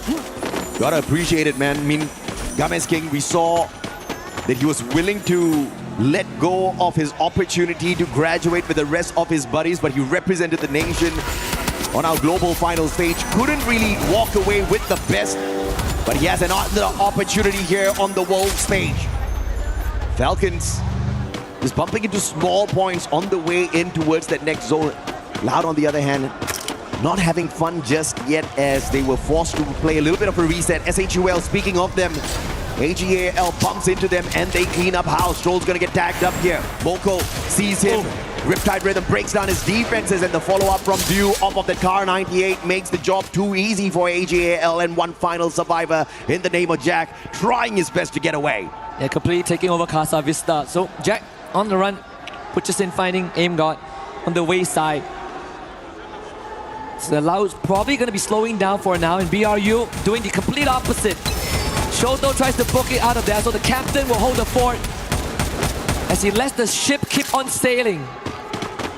On the survival stage, the opponents there were easy picking for SHUL as well as Total 8 Team Apex Gaming.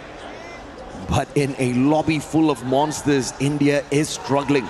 But I say valiant effort, man. Almost nobody expected them to get into the grand final, so it is a big win for these two teams, big win for the nation as a whole. I mean, India's making their way back onto global stage after many, many years. And such an achievement is definitely admirable. But how far can they go? Can they now start playing spoilers? Can they keep the competition alive long enough to activate match point for themselves? I mean, that would be a miracle if we ever saw one. We have uncapped games, so there is always that possibility. Oh yeah. Which I do look forward to if we ever get to stretch this out.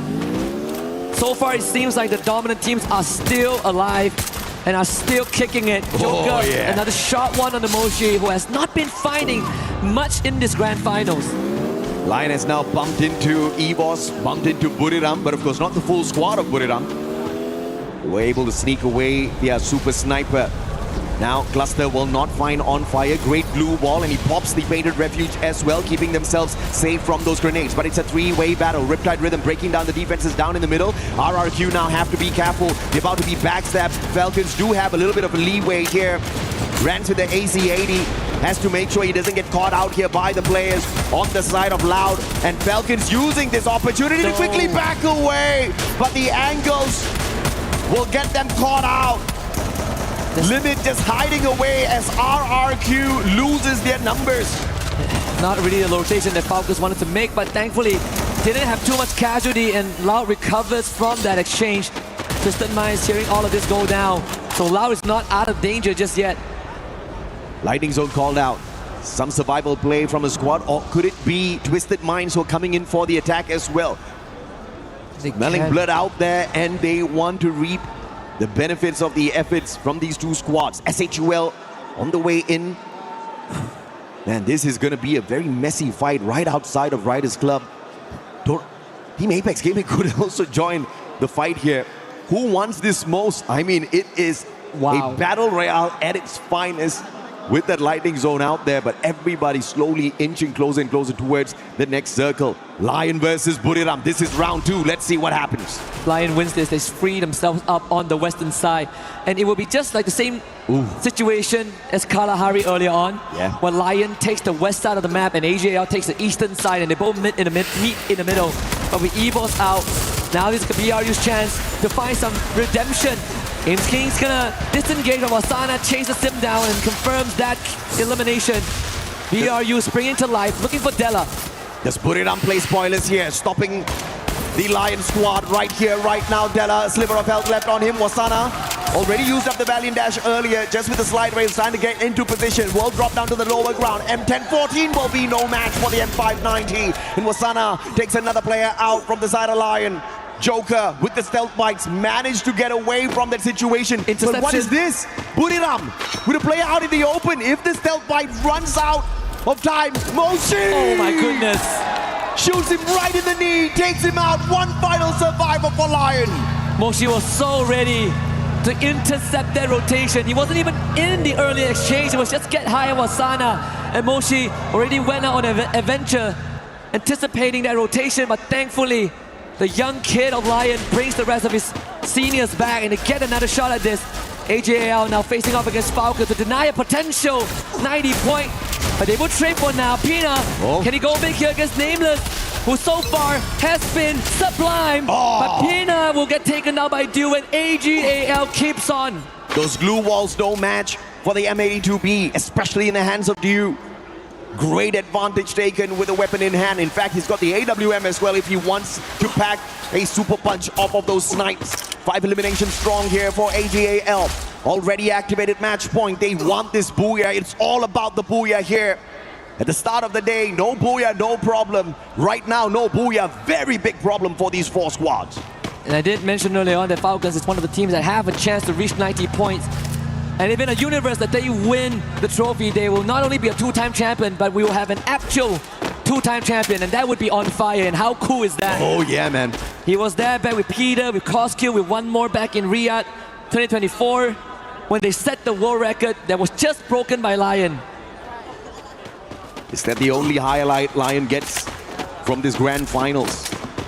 A record set by them, or they get a double. A record-breaking, record-setting match, and then the championship here at the Esports World Cup 2026. They gather up together with the rest of their team members inside the circle. They are safe. AGL on the other hand, Dew hopping out of the vehicle. Very smart play. That definitely saves their lives. But they'll have to use up a lot of these utilities, a lot of those glue walls to route their way in closer towards Twisted Minds. This is going to be a hard one. Oh, beautiful. But if they survive, it's going to be good. The Riptide Rhythm not good enough. Exposé needed to hit that. It's also a good time to draw a parallel between EVOS and Lion. Last year, at the cusp of victory, it was Rasha, the wonder kid, the newcomer, that kept the team alive. Yeah. Just now, it was Wakos that did it. And remember, last year, EVOS activated Champion Rush on game number 6, and it took them 4 games to find the finisher. Will we see a similar situation here for the LATAM squad as well? Do they struggle? Do they get held back? Or do they find that final circle and rip this one away? Games King finding Rasia. The super sniper of EVOS, the wonder kid out, looking for that revive off of the rest of his team members. Twisted Minds keeping AGAL a little bit entertained, but I have to say again, amazing rotation by AGAL to avoid disaster there, as Twisted Minds had the compound, had the circle, and were trying to gatekeep them. Yeah, but AGAL will still be put under pressure because there's an open ground. There's really nothing much to keep them safe, unless for some reason Loud decides that they want a piece of that. We might see a reunion between Lion and BRU2. In fact, BRU brushes past Lion. Binocular scan on the southern side. If Buriram gets to that final circle, walks away with Booyah, they'll definitely activate the match point for themselves as well.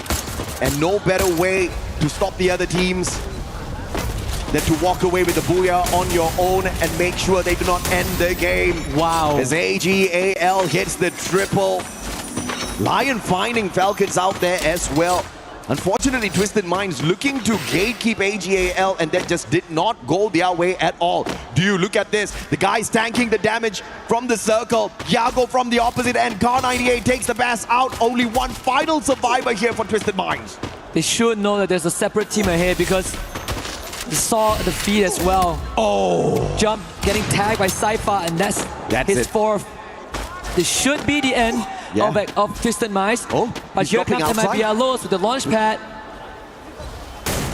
So revive player dropping outside the circle here, looking for yet another revive on the squad. Lion, shot from afar. This is good. Joker, BSK, can you end them right here, right now? Buriram trying to take out the ones who activated the Champ Rush so early on. Games King, a sliver of health left on him.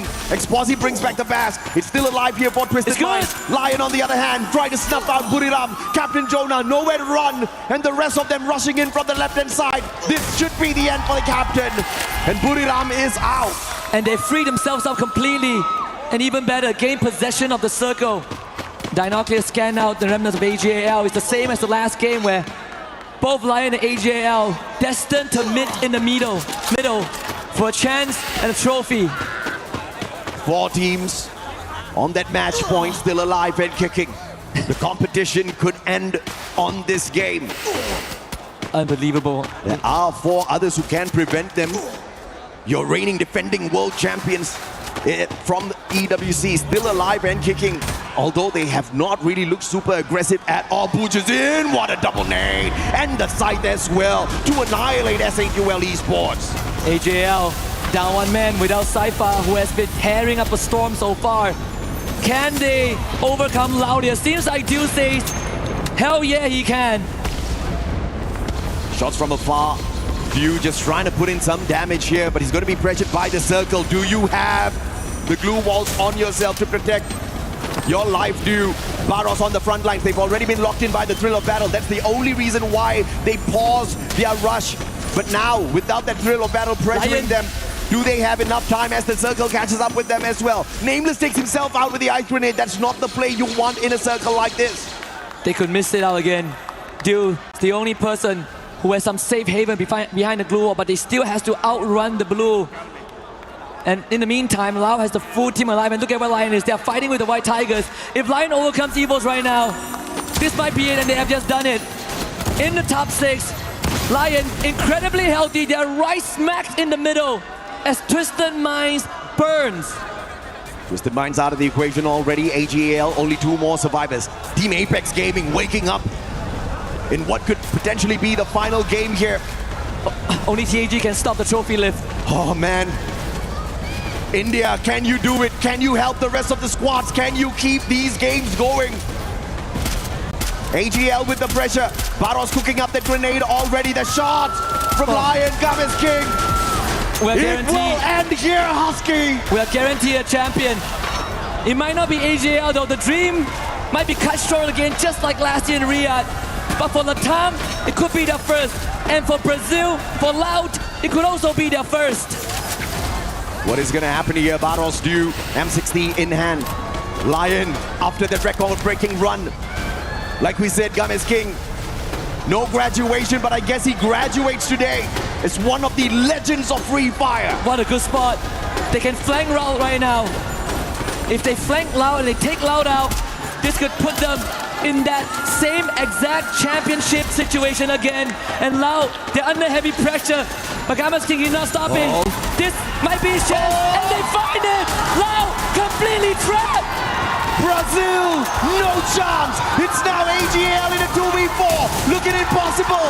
Games King fights Baros, and they won't do it. Games King, Validash yourself already. Deal with one final shot of the AWM. But Joker up close and personal with Della secures it. And Lion, it's the domination of the Animal Kingdom here at the Esports World Cup 3 years in a row. You have done it! You have done it, Latin America! Last year in Jakarta, you fell short. But this means more than everything. You have the keys to the totem. You have ascended the throne, and no one, absolutely no one, would ever doubt you again. Because you monster, you saw what Russia did last year, and you did the exact same thing. Your first year, February until now, 5 months in, you're a champion in Paris. Garena Free Fire is where dreams are made possible. Times that by 1,000,000 when it's the Esports World Cup. This is the graduation the Gaming has been looking forward to. The true graduation, the apex of competitive Free Fire, the pinnacle of Mount Everest in the competitive circuit. They qualified first over Gun Dynasty. Yesterday, they gave us a performance that was jaw-dropping. We thought they might not make it, and they did. They finished first. They crushed the keys of the bottom two. They came in today, they set a world record with 45 points in a single round. And they finished the job 2 matches later. And they get to pull the lever again, but even better yet, seal their trophy at the totem. As Movistar R7 at the Global Finals 2025, only the 10th spot Husky. They really couldn't go very far at all. It was definitely a heartbreaking run. But they did not give up, man. If there was a fight in them, they showed that that fight was alive. And not only do they break the record of Falcons, they set a brand new one. And they have brought the whole of Latin America alive in the competition. One of the biggest threats for Brazil, always behind Brazil. But now they are in front. And speaking of in front, let's throw it over to Bonnie. We need the interview.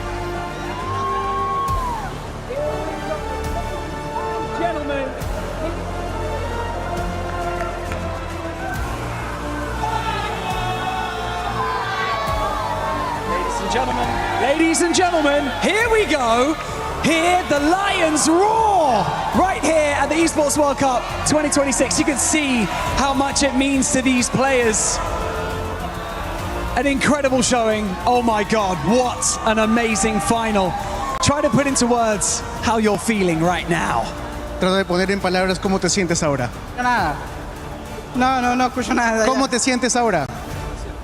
Nada, la verdad, contento, no sé, creo que como tal, sinceramente en mi mente no estoy dimensionando mucho de lo que, no sé, la verdad, sí es como, tengo felicidad, pero no, solo eso, feliz, no siento nada más. I'm happy, I guess. I don't know, I'm not really dimensioning what's happening right now, so I guess I'm just happy. I'm happy. Doing it in style like this, clinching the win here at the Esports World Cup with the community behind you, with the fans screaming your names. Dude, I know you're crying, but how does it feel? ¿Cómo te sientes? Lo mismo. ¿Cómo te sientes? Sí, ¿qué se siente? Me siento muy contento. No puedo describir estos momentos. Han sido momentos muy difíciles en mi vida, con mi ansiedad. He estado muy mal estos últimos meses, sin contárselo a nadie, solo a mi familia. Y creo que este logro siento que me representa mucho, ya que prácticamente soy un valiente. Cada viaje es un desafío para mí. Y creo que ganar con mi equipo, mis compañeros, mi familia, me llena el alma, me llena el corazón. Y esto es Lion. Esto es Lion Watch. I'm really happy. It's been a rough couple of months for me dealing with my anxiety. I never really talked to someone besides my family. Every single trip is a struggle for me, and I'm so really happy to be champions with my team. And this is Lion. This is Lion. I love that. An incredible answer. Good job. An incredible answer. Right, we have things to do. Let's go. We're going to go this way over towards the Crusher. Follow me, gentlemen. It is time to cement your legacy here at the Esports World Cup. So follow me round to the back of this Crusher. Here we go. Right, line up here, gentlemen. Line up here. This is the time. Right here you see in front of you all 11 keys of all of the teams that you have now eliminated from the Esports World Cup. Wait. Whoa. However, what we're going to do right now is we're going to open this Crusher by pressing this button. Go for it. Go for it. Okay, it is now open. The teeth are out. We are ready to destroy these keys. Anything you'd like to say to your teams before you crush them? ¿Algo que quieras decir a los equipos antes que los destruyas? Nada, o sea que simplemente siento que hoy fue nuestro día. Cada uno de los finalistas creo que lo hizo muy bien. Hay que dar todo por el todo, haciendo lo que nos gusta y bueno, me duele destruirlos. I think just today was our day. Every single finalist here is worth it.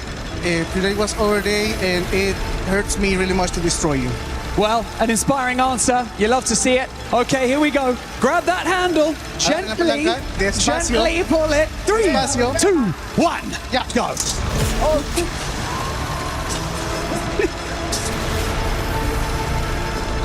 Okay. Did that feel good? Yeah, it did. That felt good. Okay, one more thing to do. You know what's going to feel better? Putting your key inside that trophy. Let's invite the key master onto the stage to present you with the Lions key for the EWC trophy. Come over here. Here you go. There is your key. Please take it.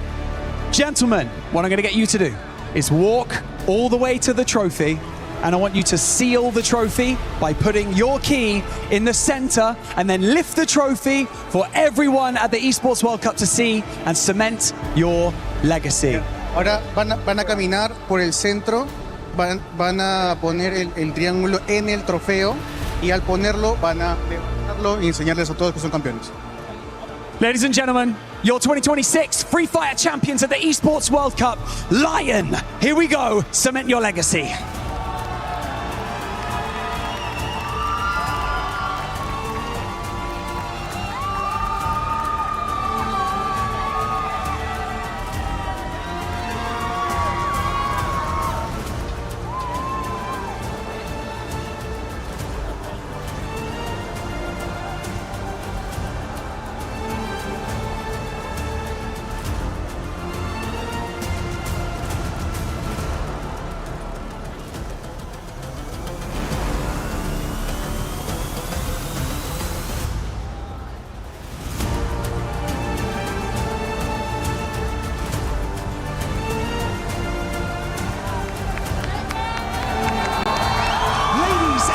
Gentlemen, your 2026 champions of Free Fire at the Esports World Cup. Make some noise for Lion!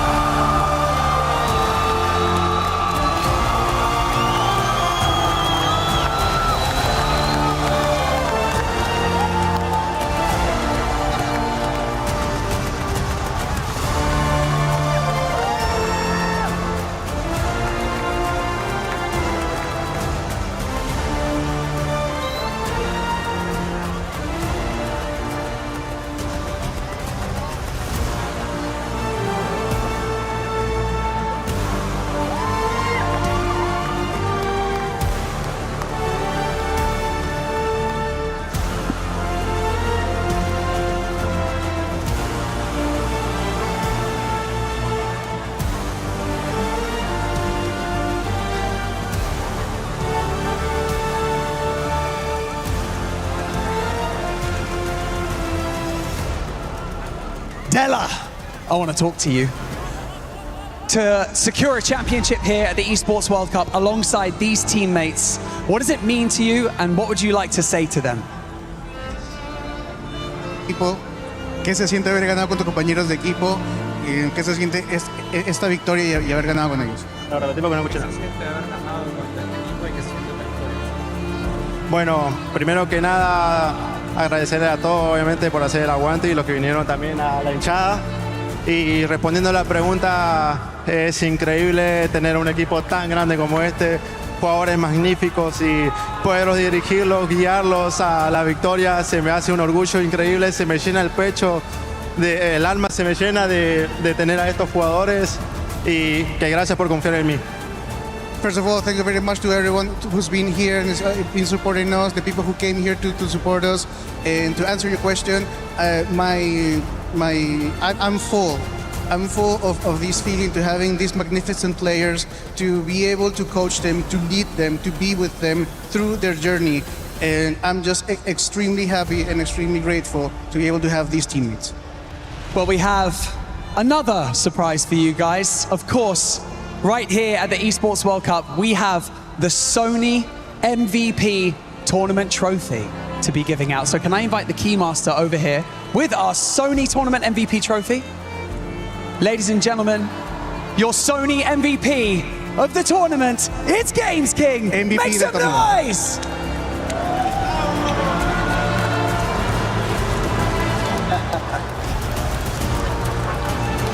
I'm going to come over to you, Games King, very quickly. I know I've asked you lots of questions. It's very annoying. I know. What does it mean to you to perform so well at a tournament like the Esports World Cup and to secure the MVP alongside your teammates? ¿Qué se siente haber jugado tan bien que eres el MVP de este torneo? Nada, o sea, súper contento, yo siempre doy mi 100%. Bueno, no puedo dar mi 100% ya que mi ansiedad no me lo deja, pero hoy jugué con el corazón, jugué con el alma y los nerviosismos jamás me van a detener y gracias a mis compañeros que sin ellos este MVP no sería mío. I'm very happy. I always try to give my 100%. I couldn't give my 100% today because of my anxiety. I always struggle with it, but thank you very much to all of my teammates because without them, I wouldn't be MVP. Well, I can't wait to see what you're like at 100% at your next international event. Come on over here. Ladies and gentlemen, I'm going to get you guys one final time to lift that trophy and to just bask in this incredible event, this incredible moment for you guys as a team. And so, for one final time, ladies and gentlemen, your 2026 Free Fire champions at the Esports World Cup, it is Lion!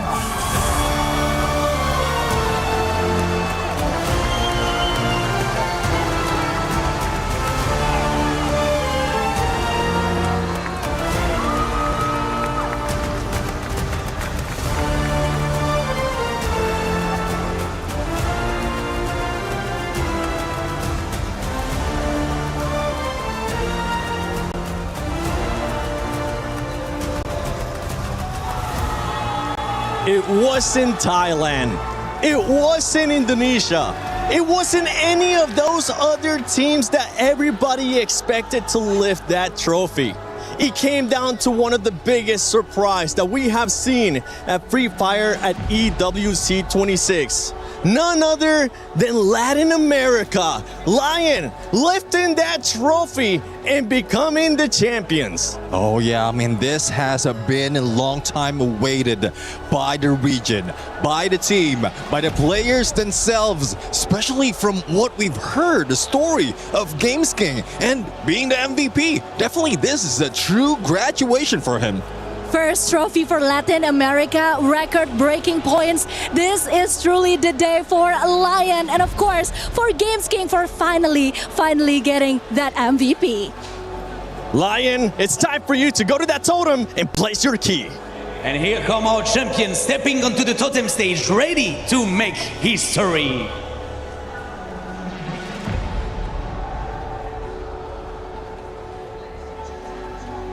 Congratulations once again. Now you must choose 3 teams and recover the destroyed keys. So the first question is very simple. Which key and which team do you want to pick?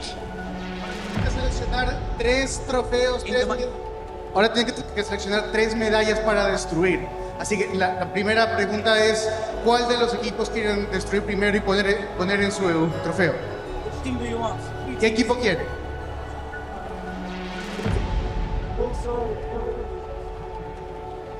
El primero, 1. MBR, Fluxo, and the third one? El otro. No, pero el primero, pará. Burinan, tercero, EOS. Okay, so we have our keymaster. We're gonna pick these 3 keys, guys, for you. So I have a little question. Why did you choose the 3 teams? ¿Por qué han escogido esos 3 equipos? Porque son equipos fuertes, todos son campeones del mundo y haberles ganado obviamente también se siente bastante. Y bueno, eligió el año pasado. Because those 3 are world champions, they are really strong teams. We are really happy we won against them, and one of them beat us last year. So how does it feel for you guys to put your name alongside some of the greatest teams in the history right there in the totem stage? ¿Cómo se siente inmortalizar sus nombres en ese tótem con los otros mejores jugadores del mundo? ¿Cómo se siente inmortalizar tu nombre con los otros campeones del mundo en el tótem? Nada, se siente increíble, es una experiencia única. Siempre de pequeño pensé en vivir esto, un objetivo, un sueño, una meta. Y poder lograrlo, conseguirlo con prácticamente mi familia, es un sueño prácticamente. I'm really happy. This is truly a dream come true. I've always dreamt about this even since I was a little kid. So this is something I reached with my teammates, with my family. This is just a dream come true. Congratulations again, guys. This was insane gameplay. You put forth, like, all of these games was crazy, guys. So really, congratulations again. And now it's time to collect your keyframe and selling the totem. So you can go, guys, and forever becoming part of EWC 2026. Vayan por su trofeo. Vayan a poner su nombre. Vayan a poner su nombre con el resto de los campeones.